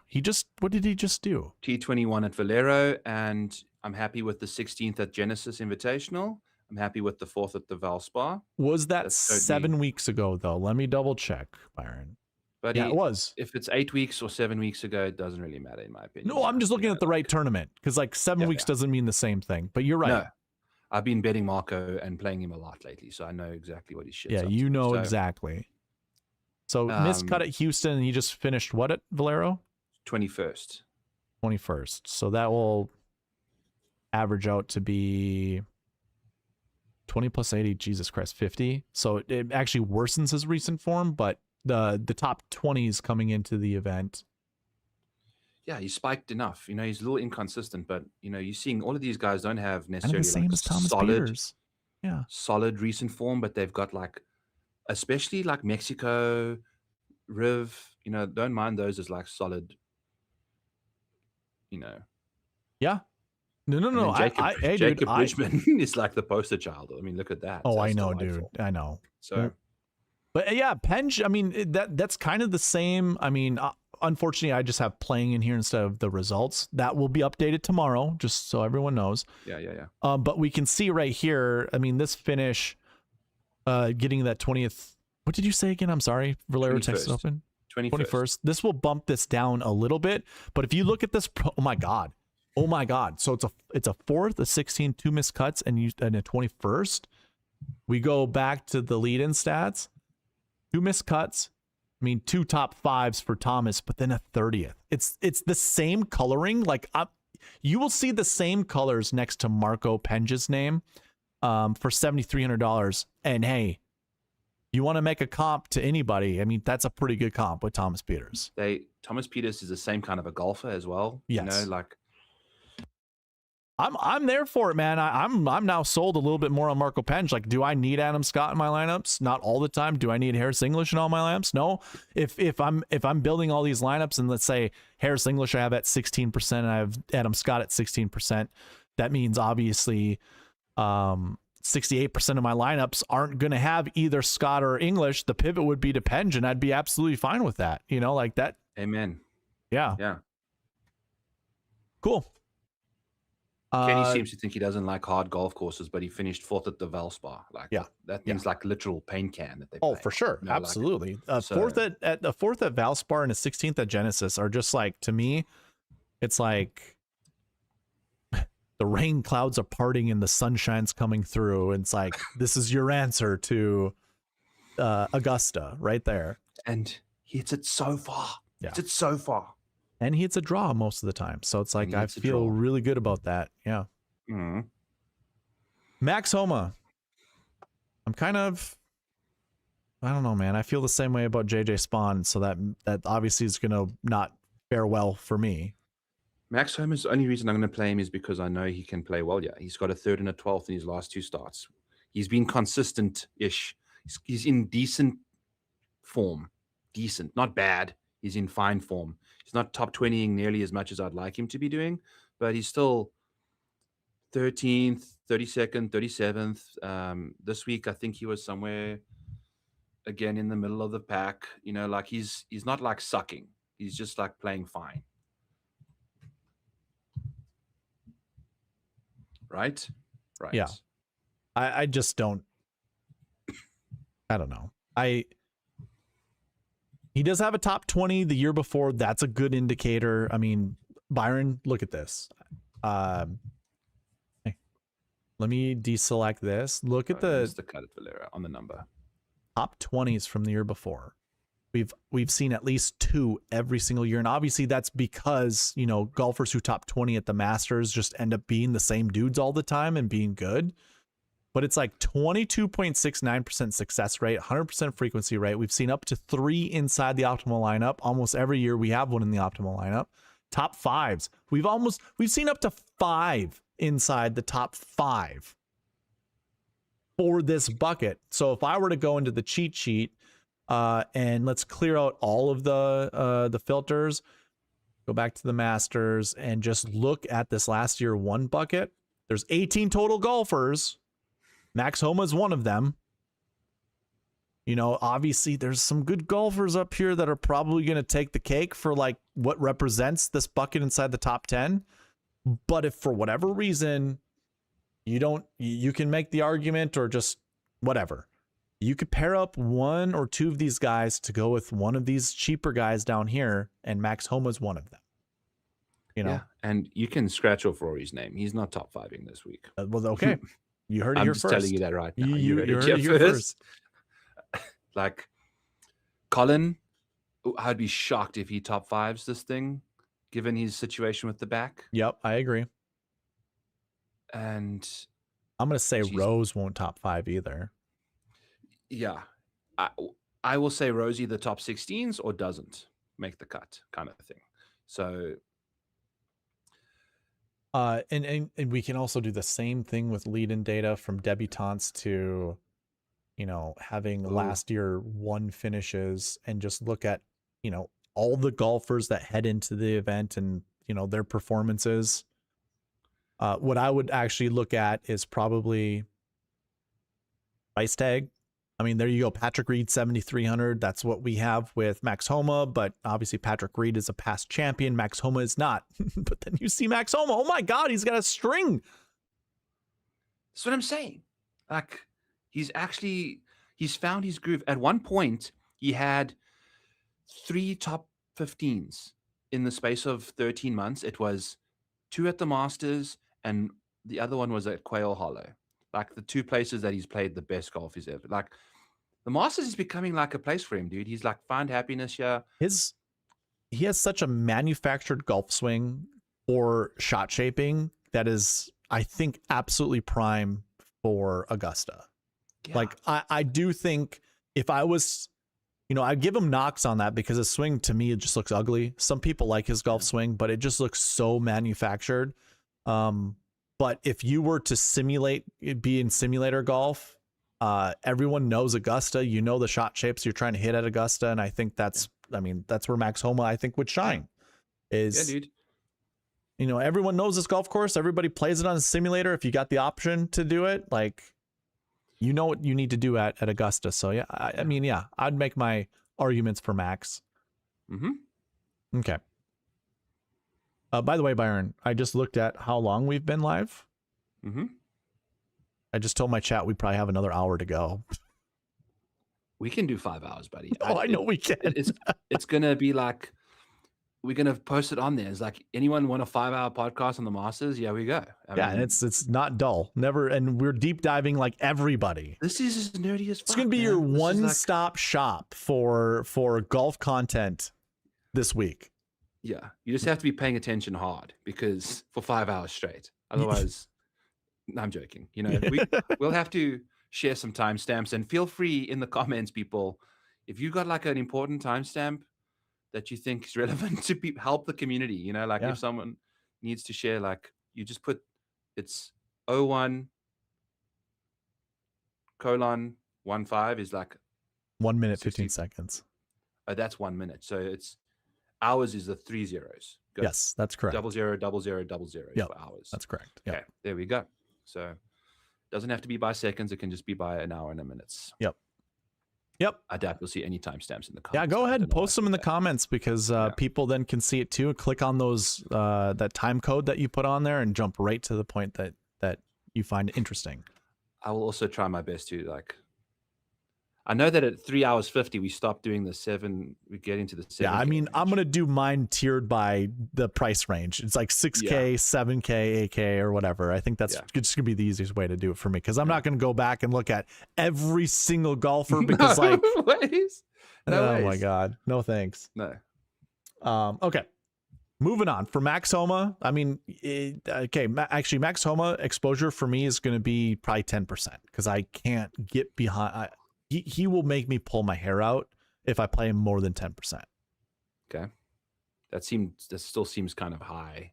Oh yeah, no. And I also don't even think the optimizer is really going to be selecting him that much, because that bucket that he's in, that last year 1 bucket, if I set up all the exposures, I mean, John Rahm's in that bucket, options right? Than and him. So is Scottie, and like there's going to be so many different options that are going to be better than him.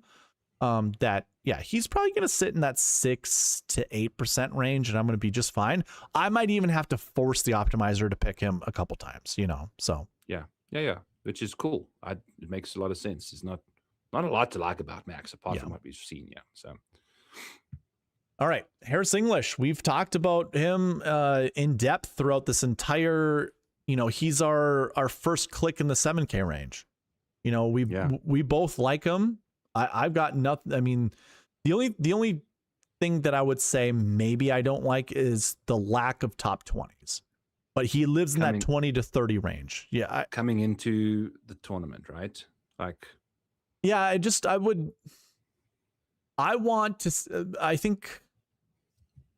don't have any data like analysis behind this. It's just more of a feeling thing where it's like I'd rather have first place finishes and missed cuts versus just straight top 20s. Yeah, or not top 20s, but 20 to 30th place finishes. Yeah.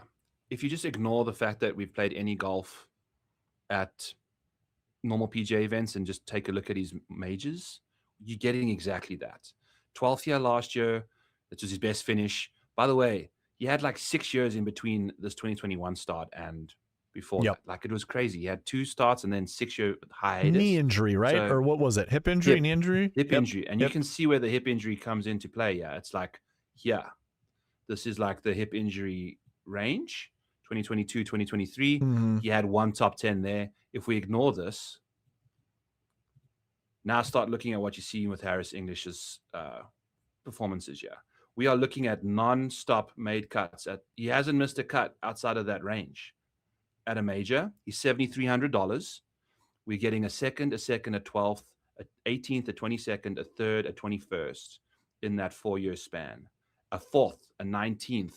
Like, look at what he gets up to in these majors, dude. And if we take a look at his lead-in form, I'm also going to unhide that so that we don't forget that there. Lead-in form for Harris, if we find like some of the best, it's not going to be anywhere in the 20s, is it? It's all the way down here. But API, 24th, it's like he's a hard golf course guy.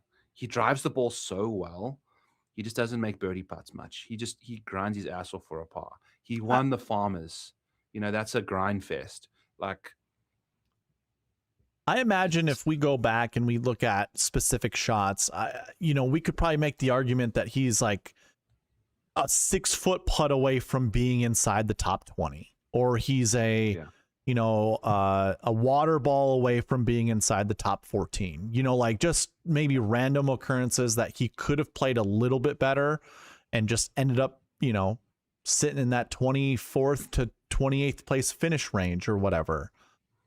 Yeah. So yeah. And I won't lie. If I saw, more top 20s, from him, or if I just saw any top 20s from him, it would be a slam dunk. And maybe that's also why other people might not really play him, and it would be a good reason to play him. Yeah. I mean, he's driving the ball lights out. You know, if we take a look at this year's driving stats, he's not too far away, you know, from the top of the board, gaining 0.6. So that's something that you like to see. He's, you know, not driven it particularly well at Augusta, but I think that's going to completely change. He's actually never driven it well in any of the majors, to be honest with you. It's everything else that he does well. Now he's driving the ball fantastic this year after the hip injuries finally showing up. So we've done enough on Harris English. I don't need to blow his private parts off much more than I have. So I mean, he's 100 to 1 to win this tournament. I bet that. And if you want to bet him at BetMGM, you can get him to finish inside the top 20 in all 4 majors at 50 to 1. But what I've laid some serious juice on is to make the cut in all 4 majors at 4 to 1. Need I remind you that we just went through where you take away the injury thing, he hasn't missed a cut in a major, dude. He's just a solid golfer. I'm looking at his Masters. Just a solid golfer.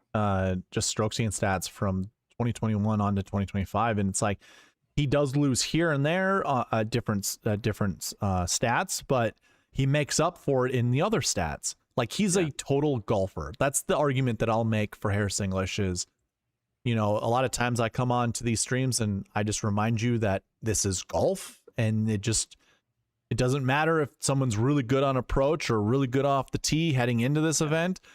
The best golfers get the ball in the hole in the least amount of times. It doesn't matter how, they just find a way to do it. And that includes around the green, that includes putting.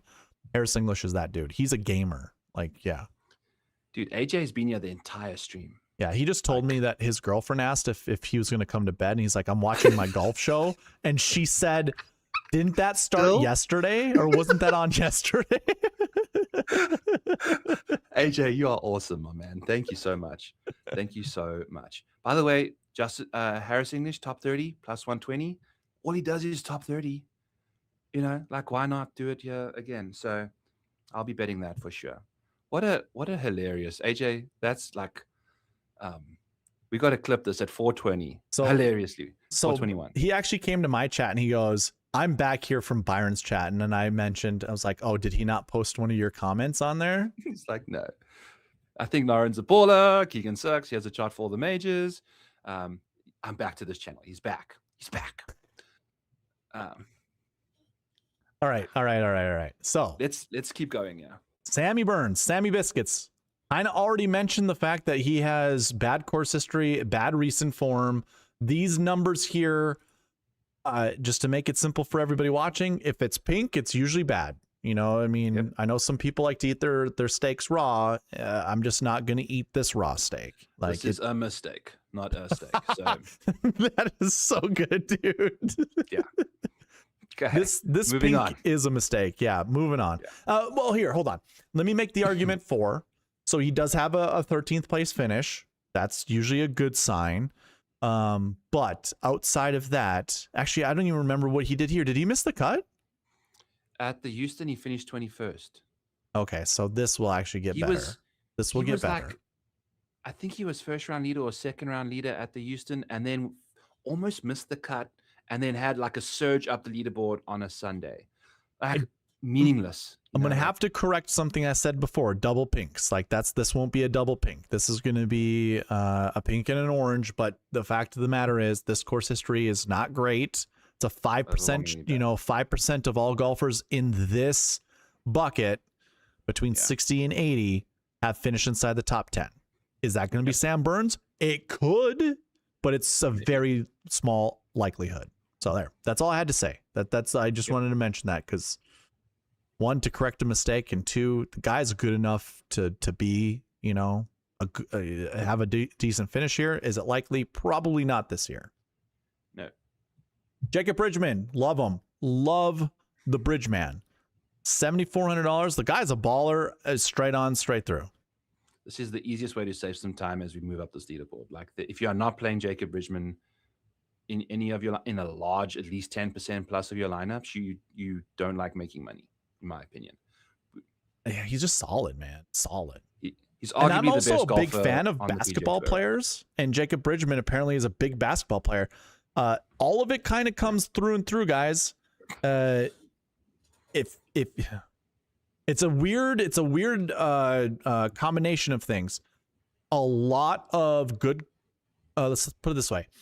A lot of baseball pitchers are good golfers. A lot of quarterbacks are good golfers.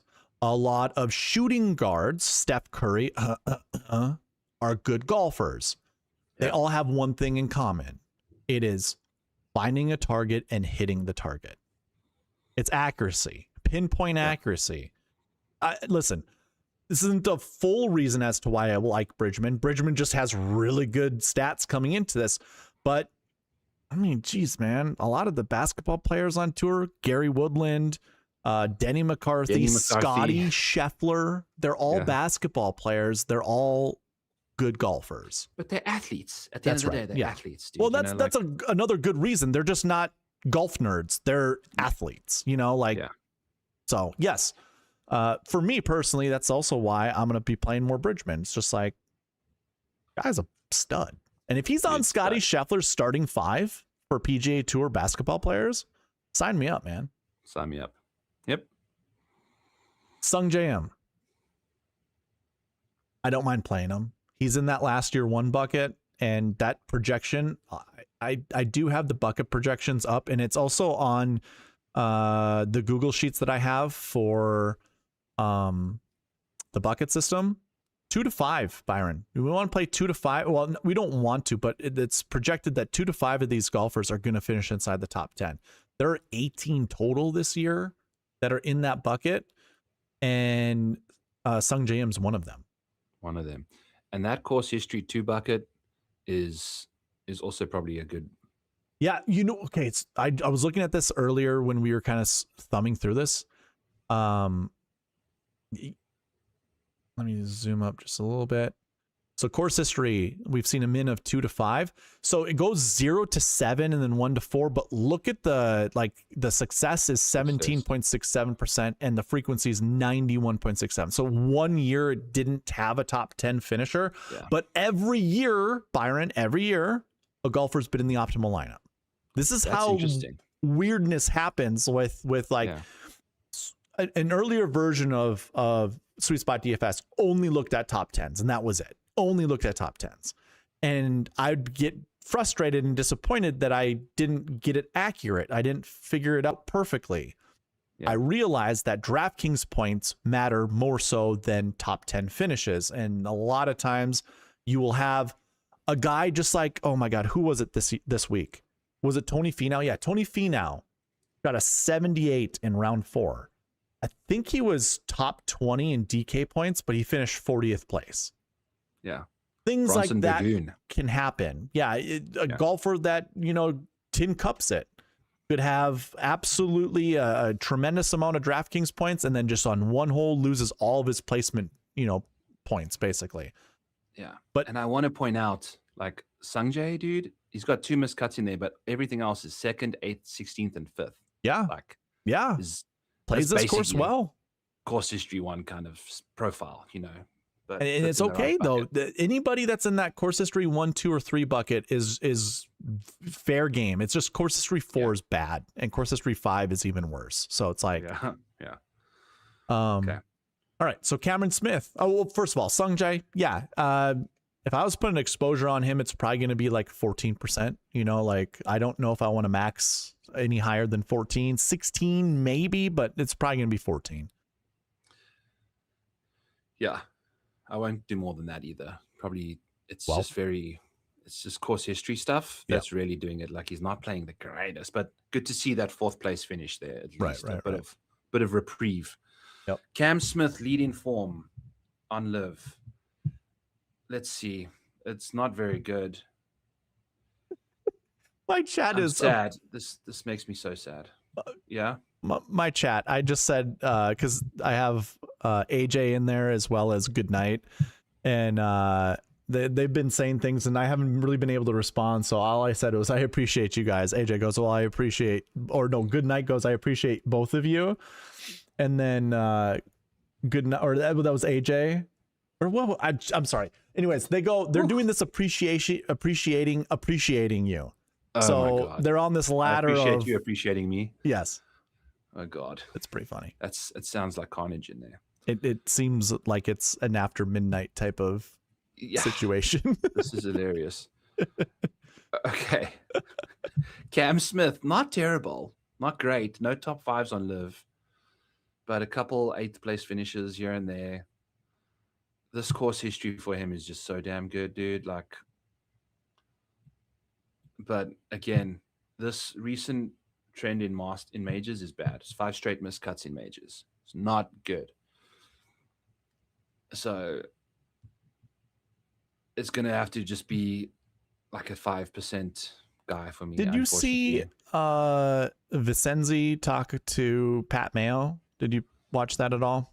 No, I recorded FGD and had Easter today, so I haven't had a chance to do much. So I watched that, and he said that Cam Smith is actually playing better than what his results have shown on Live, because Vicenzi is one of those Live guys. Still sprays the driver all over the place, which is it's a draw though, you know, which is what he does. Yeah. So I guess, you know, listen. This is one of the, I was saying this to you before we jumped on. I've been hating myself for listening to so many people kind of convince me that certain golfers are better than, and it's the obscure golfers. Like, I just don't know that much information on that. I'm like, okay, yeah, you sold me on them because I don't know anything about them. You know, if I'm hesitant on Cam Smith, you know that it's a situation to monitor. You know, like that's true. I bet him to win the Australian Open with one round to go. Finish second. And he finished second. He 3-putted the final hole. Yeah. Like Cam Smith 3-putted to lose a tournament. Cam Smith 1-putts to win tournaments multiple times a round. Like, that's what he does. He 3-jacked to lose his home Open to Rasmus Nyegaard Peterson. Oh, really? Like, I didn't know it was RNP that one. And that's why I'm so hard over Rasmus Nyegaard Peterson, is because he beat my boy. I see. And then I've lost so much money on this guy because he can't show up and continue that form. Like, be serious. Be freaking serious, bro. Yeah. So, like, that's the problem with Smithy. But again, the course history is so damn good.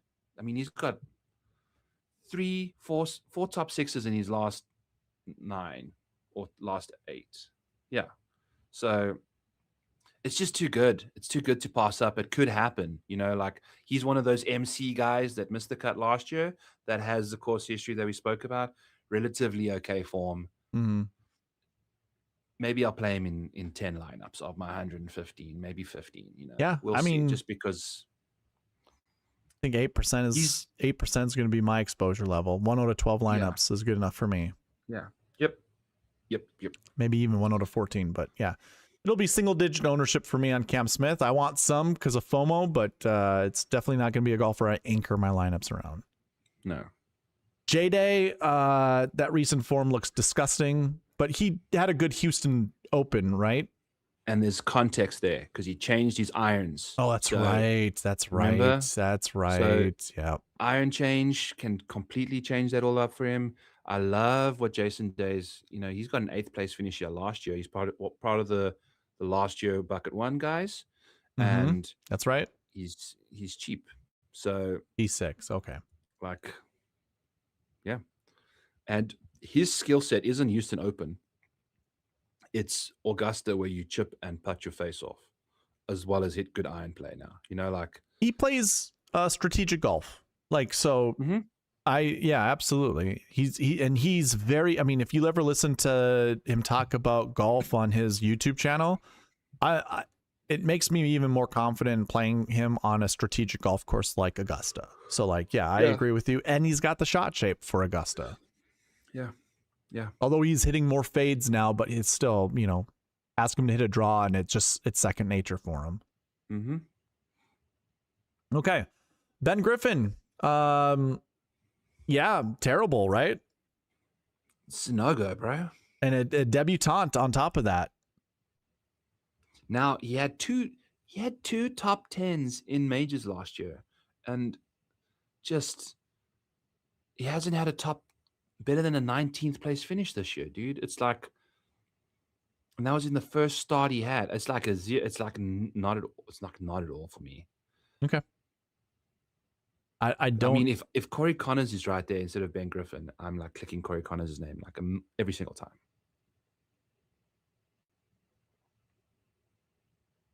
Trying to figure out what Jason Day's. So both, Ben Griffin's in a very bad recent form, and yeah, I understand the Corey Connors. Yeah, I agree with you 100%. Ben Griffin's recent form doesn't get any better with his finish that he had here, because like again, I have to make these updates in order to update all this stuff.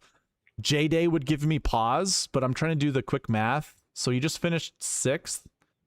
So it's like 170 plus 60 is 230 plus 5 is 235. So it actually is going to be under the 60. So okay, J Day's live. Like, I understand it's just like little decimal points that he's in a good bucket, but that matters. So, well, contextually, if it was just a random good performance, whatever. Yeah. The fact that it was equipment That's change, right. That's more right. relevant. Yes, that's right. Yeah. Okay.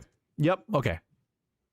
Glad to talk Speaking that of through, equipment change. That Ben to Griffin me, it would have been kind of equipment. iffy, but yeah.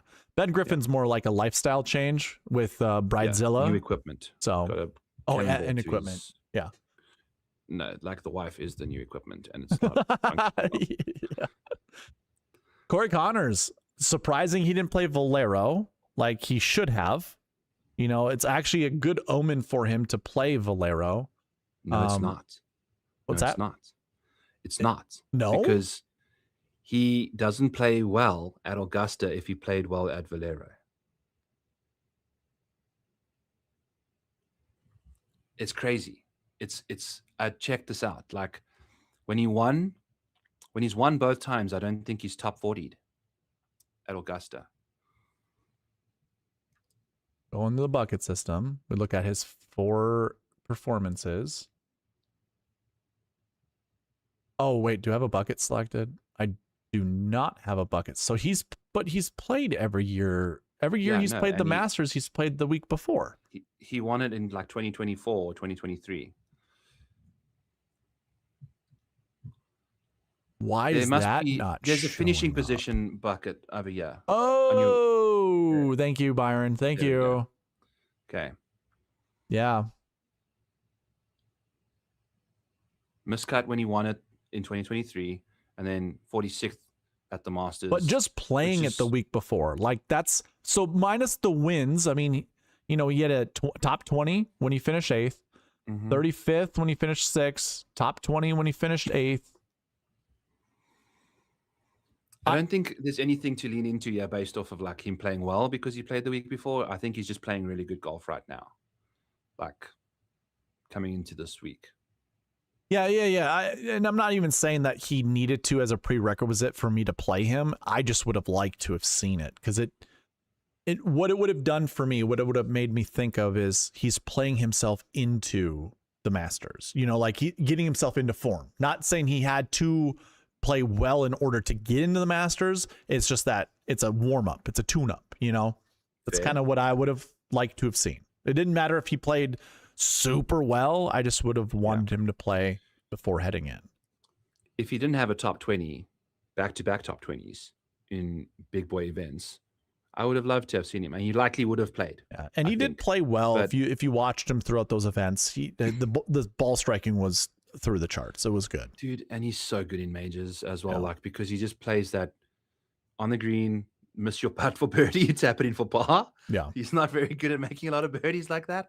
So I like a lot of what I see from Corey Connors. Hits that massive ropey draw. You know, that's exactly what you want. Yeah, so it makes too much sense. Yeah. Yep. I agree. The draw is great. It's a perfect 20% exposure for me for Corey Connors. Ooh. 16 for me. 16. Okay, cool. You know, like splitting hairs. I know. Percentage, yeah, I know. But for me, I've been kind of less than 10%ing it along the way. The course history for Corey Connors, especially if you take away those 2 miscuts and the bad spots, it's very, very good. I'm gonna set it. Okay, this is what I'm gonna do. I'm gonna set it at 16, and if the optimizer doesn't select him a bunch, I'm gonna make sure that I have at least 12%. So my minimum is gonna be 12, but 16 is gonna be the most that I want to play him. there's no way it doesn't select him much because he's got that last year 8. Like he's lot It last year 1 really bucket. depends on value. That's what it comes down to with the with my optimizer and the the model that I create for it. It'll just come down to value. But I agree with you. 7,700 actually feels like perfect value for Corey. Like, well, perfect as in, I think that's where price and modeling kind of hits a peak. Where like if he was priced more, he'd be overvalued, and if he was priced lower than that, he'd be undervalued. So I think he's actually right at the price point he needs to be at. He could easily be ahead of Siwoo and Cantley for sure. I was just going to say, would you think Cantlay? And that would be crazy, but I would agree with you, but Cantlay just has that name value. And I don't even know when we can get into the 8s at some point tomorrow. Already tomorrow. There's guys that he should be ahead of there too. Shane Lowry, Justin Thomas, Yeah. So I think, but he'll be popular as well for sure. For Minwoo. very good reason. Let's move on. Minwoo. Mm-hmm. I think is great. Nothing to dislike. No. I don't have anything else. I don't really care to deep dive Minwoo. 14% to 16% exposure for me there. Yeah, I think for me it's going to be like a 10 to 15 situation. Okay. See much more than maybe 10%. Like Siwoo, I don't really care for at the Masters. Can't putt. You can't like get over the line with the putter. Yeah, like, that's the problem. This will be like a 10%er for me at most. 5. Yeah, 5%. Ooh, 5. I like this. Corey's in the range. Like I'll go Corey over Siwoo all the time. Like right. Yeah. No, I next to him there. I like it. So Akshay, he does like to hit a cut, and he's a lefty, so he's got that right to left ball flight, which is absolutely perfect. And lefties in that scenario, like everyone likes to do the lefty narrative, but Akshay having that shot shape as a lefty makes him that much more valuable. So facts. The guy's coming in with tremendous recent form. His course history isn't even that bad, to be honest with you. Like, yeah, sign me up, dude. This was a 35th and a 42nd. Probably going to be a 16%er for me, like at most. Yeah, I'll take 10% Akshay. Okay. We're looking at a 16th place finish. Granted, it's only been a couple majors, 2 years worth of majors, but there's a lot of guys in his range that that have second places and top 5s and top, things like that around him. His best finish is a 16th in the major. So like, is your first major top 10 going to be at Augusta? Probably, because it's a great course fit for you. But it's like, I'm curious what his problem has been here. But it's like the form is too good. I agree. To be honest with you. But again, the course fit is still a bit of pause. But again, young. Yeah, and he's got 2 events under his belt already, so it's like he's been around here a couple times. Yep, and played fine. He's played solid, So, we'll, nothing thrilling about him for me, but a little bit. I have a question, chat, that says Russell Henley or Corey Connors. What do you like best? That's a good question. I think you play both, right? 79, 77. That seems. Yeah. But to split the hairs there, I think Corey, because of course history. Like, if you come to any sort of a conclusion that you need a tiebreaker for, it's course history.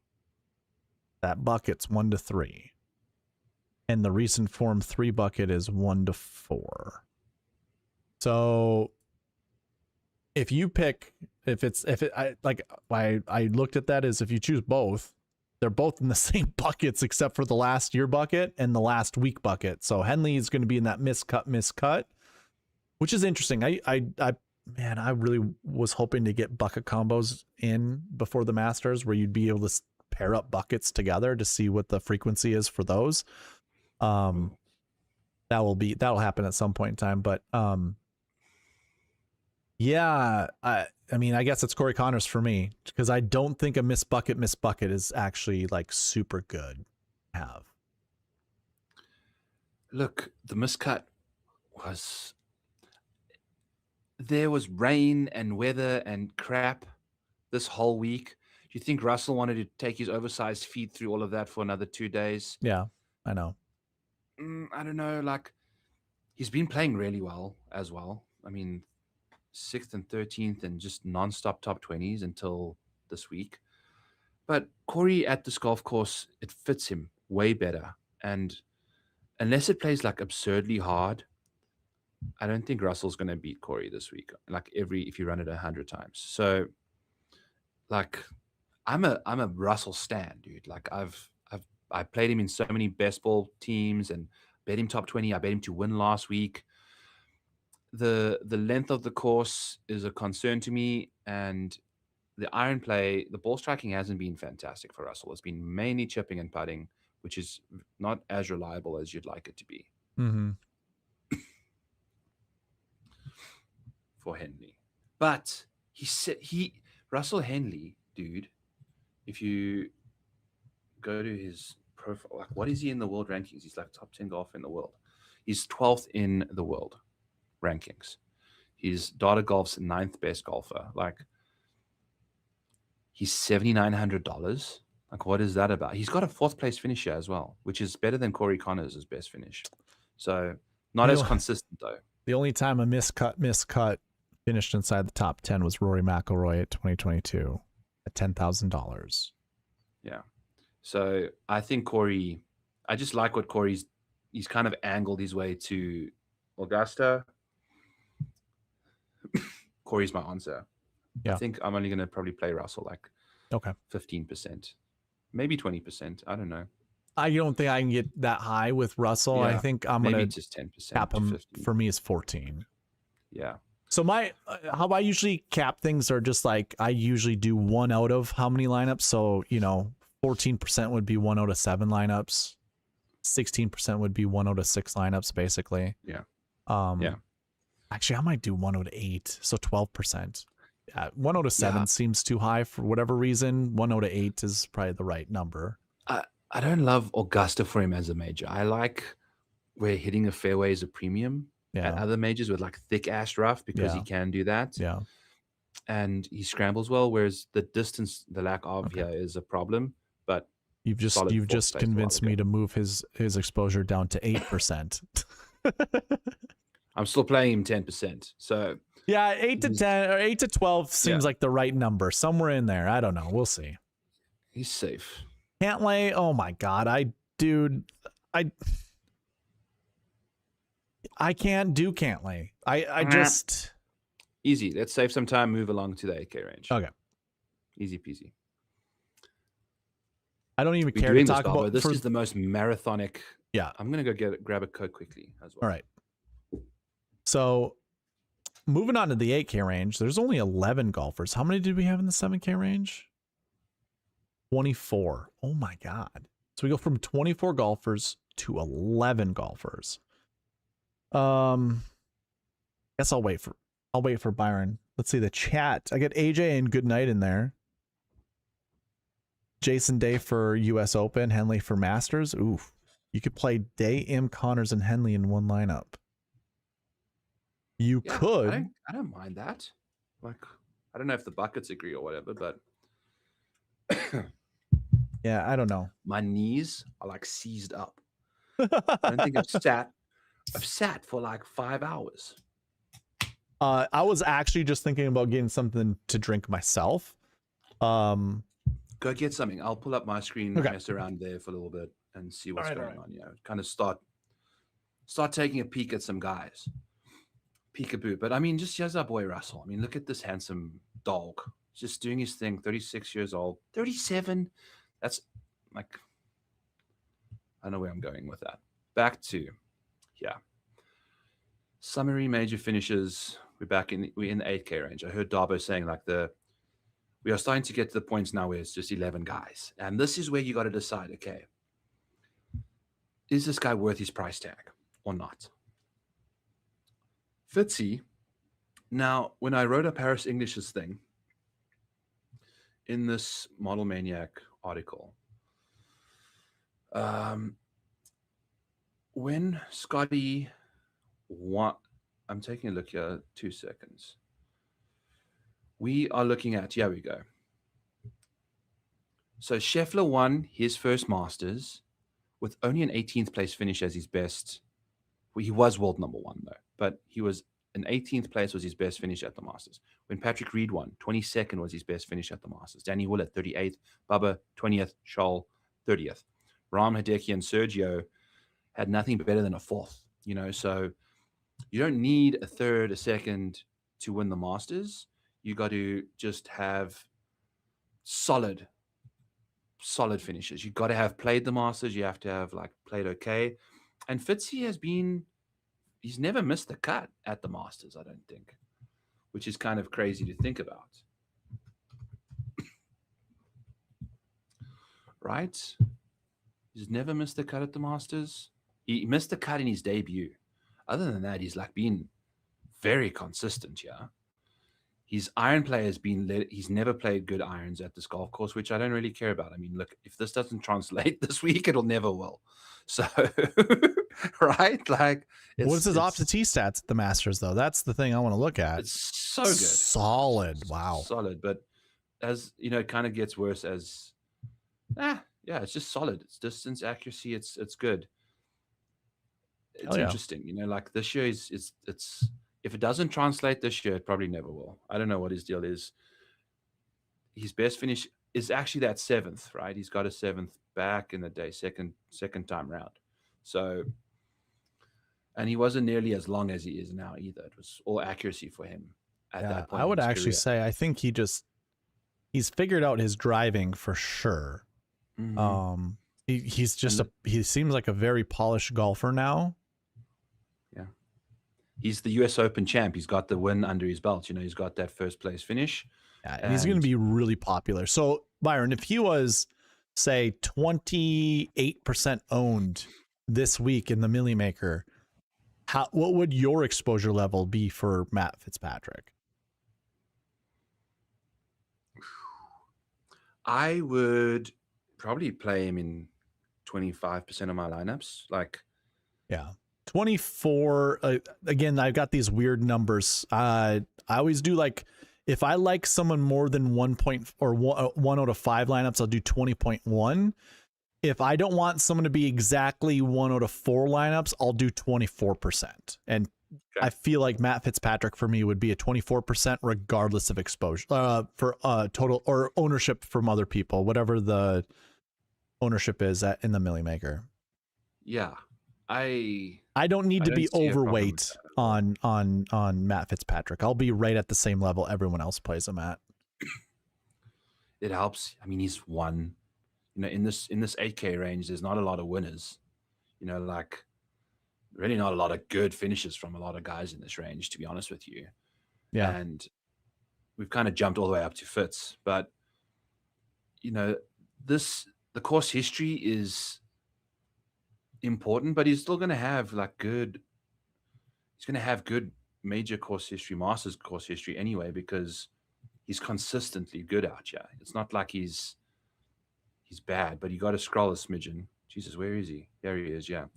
You know, he's averaging 0.4 strokes, but in 32 rounds, and it's all the ball striking in the world. The irons compared to what we're getting now. I mean, look at this iron play. It has to get better. There's like a full shot difference between his irons now and versus the last 12 months for Fitzy. So I've lost him. Where did it go? Anyway, you know, that's what we're getting at here is the fact that this has never been a better chance for him to win this damn thing. He won the US Open shortly after he had a top 5 finish in a major as well. Like he finished 5th at the PGA and then won the US Open, played some good golf leading into that in majors. And then, you know, we've seen a 4th place finish at the Open Championship to end last year, which in cahoots with his win at the freaking Valspar. I mean, this guy, he's got to show up this year. This is the time for him to like break the barrier, and finish inside the top 10 and get himself an orange number for sure. Thoughts on Fitz? I love Fitz. I just he's the easiest click for me to do. Like I'm kind of this is where like more emotion or subjectivity will come into play versus just the data analysis and objectivity. But like the data just kind of supports like it would be a good choice to put Fitzpatrick in your lineups. I just feel like the guy has kind of unlocked something and has gotten to a new level of golf. And that makes him super dangerous. And it feels like he is one of the most undervalued golfers. Like, 'cause I think you just had the odds board up not too long or at the beginning of the stream. And he's like, what, fifth on it? Not fifth. Eighth? Is that eighth? Yeah. He's not 8,700. That's for sure. Ninth. He's ninth. Yeah. But yeah, that doesn't translate to 8,700. He should be in the 9K range. He should be like 9,400. Yeah. He's 13th in price, 14th in price, ninth on the odds board. Okay. So yeah. Now, if we're talking about mentals and things like that for Fitzy, if you're telling me that all of your other finishes, like the same year he finished 40th, he finished 8th and 4th. The same, like, okay, this was his best finish that year at the Masters, was a 22nd. 10th, he's actually played better than his other majors typically, but when he's played his best golf, I don't know, like, what is the deal with getting inside the top 10 here? Like, he just can't seem to do it. Is this the year it changes? Or is this like a place that he's got like this mental barrier that it's like, Augusta, I need to play well here? Like, if there was a mental barrier, we would have to go in and just take a look as to what happened each of those years. Did he backdoor that top 10? I don't know. Top of my head, I don't remember what Fitzy has done ever at the Masters. Okay. So he actually gets worse. He got worse and worse in 2025. So he reversed into the garage door. Are those those are his positions? Yeah. These are positions post after each round at the Masters and any, like PGA champs, all that stuff. Got worse. Okay. We're seeing a small trend. Where is this? Did he play in 2023? Surely, right? Yeah, he did. Okay, what the hell's that about? Doesn't matter. We're missing a hole. What the fuck is going on here? Are those live formulas in there or no? No, I pasted it in from somewhere. Yeah, that'd be smart to paste. Maybe that's a Matthew Fitzpatrick instead of a Matt Fitzpatrick era. Yeah. Bobby, you are probably correct. Okay. I'm gonna find this for us. I know, dude. I hate when that happens. I mean, for those still listening or gotten to this point, data sucks, especially when you pull them from all these different places. And why is it different for the Masters versus the other ones? So we'll get this pulled in. It's not even. I pulled up the wrong. I'm gonna cross off a few players. Just let's go. Yeah, right from the get go.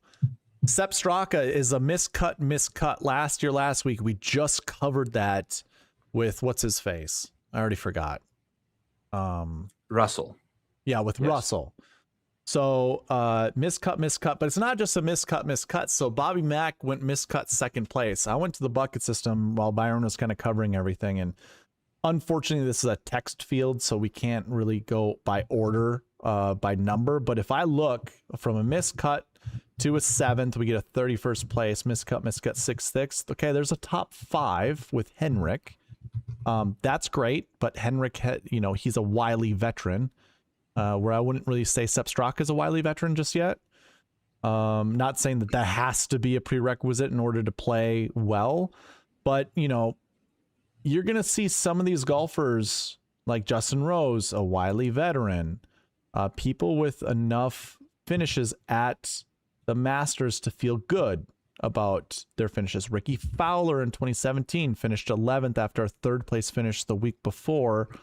But if I'm playing the numbers, I don't see enough of top 20s to go with miscuts that aren't like wily veterans that have good course history, or just had good finishes. So Jordan Spieth right here. And then if I come down here and we do miscuts, because now we're going to talk about Brooks, and this would be miscuts with did not place the week before. We do get DJ, which I could put in that Brooks conversation. There's Hideki I could put in that Brooks conversation. Okay, there's enough top 10s that I feel comfortable playing Brooks. And we even have a victory down here. Okay, I thought I was going to cross out Brooks because I'd kind of, at first glance, saw a bunch of missed cuts. Okay, there's a ton. There's so many to look at that it's not even worthwhile. But coming back here, Bobby Mack, missed cut with the second place finish. Yeah, there is some possibility that he plays well. The percentages aren't on his side. So like a Bobby Mack for me would be at most 8% owned in my lineups, maybe 6% owned. Sepp Straka is going to be in that same boat, somewhere between 6 to 8. It might even be a little less. I haven't figured out what the sweet spot is for, you know, just wanting to play enough of someone to get good value out of lineups built versus, you know, also trying to stay away from being too exposed. I haven't figured it out yet. I think it's probably 6%. It might be somewhere between 5 to 8%. I'm not positive, but yeah, warning bells for me with Sepp Straka, warning bells for me for Bobby Mack. But it looks like Brooks Koepka actually has those are decent buckets to be in. Decent combo buckets for those that have paid attention to combo buckets in the past. Moving on, so Jordan Spieth just finished 62nd or 63rd, I think, from memory. Can't remember. 61st, I think, yeah. 63rd. So I'd go to the bucket system and take a look at last week fours right here. We've seen a total of 2 golfers from this bucket inside the top 10. It's 11% success rate, which means that usually means that's not a lot of golfers that represent this bucket to have that high of a success rate. 16% is your frequency rate. So I imagine that's 2 separate years where we've seen at least one inside the top 10. And then you can see optimal lineups and top 5 stats. So if I scroll down and we take a look at who those golfers were, just by finishing position alone. Okay. This is our Jordan Spieth right here, basically. So Jordan has a top 20. We look at these golfers who had these last week 4 buckets, the 60 to 80 range. If it's combined with a top 10, oh, it's not going to do it because of the stupid text field. Okay, whatever. We can just look at these, eyeball them. Collin Morikawa in 2024 had a 10th place finish the year before, and he had that terrible last week finish, actually bad recent form, finished 3rd that year.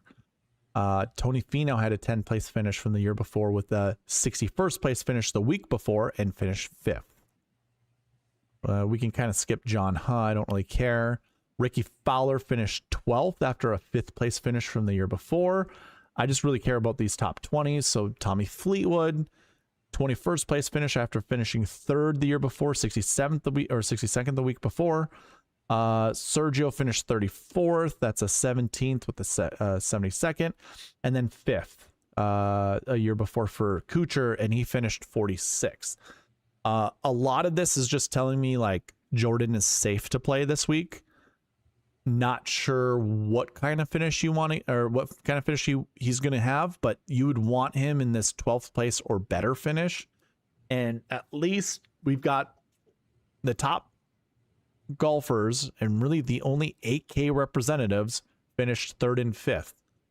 So there is some traction here with Jordan Spieth being $8,400, having that finish the year before, having a terrible finish the week before.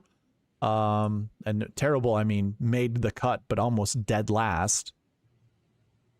A good reason to play Jordan Spieth this week at $8,400. Of course, you got to be careful with Jordan because like volatility is synonymous with Jordan Spieth. I was just curious what you were going to say after. You've got to be careful with Jordan because I mean you could put in like 17 different phrases after that. But I mean, what I like to see by that is what this would have been concerning to me, having that terrible finish the week before. But you know, for golfers that had top 20 finishes the year before, it's relatively safe. And that doesn't mean you're going to win a GPP playing Jordan Spieth, but if you like Jordan Spieth this week, feel comfortable playing Jordan Spieth. That's all I'd have to say about that. If that's at all possible. That if at all possible. But I would also say the same thing about Tony Finau at $8,400 whatever year I was just looking at. All righty, boys. I did the back test. I did the stuff. What happened? 2021. It was a Matt Fitzpatrick versus Matthew Fitzpatrick, but the pivot table's not updating properly right now. I don't know what the deal is. So gotcha. Okay. Not gonna freak out about that. I just filtered to get it. Like, here's the raw data. He has 130,000 lines in this freaking folder, by the way. Jeez. So, because that's what happens when you get the DP and the live stuff. That's right. That's right. Yeah. So once I add that stuff to my database, it'll be like that too. Too much. So he has the live position, aka the live position typo. He, in the last 5 years, has never been better than 10th place finish after any single round at the Masters.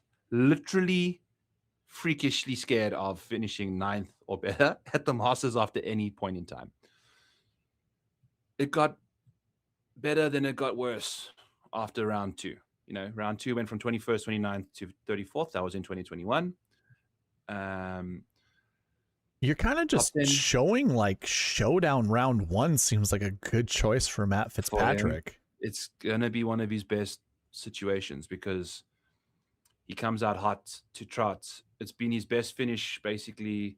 Granted, you know, he's just solid across the board. I think the closer he gets to 10th, you want to play him less. I guess in a weird way. Yeah. But this is like very objective. I don't know. But it's like in 2022. A good bumper system, you know, like if you're going to think about playing him in round 2 of showdown, look at what his position is in round 1. And if it's, you know, 10th or better, then it's like, or even like 20th or better, just stay away. He could have a bit of a freak out. You know, I don't know. It's the Masters. You know, he's a sentimental guy, like to win at Harbour Town, blah, blah, blah. In a Thursday through Sunday lineup, I'm actually digging this more, Byron, because I'm kind of one of those guys that likes to play. And don't get me wrong, I love winning, but I also like to see my guys inside the top 10 or close to, because it makes me feel more comfortable that they're all going to make the cut, you know, moving to, you know, Friday. And then also at the same time, if you look at a lot of GPP winning lineups, they will have a lot of golfers, like at least 4, if not 5 of their golfers are sitting somewhere inside the top 26 of round 1. You know, very few will have guys outside the top 30 make a, well, I shouldn't say few, to say outside the top 50, make a charge up the leaderboard in round 2, you know, not only to make the cut, but also to finish, you know, get closer to top 10. And the other thing too is like a lot of winning lineups will have a guy that just sits around the top 10 their entire 4 rounds. So it's like, you know, I don't mind that. I don't mind seeing this. It doesn't really give me too much pause because it just feel like there's a lot of growth that can happen from something like this, especially if you've, my argument is he's unlocked something. He's taken it to another level.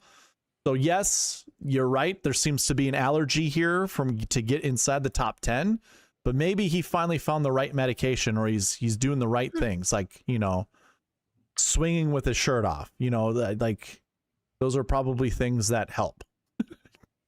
I mean, he started doing that when he was speed training with all those like stickies on him. I don't know if you remember seeing that photo. Yeah, that's what He's got a baby. He's got a baby on the way. Does he?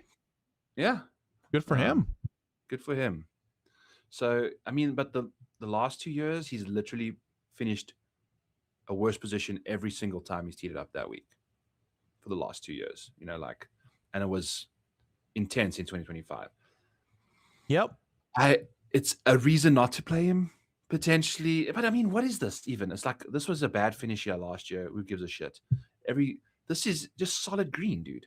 Like, it's such a good bit of play at this golf course. To not be like worse than 40th at any given Right. point Right. is like so consistent. Like, what are you? How is he not? How is he not in? We'd have to look. We would have to do the deep No. dive and look into each of the holes, what happened, and maybe it's a par 5 that he should have got a birdie in and then he didn't, and then just parred the rest of the holes and just never really moved anywhere. Yeah, but I don't give a shit about that anymore. It's still, we thought we kind of saw what we saw there, to be honest with you. I went over Sepp, I went over Bobby Mack, I went over Brooks. Do you have anything to say about any 3 of those guys? Because I said nay to Straka, I said nay to McIntyre, and Brooksy's kind of in play for me. I think I'm in for Straka still. This guy, outside of the miscut, with so much weather and bullshit at the Valero, there wasn't really like, I'm okay just kind of scrapping that from my memory. I mean, start, stop. Who knows what weather he got for a certain period of time while he was on the course, bloody blah. He was playing fine. He had one bad blow-up hole with the mental stuff going on. He might have thought the tournament was going to end on Monday. Like, priority number 1, get to Augusta. Okay. 13th and 8th in the last couple starts, good. He had a second place finish at Pebble, good. Second place finish at the Open Championship a couple years ago, good. He's checking my kind of boxes. I'm happy about that. Good. So I'm getting like delirious now, which is totally okay. Fun entertainment stuff for you guys. We've hit hour 5. Holy shit. Hour 5. I'm loving, but we're close. We're in the 8K range now. For Brooks, too much major pedigree to leave alone. All we need now is the putter to figure itself out. It could, or it very much could not. We happy to pay the price at this price. I'll make the same argument I've made with other putting comments. This is defensive putting. It's completely different than the other tournaments that these guys have played in. Yes. And when it comes to the Spieth versus Brooksy type situation, Spieth's been playing a lot more consistent, but if I had Jordan Spieth in the mix to win this thing versus Brooks, I would take Brooks all day. Like Jordan, what has Jordan done competitively in like forever? When last did Jordan do anything worth looking like winning a tournament? We got to remember he had the wrist injury for 2 years, basically. He had the injury. He had the injury plus the surgery. So you have to take that into account. You have to. Okay. But in my opinion, it wasn't like he was just playing bad all the time. Even when he had the injury, it would just be a bad round here and there that just derailed everything for him. And that's, Oh yeah. And the fact of the matter is, the last tournament I just watched him in, what was it this last one? It might have been this one. It might have been the Valero Texas Open. It might have been round 1. I feel like maybe it was an earlier one. But anyways, I watched that little bitch just walk around like pouting and like throwing a temper tantrum on the golf course. It's like, dude, you have what, 3 kids now, 2 kids now, and you probably act worse than your fucking children. Like, grow up. I'm such an anti show your emotions on the golf course type of golfer. Like I cannot stand, like the John Rahms of the world, like throwing a temper tantrum. And it's like, that's a good thing to relieve all your negative energy. It's like, but there is a point in time where you should be able to be a bit more disciplined. You should be able to be a bit, harness that negative energy and turn it into positive energy. Throwing your clubs, slamming the ground with whatever, that shit doesn't. Are we going to excuse, I know this is going a bit too far. Are we going to excuse wife beaters? Like domestic abuse? Hey, some guy was just mad at his wife. He's just getting rid of his, aggression. Like that's stupid to say that for golf, to let out your anger and expression. It's stupid. Hold it in, like or actually say this. Find it in a different way. Find a more constructive way to let it out. Yeah. I agree. I think, you know, I don't trust Jordan to top 10 this thing at all. I don't know. It would have to be some sort of a backdoor miracle, like late Sunday charge thing.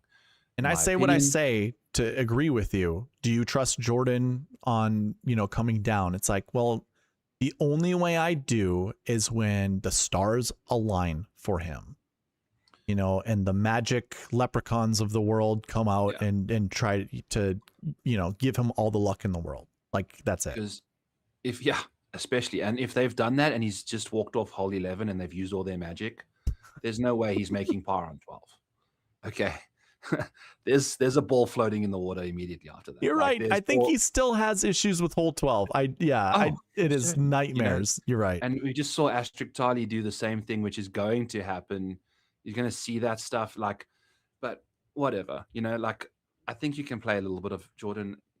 It is what I'll definitely play him over Justin Thomas. I will not be playing Justin Thomas. I haven't figured out what I want to do with Justin Thomas. Well, answer this. I mean, I'm sure you might even know since I've asked this a couple of times. How many top fives does Justin Thomas have in majors? He's got 40 majors under his belt. You said 2, or the answer's 2, isn't it? It's the 2 wins and a 4th at the 2020 Masters. So it's 3. 3. 40 majors. This is one of the best golfers in the world. The one thing is this right here, an 8th at the Players Championship. Dude. After shooting 14 over par at the API, to come back and be in contention, it wasn't like he was super close to contention, but the guy he wasn't missing. Let's put it that way. And it's like, how does that happen? How do you go from being 14 over in one tournament to, top 10ing the next event? A little bit of rust. I'll give him that. It is what it is. It was his first event back after injury. He has his pedigree at Augusta. This was the one top 5 that he's had in 2020 when the course played the easiest, which makes driving the ball less important because the easier course is, the more you can spray it over the venue.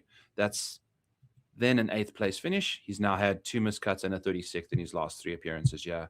If we take a look at his major pedigree, we've got no top 30s last year. We are looking at an 8th place at the PGA Championship. Where the hell did that even take place? I can't remember. But again, only 1 top 30 that year. So now we are looking at 1 top 30 in the last 8 majors for Justin Thomas. You know what? Make that 1 top 30 in the last 12 majors for Justin Thomas. And then we can make it 1 top 30 in the last 14 before we get to the win. Yep. 1 top 30, dude. He's got a major problem. Don't excuse the pun. Focus on the pun because it's major. I think he just has a strategy issue. The last win he had was RBC Heritage, and at Hilton Head, it's tighter. It's not really a driver specific type of golf course. And when it comes to his driver, I've been such a huge critic of his because when he swings harder at the ball, he is more inaccurate. It's like anyone on tour, let's just call him a B tier golfer. Anybody in that B tier and higher, the harder they swing the golf club, if you put a dispersion on each of these golfers, Justin Thomas would have a bigger dispersion than anyone else when it comes to swinging the club harder. And then he also has an issue with trying to shape shots because of what Tiger told him a long time ago about you need more shots in your repertoire. Sure, he was very successful that first Players Championship right out of the gate. And, that was one of those tournaments that he wasn't going to be able to win unless he figured out how to control the golf ball a little bit more. Well, now he's overdoing it. When he tries to hit draws, he's hitting the snappiest hooks possible. Yeah. It's like when he made the game easier by just always hitting a cut, he was more effective in his game. I mean, he won a PGA Championship one of the first few years out there, like. Yeah. But since then, and again, I'll always remember the damn Century Championship, this Tournament of Champions. When the fairways were like 50 yards wide or 70 yards wide, however big that they are there, that guy still found a way to miss the fucking fairway and then lose his golf ball in the freaking weeds. Like, how? I don't know, man. I don't understand it. And he's just a little man. He's got Napoleon. I think he's got Napoleon complex. He's a little man trying to hit the ball far. Like, that's all it is. Far. It is 140 pounds soaking wet, 5'8", maybe 5'6". I don't know how tall he is. Okay, but if we're just scrolling it's down, me hating on him. This is in salary, right? Yeah, you are. I need to cut you off. I know that's fine. We are looking at salaries. Yeah, if you scroll by strokes gained off the tee in the Masters, here are your top guys, and look at this. This is everyone gaining like 0.4 and beyond in strokes gained. Then you get Justin Rose, but that's not a big deal because he's gaining 1.3 strokes putting. Like the guy can putt around Augusta. Same thing with Patrick Reed. You don't need them to be good putters or good drivers of the golf ball. The problem with Justin Thomas is he can't fucking putt or drive the golf ball. Yeah. Like that's his problem. And then if you take a look at the majors, it's the same thing. Like he's riding the Patrick Reed, Justin Rose situation. But again, they are the two guys that actually can gain strokes putting significantly, whereas, JT's like fractionally gaining with the putter. So he's not offsetting his bad driving with good putting. It's actually a net loss by 0.05, whereas these other two guys are still gaining significantly if you're adding their putting and their driving. So, like, he doesn't have the putting upside to, because we spoke about the domino. The domino is the driver is the first domino to fall. If your domino is falling skew into the rough, the other dominoes aren't going to fall, or they're going to fall in the wrong direction, whatever, Yeah. Puts more pressure on the rest of your game, for sure. Exactly. So boom chakalaka, there's Justin Rose. Justin Thomas is like I'm going to bet him to miss the cut whenever that comes out. Ooh, I like that. Yeah, I'll look. I don't think it's out yet, but that's definitely something I'll be looking at for sure. I have AJ in my chat asking to cover Tyrrell Hatton, because we kind of did skip past him and Shane Lowry. But Tyrrell Hatton, how do we feel about Tyrrell? Yeah, I think it's fine at this price, dude. He's actually starting to find himself like playing better in majors. He's actually like started to respect Augusta a little bit, because he used to call this like a garbage golf course or something ridiculous, which is absurd to think about. I'm gonna use Vicenzi again, because again, I don't know much about Live, and that's the last thing that I listened to was topics on Live golfers, and it sounded like Tyrrell's been playing the worst golf of his career this year. Doesn't have a lot of good finishes. Seems to be a bit more ornery than usual. Maybe I'm making that part up, that last part, but Vicenzi was just not playing great, and then coming to a golf course where he, has said all those terrible things. Tyrrell had a 3rd place finish the week of Pebble Beach. He had a 10th place finish the week of the Players. So he's been playing some bad golf. He's also had some solid finishes. Okay. Again, if we just ignore the form coming in, I think he's actually started to find some better golf in the majors. I do almost think that Tyrrell Hatton is kind of Brooks, like a junior varsity version of Brooks Koepka. Plays better in majors than he does in other events. He's so good hitting out of thick rough. For some reason, he's like got a very steep swing, right? The Dobbs. It is a weird swing. Yeah. It is. It's like really like vertical, and he drives the ball really nicely to keep it in play. So, and as bad of a temperament as he does have, I dislike it immensely, but he seems to play better golf when it's like the conditions are tough for some reason.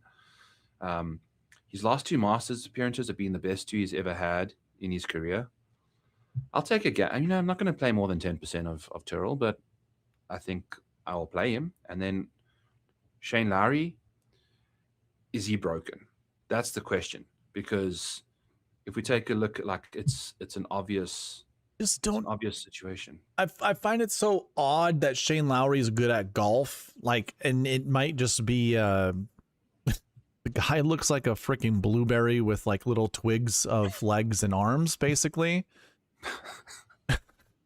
But it's like, he doesn't hit the ball super far. It's not like he even irons it very close, like approaches or wedges or anything like that. It just like he just scraps it around, in my opinion. But I asked the question if he's broken. He played 5 tournaments, including the Cognizant. Mm-hmm. His worst finish was his best finish since. Like, he finished 26th somewhere out in Dubai or whatever. His best finish since that horrific car crash at the Cog.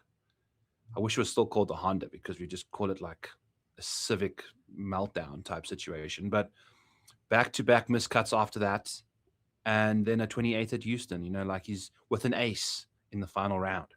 So and if you take a look at like Shane, hey, was that a palate cleanser though? Think about it a different way. Was Houston a palate cleanser? I mean, debut miscut at the Masters. Since then, it's been like very good, apart from the last 2 years. So I don't know what his deal is there. Again, he berated every single. He said, "Fuck this place at this major." He said, "Fuck this place at this major," and he said, "Fuck this place at this major," which is the major in 2025 that he won at back in 2000 and whenever, in 2019. Did he actually say that? Buddy, there's a montage. Like, you don't want a montage of you saying, for real? "Fuck this place." Oh, yes, so he's a moody little fucker. Yeah, he is. So, like, the fact that you're cussing, I mean, 2 top 6s and a 19th, you know, like, what are we doing, Shaney? And another set of just beautiful top 20s to start, you know, then he got to Europe, sucked it up.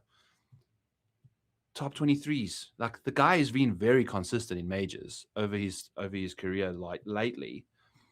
I mean, it's almost like every 3 or 4 majors in each year, he's finishing inside the top 25. Until you get to fuck this place, Central, you know, like, where he was inside the major position by round. If we go find Shane, look at this. He was 6th place going into the Masters, man, in 2025. And he finished 42nd. Like, that is and then you go like, yeah, and then you see, look, this is where his keep going through this. Here, I want to see more years. It's fine. It's consistent. It gets, you know, like, better. That was a good backdoor finish after making the cut. Starts off slow, did well at the Open in 2024. He just stayed inside the top 10 all week, kind of drifted to 16th. You know, he's like, start slow, go better. You know, he's a slow starter in these majors, it seems, and then he finds his groove. That's good to know. So when Fitzy plays well round 1, you transfer him, or you swap him out with Shane Lowry. Yeah, it's like Shane is a live top 20. Like, if you get good Shane Lowry, medium Shane Lowry in round 1, then you can bet him top 20, I'd say, because there's a good chance he's going to like start firing off. But again, lately it's been a problem, like a massive, massive problem. He got off to a great start. He was looking at a great chance to win this thing, him and Rory. What was Rory's position going into the final round? He was leading. Okay. So he was 5 spots back of Rory. He was the same position as Scottie Scheffler. And he finished 42nd, man.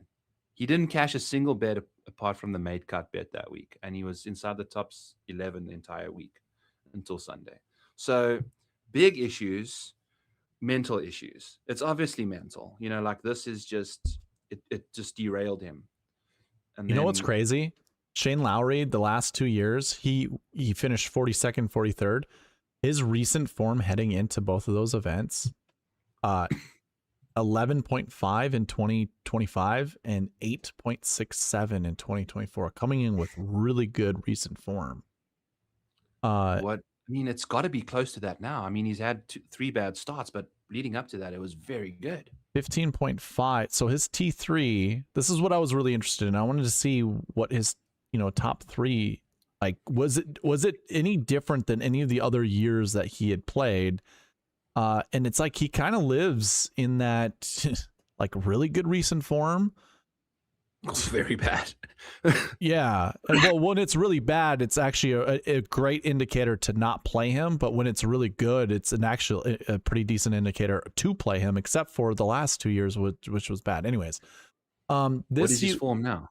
It's a 40, like I forget what he did, or 20 something, 20th place. So it's going to stick in this 40 range because of the 2 missed cuts. Yeah. I think he's broken. I think the answer is he's still, like, the damage is big enough to be broken. Yeah, I mean, it's, I'd stick him in that whole, like, when he's going to be like here, it could be this or it could be that, and neither one of them. And I know this is like, it's just very small sample size type of things, but still. But it's logical. It's like there's a definite pattern. Yeah. From here down is where we expect him to be. Here down is like nothing's good. There's no, it's when he's trending well. Again, the last 2 years, that doesn't really, doesn't make any sense. Like, why is? Well, that 40, the 43rd, we that's right. You said, yeah. That's right. Really, that's right. Yeah, exactly. So yeah, he could be broken. When he's not playing with Rory, he just doesn't seem to, Yeah. Or I honestly think there was some Irish witch doctor bullshit going on, because he had to just give Rory all of the mojo. Sure. To get across the line. I mean, he must have been so concerned for Rory that day. It's his best friend. Yet he had to continue to play an incredible, important round of golf that he couldn't keep his mind straight, I would imagine. If you think of it from a human perspective. Did they play together in that round 4? No. Okay. No, because Rory was in the lead with Bryson and Shane was 6th. I see. Maybe he was playing with Scottie or somebody. I don't know. Gotcha. With, but... Okay. Well, that's probably more time we needed to talk about Shane Lowry. But anyways. Relevant. Oh, yeah. So what do we got left? Victor Hovland and Hideki? We kind of covered everyone else, right? We didn't really do a deep dive on Brooks, but, There's nothing to know about Brooks. He's either going to play fantastic or suck. Yeah, like, I agree. It's like... Oh, Chris Gotterup. Jesus, didn't even bring up Gotterup. Debutant. This was a good finish here, so his recent form is going to look a little bit better than that, but I think he still stays in that 40 to 60 range, despite having 2 wins on the year already. It's just within the last 2 weeks that recent form doesn't, it isn't going to show that. 3rd place at the Open Championship is a very good major finish, man. His best finish in signature events was an 18th that you see on the screen. Which one do you believe more? Is he like a normie event merchant, or is he a major merchant? I think he's going to be ultra popular. And that 3rd place finish, the guy just seems to play well when a lot of wind is happening. And we see how calm it's going to be in. Maybe he's like a 1st round leader potential or showdown in round 1. And I also just don't like the shot shapes. Like, I know he can draw the ball. I've seen it. It's just like, it's not accurate enough. Yeah. What is he a good iron player? He's a good iron player, right? Like, I mean, that is the one thing that he's positive on currently.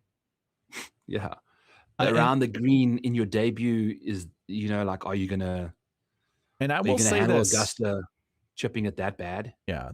Yeah, true. And actually, you know what? I can't remember him ever being good with chipping. Like, what is his last year of strokes gained? All positive. Wow. He's actually started chipping worse this year. That's impressive. What the hell? How's he... What is this? And look how good he was driving the ball last year. something happened within the last 7 weeks that I don't know. Again, this doesn't have Houston on there, so his off the tee stats probably get better, honestly. Oh yeah, he gained like Oh 4.5 no. strokes off the This tee. will include the off the tee stats because my strokes gained stats have been updated. Oh no, Something's no, up no, there, Darbo, no, because no. This wouldn't be updated with Houston yet. All of this is just last 7 weeks. yeah, but he's been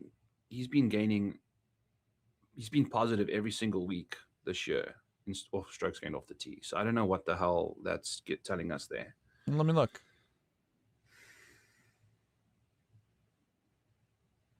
Why? Oh, Masters. Let me get rid of the Masters.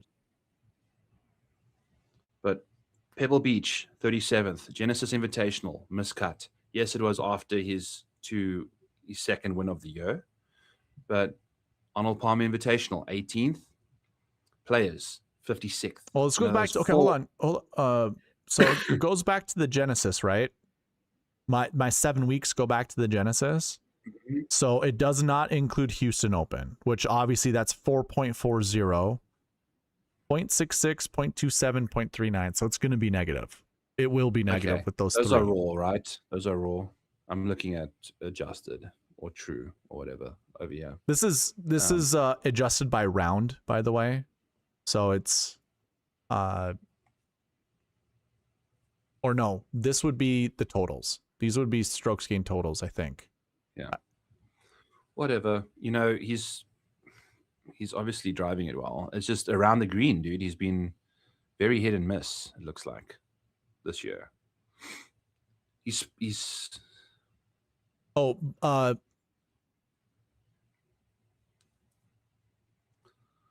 yeah, I just keep track of strokes gained total. Like the total stats for this table. Like there's no averages. Oh God, I'm gonna have to look it up. I have no idea. It is whatever, bro. No biggie. Yeah. It could be, whatever. Well, okay. if the strokes gained totals are like 12.69 and 12.87, I'm pretty sure that's what the strokes gained totals were for the event. You know, it wouldn't, if it was averaged, even if it was like 20 strokes gained total, if you average it out, it'd be 5. So these all have to be for sure. the totals. Yeah. But anyways, you're not averaging 4.5 strokes off the tee per round. That's correct. Yeah, that's a total thing. Yeah. So either way, he's going to be in the negative, but it's this is basically 0. It's 0.05, in the negative. So, anyways, the stats are right. Or the stats are correct for the averages. I think he can chip himself out of this tournament, man. In your debut. I'm trying to remember his techniques, and I just don't remember him chipping that often. I don't know if that's why his approach is as good as it is. I just don't remember him chipping that much. He chipped really well at the Sony because I was on him, obviously. You have to play everything well there. But again, at the Sony, he putted and chipped really, really well. When he chips and putts well. He chipped in for eagle. Oh, he putted in for eagle twice off of the fringe. Mm-hmm. Those would be around the green stats. That's putting too. You can do that a couple times at Augusta, but it's going to force your hand way more with fuzzy fringes and stuff. Yeah. I don't think you can get away with that. I think he's in trouble, man, when it comes to around the green play. It's definitely so tricky easy to chip around. And he's a debutant, so he's not going to know all the surfaces. Yeah. I'll play him 10%, but I can see him coming in 20%, 25%. Maybe, I don't know what his ownership's going to be, but here's what I also will say, Byron. Sony Open, flat. WM Phoenix Open, flat. Houston Open, flat. Players Championship, Scottish, undulating. What they talk about is the fairways give you really weird lies. At least for this tournament, I don't really remember the rest of them, off the top of my head. Pebble Beach is obviously short, but I don't know. But yeah, links golf. It's not necessarily flat, but for the most part, the rolling hills aren't going to be the same as like the big like the peaks and the valleys of the Masters, you know, like Augusta, where you'll have like these really big whatever, you know. We are picking this guy apart for absolutely no reason. What is good about him? He can nuke it off the tee. Young pup nuke city. Hey, yeah, and you know what? We could cherry pick the holes that he's going to be good at. Hole 1 he should be good at. Hole 3 he should be good at. Hole 3 I could see him driving the green all 4 rounds. You know, if he makes the cut. Or I can see him missing the green and chipping twice. Oh God, yeah. And if he misses on the left side, it's not going to be good. You know, in that spot, it's going to be bad. Oh my God, we could see big numbers. Yeah, that's the thing with him. It's and the par 5s, hole 2, you can get away with being on the right side, so you can hit a fade, but you can't hit it too much, otherwise you'll find that bunker, and that's an automatic layup. Hole 8, you can hit it. You want to hit a fade off of the tee, but then that second shot into the green needs a draw in order to get an eagle, you know, out of that. Hole 13, that's a draw and a draw. Trying to hit a fade off of that fairway that's sloped like this, like that's going to be really difficult to do. And then 15, you can get away with the fade and a fade. That's actually probably the perfect shot shapes it's a straight for 15. So 1 par 5 is going to suit his eye pretty much. Yeah, dude. I mean, he's made the cut in 3 or 4 majors. None of them have been at Augusta. He's actually chipped really well in all of them. The only time he lost strokes around the green was the Open Championship, and he finished 3rd. So, I mean, it's hit or miss. I don't think he's like an absolute must play type situation. I don't think he's a must play either. If I'm putting an exposure on Goddard, it's going to be 8%. Yeah, 10% for me, you know, in that department. Victor and Matsuyama are final 8K golfers. I don't trust Matsuyama enough, but I love his course history. I feel like he plays the Masters good enough.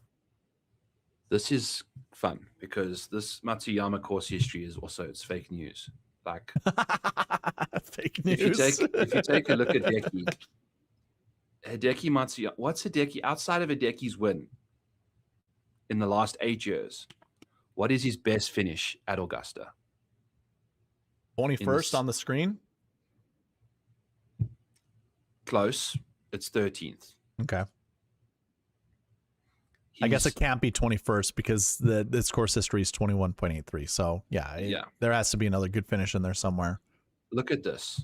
This is like going to give you Adam Scott consistency course history thing. But when has he been in a GPP winning lineup? Yeah. Just when he was one. Just when he won. And it goes back for all majors. He's like this in all of them. And he's going to be priced about the same too. So yeah, he's not really paying off his value. Solid 6th place in 2024 at the US Open. Again, we're just looking, it's like best finishes a 16th. They're all very consistent. He doesn't miss a lot of cuts, hardly. But again, US Opens is where he does his thing. Like if you take a look at, do you want to do a quick random tangent? Go pull up Hideki's US Open strokes gained and find his approach play in there. I totally agree with you because I know he's good at the US Open. I just wanted to see. Like, it's the most insane thing. So it's like, it's just. His DraftKings points for the Masters is not super great. No, it's not. He's just so consistent. And outside of the US Opens, we don't have any other top 10s in a major. Here, I'm going to do something. 2018. I'm going to do something different that I've never done yet, and I think this will work. So I'm going to put in Hideki, and then I think I can do this and just see where he's been DK top 10. US Open. I'm not going to get a specific, but we can sort by tournament name and see if we can find any. Yeah, get him at the Olympics, by the way. Yeah. 2 at the U.S. Open. There we go. That's it. That's the only majors he's got. 1 top 10. Yeah, 1 Masters tournament. Oh, we want to look at majors because I can even drill Well, it's down. there. It's the 3. There they are, the 3 majors. Yep. This ain't no US Open, dude. You know, like, and this isn't, I don't see a rain delay situation. Yeah. Xander Schauffele's not going to toss away another Masters. So, by the way, like, I'm also going to, again, I feel very proud about this, Byron, that I can just put these little filters on and look at the shit I need that I want to look at. It's nice. It's nice. I love that. And it just goes to show, pull up Decky's US Open strokes gained approach, dude. Like, it's just something that's like absurd. It is absurd. And then we're going to finish out the top of this board and I'm going to go to sleep. Yeah, it won't take us much longer. But we got to go for at least 6 hours. I think that'll be my longest ever stream. Yeah, I mean, we're getting to 6 hours pretty fast. It's pretty easy. You don't even have to like filter by his name. Just filter by. I know. I should. Yeah. You know what? You're right. You're right. You're right. You're right. You're right. You're right. Like, wow. Look at that. Look at that, dude. Nothing. 4.83 approach. That's his worst. That's his worst. Gained 5 strokes, and that's his worst. Like, it's insane. It is. I don't know what the deal is, but it's like, because I was looking at like the best strokes gained at certain venues. Sam Burns gains less strokes putting at the Valspar, where he's won twice, and putted his brains out, than Hideki gains at US Open. That's right. That's right. That's right. I remember you saying that. Like, it's an absurd situation. Those little nuggets. It's nuts. Anyway, Victor Hovland, I think you got to play him because once a year he finishes inside the top 5. He's yet to do that at any Masters yet, but he's got a 7th place finish. I think I just bet him top 5s every Masters. I think I made the argument with Victor during my player by player video is the guy might make the most birdies and bogeys of anyone in the field, but it's going to be mixed in with bogeys and doubles, you know, like, and if there was one golfer in this field that could do, 12 bogeys and 12 birdies, it's Victor. Like, that's his type of game. And guess what, how that translates in on DraftKings. It's really good. Yeah. So I'm there for it. Like, and I'm not concerned about his chipping. Like, that's the whole Pat Mayo thing. He's like, Puerto Rico Open. Yeah, he was bad. He even admitted he was bad. But like, ever since he started working on bounce with his wedges, like, that guy can spin the ball crazier than most people can when it comes to these tight lies that everyone's so afraid of him playing on. It's like, and he's got a new coach. He just changed coaches again. Whenever that kind of stuff happens, he either chips worse or chips better.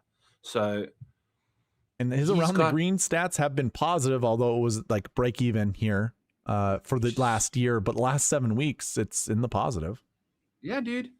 Like, and 13th, 13th, 10th, 14th are his best finishes this year. That's fine. It's not like out of control, like, he's got a couple miscuts in there. That's what Victor does. Depends how radioactive the alien activity is. And then you kind of just deal with the backlash there. But I think in a major, he's got a great major pedigree. He's very capable. I think he has to win a major at some point. So not playing the greatest right now, but he shows up in majors. I feel like he's a PGA champion type of major champion. But I feel like here at the Masters, Euros tend to show up, and I think he's a good Euro, that will perform good throughout his whole career. Mm-hmm. Okay, move on. Let's go. We are getting there, baby. I'm just going to include 9s and 10s. Yeah. Patrick Reed. Do we really have to say much about Patrick Reed? 25 to 35% for me. Wow. Yes. Dude, 2 wins this year in 2025. I know. 2026. Haven't seen him for the last 2 months. Who gives a shit? I don't think that matters given his course history, No. I'm with you, man. I want to give myself as many reasons to play Patrick Reed as possible. So like, I'm just gonna keep or cap my exposure to 16%. But yeah, dude, I'm with you. I like Patrick Reed. 16% to me is a good number. 16 to 20, somewhere in there. I just don't want to be burned by Patrick Reed. But what is going to burn you? What about his profile? I think just lineup building. When it comes down to it, let's put it this way. You'll get more of a better understanding of how I feel about Patrick Reed Wednesday than I do right now. Because like when it comes to lineup building, I know I'm going to have a lot of Xander. I know I'm going to have a lot of Cam Young. I know I'm going to have a lot of Rahm, DeChambeau. I'm going to try to put some Scheffler and Rory into some lineups. So all of that together, though, doesn't equal enough percentage points to build out a lineup that uses $49,600 of the salary for all of my lineups. So I'm going to have to include some of these guys. Patrick Reed's going to be one of those guys very, very easily. Like, so for me, it's I'm going to play Patrick Reed. It's not going to be the same amount that you are. Yeah, dude. You know, Reed. Here's his course history. Look at that, man. It's like 3rd, 12th, 4th, 35th, 8th, 10th, 36th, 1st, 85th, 49th, or 85th would be miscut, but 22nd miscut. Those first 4 years are doing a lot of injustice, you know, like once he won that tournament, it's been nonstop like top 12s. But this is also, he's going to be in a course history bucket of golfers you want to pick from. So yeah. And 2 wins this year. I think, you know, it's looking good for him. So, I agree. Easy peasy to click his name. I like the consistency versus I can't put Justin Rose in 35% of my lineups. You know what I'm saying? Like, does he possess a bit more upside than Reed? 6% of my lineups. Justin Rose, I'll put in 6 to 8% of my lineups. I am not sold on Justin Rose at all. I know he has a win this year, right? No? Yeah. He broke scoring records at the Farmers. Oh, that's so right. He's on. Yep, you know? that's right. 6 to 8% to me is just fine. I don't need to play him in any more than that. And guess what? The other big tournament that happened this year was the Players. He finished 13th. So like when he that's his last start was a 13th place finish. So solid last finish. Same thing goes with Cameron Young. Rosie's just going to be. It's like you could get it. Like I said, 9 of his last 19 major finishes have been 16th or better, and the others are basically miscuts. You know, so like you're gonna live by the sword, die by the sword. I just can't get there. Cam Young, you said, what did you say for Patrick Reed? What was your exposure?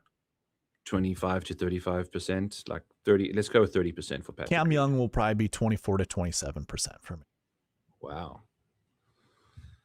Like, you see, like, what about Guy him flipped is like a switch. safer than Patrick Guy Reed? flipped a switch from the Ryder Cup.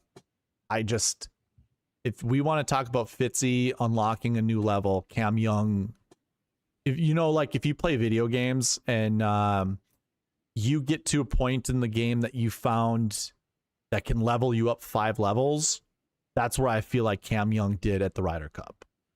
He was able to find, an item that gave him like the crazy amount of power. He should not have been able to beat level 5 boss, but he did, and he gained 5 levels because of it. So it's like, I just feel like Cam Young at 9,200 is underpriced. Just barely, not by a lot, but him and Xander him and Colin should probably be flipped, based off of past performances. And honestly, Ludwig, I think, should actually be lower than Xander and Cam Young. So I think Cam Young should actually go up a little bit more, like $9,600 Cam Young and $9,800 Xander would make more sense to me. But I mean, the course fit seems good. The short game stuff, I don't know. We'll see. That'd be the only flags that I'd raise would be short game. Yeah, I mean, there's not a lot to dislike about him. He's never chipped well around here, though. But His again, fucking off the tee and approach is so crazy. Yeah, around the green. Yeah, that's always going to be a concern. I mean, it's right around 0, which yeah, is it's a when you drive it that well, that's fine. yeah, Like, I agree. it And is what it putting is. too. I mean, like Yeah, Jesus. he's such a good putter. Yeah, yeah. Okay. I feel you. Let's go Cam Young. I mean, I could probably get there with you. I mean, Cam Young and Patrick Reed at 92 and $9,000 is like, whew, that's very, very affordable. The for only some thing I really- worry about really, and I know this is going to be with everybody, is just ownership. Like is he going to be 30% owned in this contest? Will he be like 32 to 36% owned? If that's the case, it's like, ugh. I do want exposure to him, but it feels so enticing to just ignore him and just have that much leverage on the rest of the field. Dava, why are you speaking about ownership? The only reason why is because I'm not super sold on Cam Young. Like I just gave you the reason, like I want to play him at 24 to 27%. But if it gets to an ownership level that's too high, I don't think I care that much. You could never do that. I would never say that about Scottie Scheffler. I don't think I could ever say that about Scottie Scheffler. But someone like a Cam Young, I feel like that's the right thing to say. I think there's a like, I mean, he's got 2 top 10s and 2 miscuts. Yeah. He's obviously playing fantastic golf. The thing with a putter that is doing a lot of the heavy lifting is that you can get a little nervy early and you have a couple bad putts and all of a sudden you're like missing the cut, like it's something that I think is compared to Patrick Reed. Where's the 85th is like so last year. It's like so last decade ago, like for the same thing with Tommy Fleetwood, the same thing for Colin. All of these guys are a lot more consistent than he has been in majors. He's all over the place when it comes to this stuff. And with the putter being that big of a deal, and with the around the green play being a bit of a liability, it could be Goddard uppy where he kind of chips himself out of the tournament. But I think he could be a good fade candidate. But again, I mean, I'll just play him in 10% of my lineups. I'm still like fading him considering I'm only like, I could be 20% to 15% below the field, Yeah. But he's got upside. I don't think he's worth like anchoring around. That's why I like Reed, is because I think Reed will come in significantly lower because you're going Bryson, Young, Rahm, Young, Ludwig, Young. Yep. Like he's a perfect second click, and he'll be a combination of all of those guys. You can't, he'll be part of all of those lineups. Oh, agreed. Okay. Yeah. Tommy Fleetwood. Sorry. Nope. Let's move on to Tommy Fleetwood. Mr. Mediocrity. This recent form is actually going to get better. I think it actually drops into the rest of this. So he will be a recent form 1 golfer. And that has been a very good, like the rest of these guys, by the way, are all going to end up being in this bucket or pretty damn close. Recent form 1s, Byron, 2 to 8 that we've seen every single year inside the top 10. 32% of golfers in this bucket finish inside the top 10. Almost every year we've seen in the optimal lineup, we've seen up to 3 of these guys in the optimal lineup. Top 5's 91%. In like top 20s, 3 to 11. Like that's insane. So Fleetwood's going to be in that bucket because he just finished 11th or 12th, I think. So that should drop it down just under 20, just barely, but it's still going to be there. And yeah, this is what a good course fit. Could this be Fleetwood's first major championship? How many top 10s does Tommy Fleetwood have in the last 8 Masters? Last 8 Masters? Maybe 1. Is it 0? It's 1. It was that one where him and Rory went bananas 2 years ago, where they were playing. No, it was him and Colin that played together. But I think he backdoored the shit out of that as well. Like Okay. Tommy, when it comes to majors, is really interesting, dude, because we've got that third place. It's like the last 3 years of majors, it's not been like fantastic. No. You know, like I At don't know if he's got 9,300 though, it's like, damn, that's such a good price tag, you know? I'll And if take you want to Patrick Reed pivot from instead. Cam Young, is it Tommy Fleetwood you pivot to? Patrick Reed. But I think Patrick Reed is going to be high owned. So that's not a fair pivot, I don't feel like. I think Patrick Reed could be half the ownership of Cameron Young, though.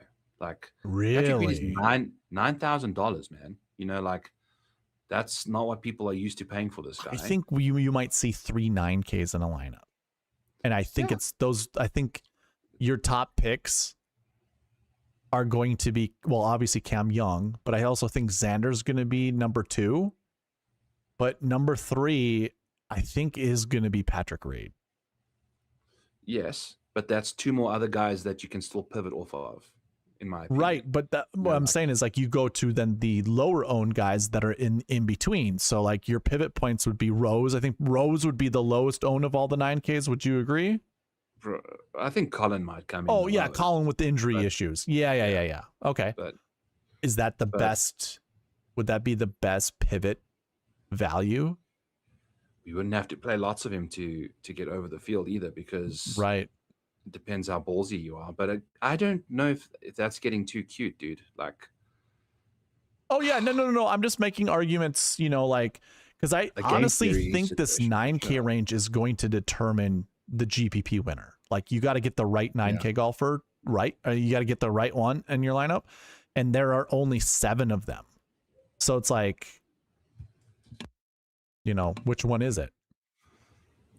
Or which 2 are they?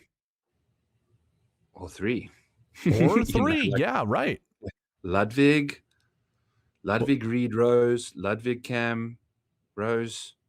Well, Reed, here, you know, I'm going to do this really quick. Look at because I saw this earlier. Go back to the bucket system. We go to the salaries.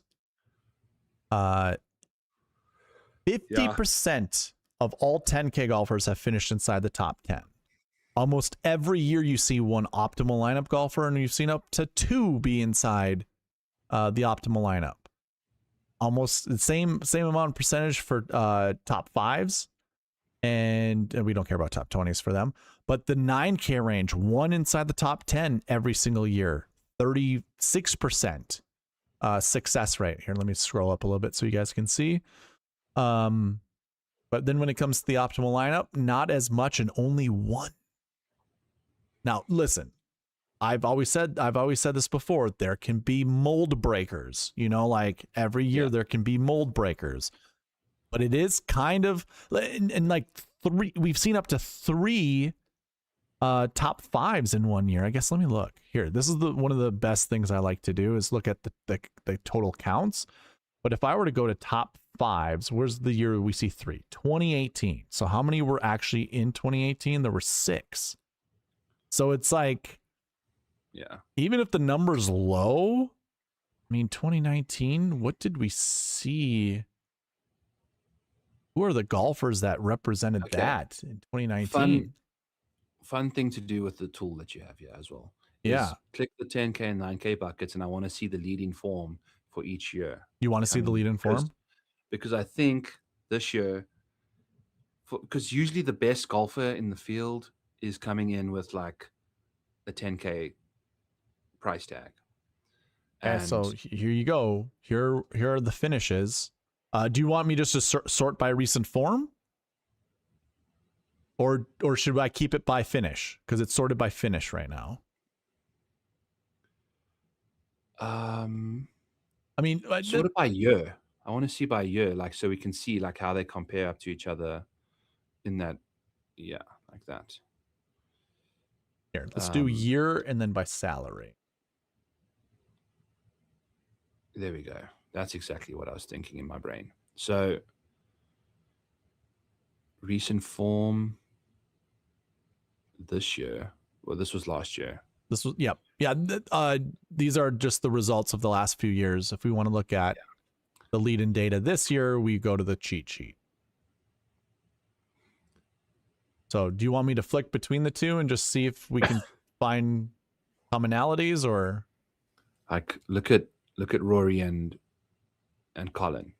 Like the guy that won was a guy that had a recent form of 7. Like yeah. There's no one apart from Scottie.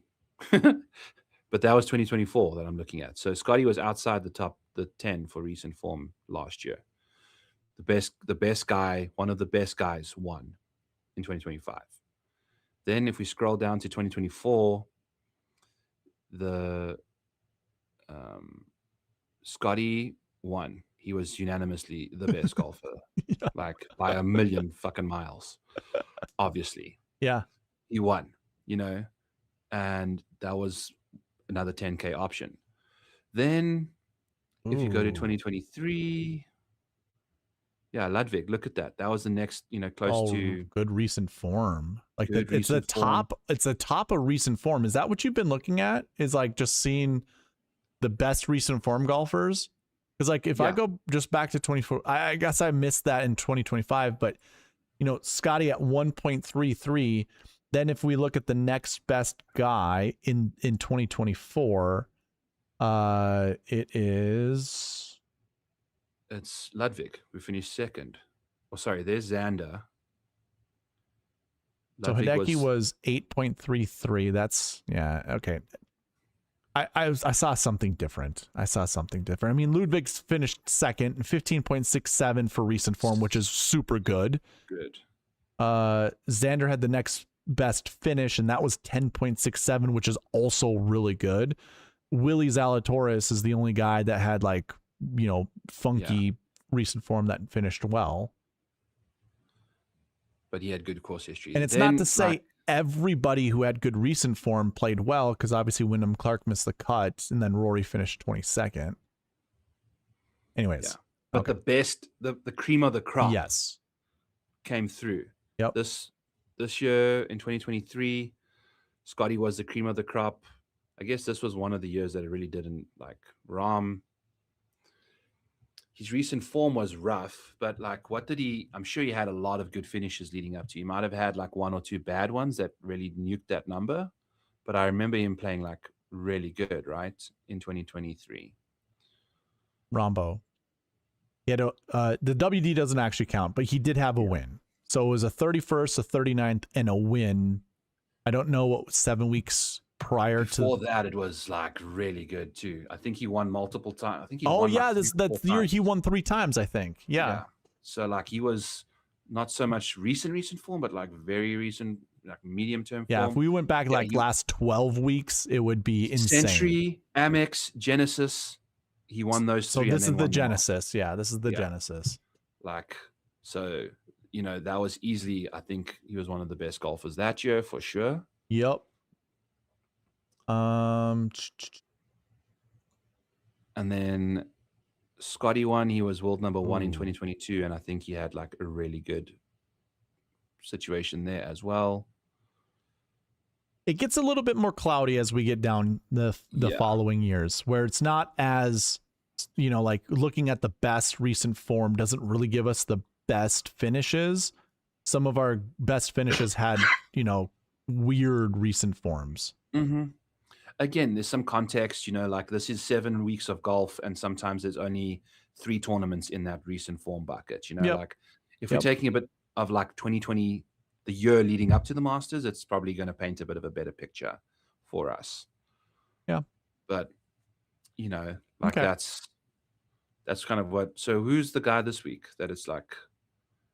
I think we look at the recent form 1 bucket. So it's going to be all of these guys. You can consider Rahm and DeChambeau also in those buckets because of their live performances. I mean, if people don't know, Bryson won his last 2 events. Rahm has the best strokes gained total stats in the world, according to Data Golf. Like, here's the guys that have won this year. Here is Rahm and Bryson, and yes, Patrick Reed. I mean, the average number for this year, Reed is averaging 11.5, 11.5.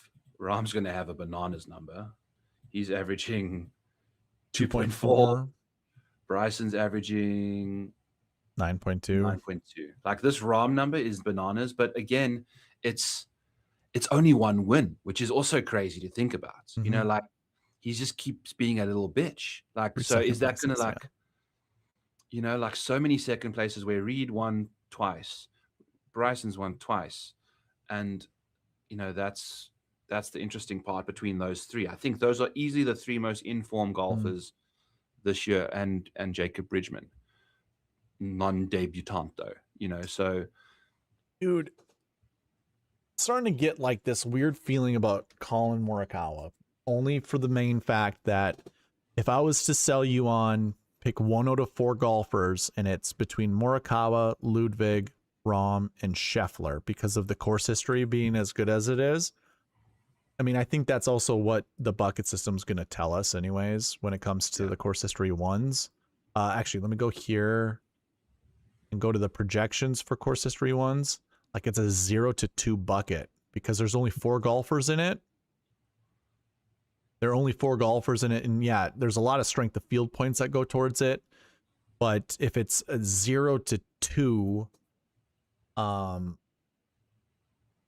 it's just Scheffler, Rahm, Oberg, and Colin Morikawa. And it's like, yeah, I'm probably gonna pick Rahm out of the 4 there, you know. But you could put 2 guys together. You could do a Rahm Oberg or a Rahm Morikawa, and I think if you went Rahm, because I think you know he's also gonna be one of the highest owned golfers, most likely is Rahm. Rahm Morikawa just goes from Rahm being in 30-some% lineups, like 32. I'm just going to make something ridiculous, like 36% of lineups. If you add Morikawa with Rahm, that probably shrinks down the amount of people who have that combo to like 2% to 4%. Facts. I mean, you could probably get a total of 50% ownership between those two, with Rahm doing like 70% of that weighting. Yeah. You know, like Colin could come in single digits, dude, given the injury. You know, and if like, this was just more maintenance than, you know, not feeling comfortable or whatever, and it was just like, you know what, I'd rather just not chance it and then go and play the Masters, you know, like, sure, I'm full in on the Masters. I just didn't want the Valero Texas Open to fuck with anything, and I'm just gonna go play the Masters. Yeah. What a great discount you're gonna get for one of the hottest golfers on tour. Who's got everything checks the boxes except for his back. Like, that is the only issue, man. Right. So I think you should definitely. I in my Discord, I was telling people just not to touch him at all, which I might have to like delete those comments now. It's just at least play him a little bit, you know, like it's a game theory angle, right? It's got that's like kind of the main reason, unless we hear, I mean, we're going to hear pressers from Colin Morikawa, so we're going to find out what his back looks like. Now, if he's going to lie to us and just, you know, downplay it, that's one thing. But I mean, good God, dude, could you, you know, see a Millie Maker lineup with Colin Morikawa in it? Like, probably. And, and honestly, also, like, look at what this lineup would create. You know, if we went Rahm, Morikawa, Reed, it's almost starting out with Scottie Scheffler. Like it almost makes zero sense to go with Scottie Scheffler, dude. I know. At this course, you know, like, this is just what happens if good tiering too. Say that again. You take Colin out of there and put Bryson instead. Well, I mean, you know, grab one of these ugly guys down here that we already know we want to grab, you know, one of these 6K golfers. I'm going to just put Haotong in just for this one. Now we can go back to the Harry-ish. Like, there wasn't anybody that we absolutely loved, but, you know, I like Scott. This puts us, it puts us in a weird spot. Going like there, that $7,200 range is like kind of tricky. It is, right? 72 to 7,000 is just kind of a dead zone. It feels like 73. Yeah. I mean, I would much rather have like Bridgman and English in a lineup together. Yeah. Or I guess we don't have to spend the entire salary, but if I went Bridgman into like Højgaard, would that look more attractive? Yeah. The Bridgman click is nice. But anything in the 6Ks is like so tough when you can go super balanced and avoid that entire range entirely. But I think the bigger the contest, the more you want to play the sixes, because we've seen how many of those guys can get in there. Yeah, it's like all but 1 year, a 6K golfer was in the optimal lineup at the Masters, you know, like the Masters. And it's just a rando fucking guy too. Like Justin Harding was in it one time. Yeah. We didn't even know anything about the guy before he played the Masters and ended up being in the optimal lineup. Yeah, I agree. So, but I think this is a weird start with the Rahm, Bryce, and Reed. You know, maybe you just got to play a combo of the two of the three somehow, and then kind of leave them alone. You know, doing something like this into, I would say, Matt Fitzpatrick actually was kind of a thought process that I had. Yeah.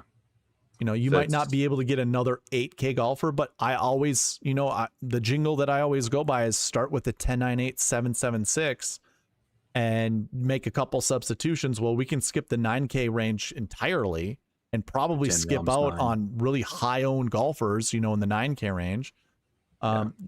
Despite these three are going to be very highly owned, but then you drop down in the 6K range and maybe I go with Stevens with one of these. I mean, I already can tell you we can build we can do a Bridgman and a Harry English lineup, you know, like that uses up all your salary, but like this looks good, right?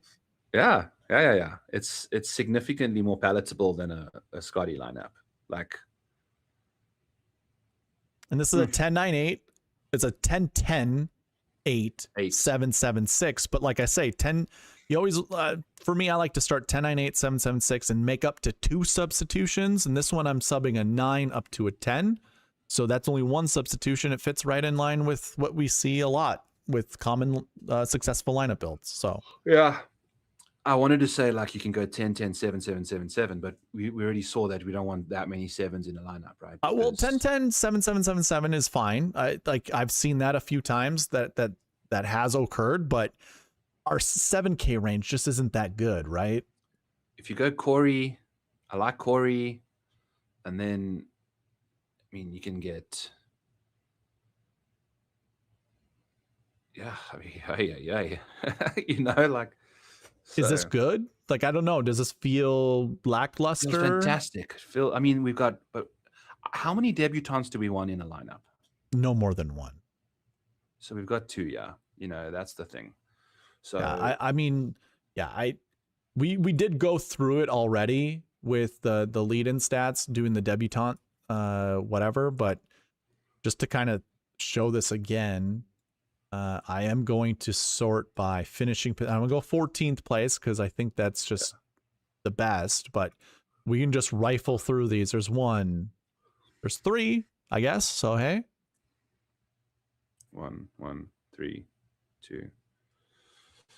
Maybe you can have, I mean, at least you want almost like 1 debutante. Almost. Hey, man, 2. I'm seeing 2. You could do 2. I mean, 2014. Well, I don't have course history for like Miguel Ángel. You know, he's has course history. No. We got a couple decrepids in there. But 2 is fine, and it looks like 1 in the 7K and 1 in the 6K range is kind of the go-to. Like right here, 7 and 6, 7 and 6, 8 and 6, 7, 9 and 6. So having having multiple 7Ks doesn't look like that's the way to go. No. Nah, I wouldn't do multiples. I wouldn't do multiple 7s.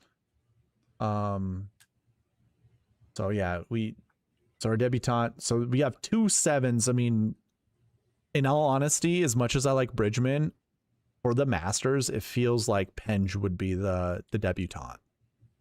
Like, dude, he's like also going to be a fraction of what Bridgman is going to be. Oh, hot honey. Yeah, like that. 6:18. All right. I like that as a timestamp. Okay. Darbo. Byron. Is that still you? Is that still? Hey, hold on. Bring back up my screen. Hold on. I feel like we need to complete this. There's one golfer we really haven't talked about. I understand Xander? what you have said. Well, actually, I guess two. Yeah, Xander and Rory. Now, we did talk about them in roundabout ways, where it's like when we were building lineups, we did talk about Xander. You told me Rory's not going to fish inside the top 10. So Top 5 or top 10. Yeah, I think we looked. I think through you all said of that. top 10, but if you can take it back and say top 5, which Have we looked at the last year one yes, for first place? yes, we did. Yes, we did. And we figured out it was just basically Scottie in recent memory that's top Correct. 10. Yep. And if anybody else wants to do that, I mean, you could literally come down here. Let's just pick the last year ones and just sort by finishing spot. Oh no, last year finish. There we So go. you can see all the ones right here. Scottie, Jordo. Those are your only top and Scottie. Those are your only top 10s. Scottie, and Jordo. Mm-hmm. So you better be from Texas, or you better be, you know, better be like a Masters man, you know. Yeah. And I don't think, you know, those two they just love that course. It just makes too much sense. So Yeah. Rory's out for me, brother. Yeah, me too. I just wanted for the, you know, for the people who might have skipped all the way to the end to watch the 10K range, to hear us talk about Rory, who didn't have the patience to hear us talk about Rory or even Xander. We both like Xander, right? Yes. Do you like? I think What would be your exposure playing- for Xander? 15 to 20 range. Mine is He's probably so going to consistent. be 27 to 33, somewhere in there. Wow. How about your exposure for Ludwig? 20 to 30 somewhere. And mine's going to Like be 12 to 16. 20. Yeah. I feel like I like to go heavy on people that are going to give you, like, if they play well, they're not going to be the lowest owned, the highest owned guys. Like for me, Reed, you know, like I think if you go 30%, you could be double the field, you know, Okay. like potentially. Maybe It will not. be super interesting to hear what the rest of the industry has to say about Reed, because then obviously if more people are saying we like Reed, that's going to add more ownership to it. Facts. But we got Cam Young, who's right there by him. Yeah. And, Oh, yeah. But you I know, think that's- 3 9Ks are really easy to build this week. And by the way, Byron, since the Scottie effect, as I call it, $14,000 Scottie Scheffler, the most common lineup builds out there start with 2 9Ks or 3 9Ks. So, and that means successful builds as in either GPP winner, optimal lineup build, or sweet spot optimal. Okay, but there's beneath him, what not seen in image is Fitz at $8,700, Bobby Mack at $8,600. Yeah. Jordan Spieth at $8,400. You know, so like there's at least 3 guys that should harbor a lot of ownership beneath him too. And I think Fitzy will be higher owned than Reed as well. And the 8K range for this tournament is way better than any of the 8K ranges have ever been for any of the last, you know, 13 events or whatever we've had this year so far. Yeah. And we'll see ownership. We've had lots of content out already. The ownership should be pretty dialed by the time, you know, we see. But again, I just think Reed at 9,000 flat is it's a slight misprice given the course history. So I wanted to like capitalize on just hammering him in there. All right, Byron, I think we're good now. I wanted to make sure we covered those last golfers, and we almost put a full work day in of do you have Is AJ Love still here? Yes, he did say still here. I don't know when that was. I don't have a timestamp on my comments, but do you work tomorrow, buddy? Mm-hmm. I do. Well, hey, this was very enjoyable. I appreciate it. Thank you for. I had a blast. I have no idea who's going to listen to 6.5 hours of us do anything. The fact that we long teased it as well, like the fact that we started with the 6K range. I need to timestamp this tonight. I was just going to say I'm going to bed as soon as I click and broadcast, but I have to do the timestamps. Is there a way to get AI to do the timestamps for us somehow? I have no idea. I don't have the patience to figure it out tonight. Okay. I'm just gonna skip across and just go and find, since we did it pretty much in order, and we can use my screen as like the whatever. So yeah, I'll grab that from yours when I zombie my way out of bed. Good luck, man. I'm gonna be sleeping in. Listen, it's also quarter end for me. Like, oh goddamn, yeah. I know. So I just got to do a couple comments about a couple $1 million here and there, and then nothing big deals. Well, everybody, go hit that like button over on Byron's video, because it's worth it. It's warranted for the amount of. I mean, you took what, Wednesday, Thursday, Friday off? Is that what I heard in the little bit of the? Kenny does, because I don't take days off when I stay at home. Oh, there's not a point. There's no reason for me to do that unless I'm out. So I have to go in on Friday. I'm not going in on Friday up with Masters. I'll sit at home with my laptop on my leg and just jiggle it. Use that to tweet from. I'll be online all the time and just watching the Masters. So okay. All right. But we'll be fine. I've got a Celsius in the fridge that's going to be nice and cold. Just jam another 200 milligrams of caffeine down my throat, and off we go. So. Hey, no show for you tomorrow night? Or you got any content happening the rest of the week? It might be me and Spencer tomorrow.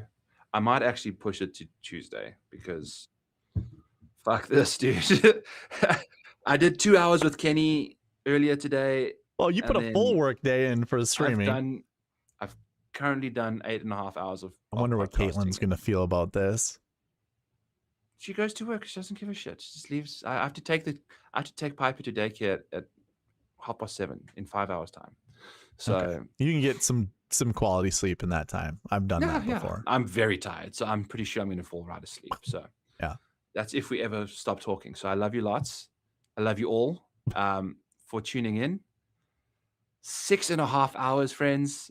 I'm ending the stream right now. Goodbye. See you later.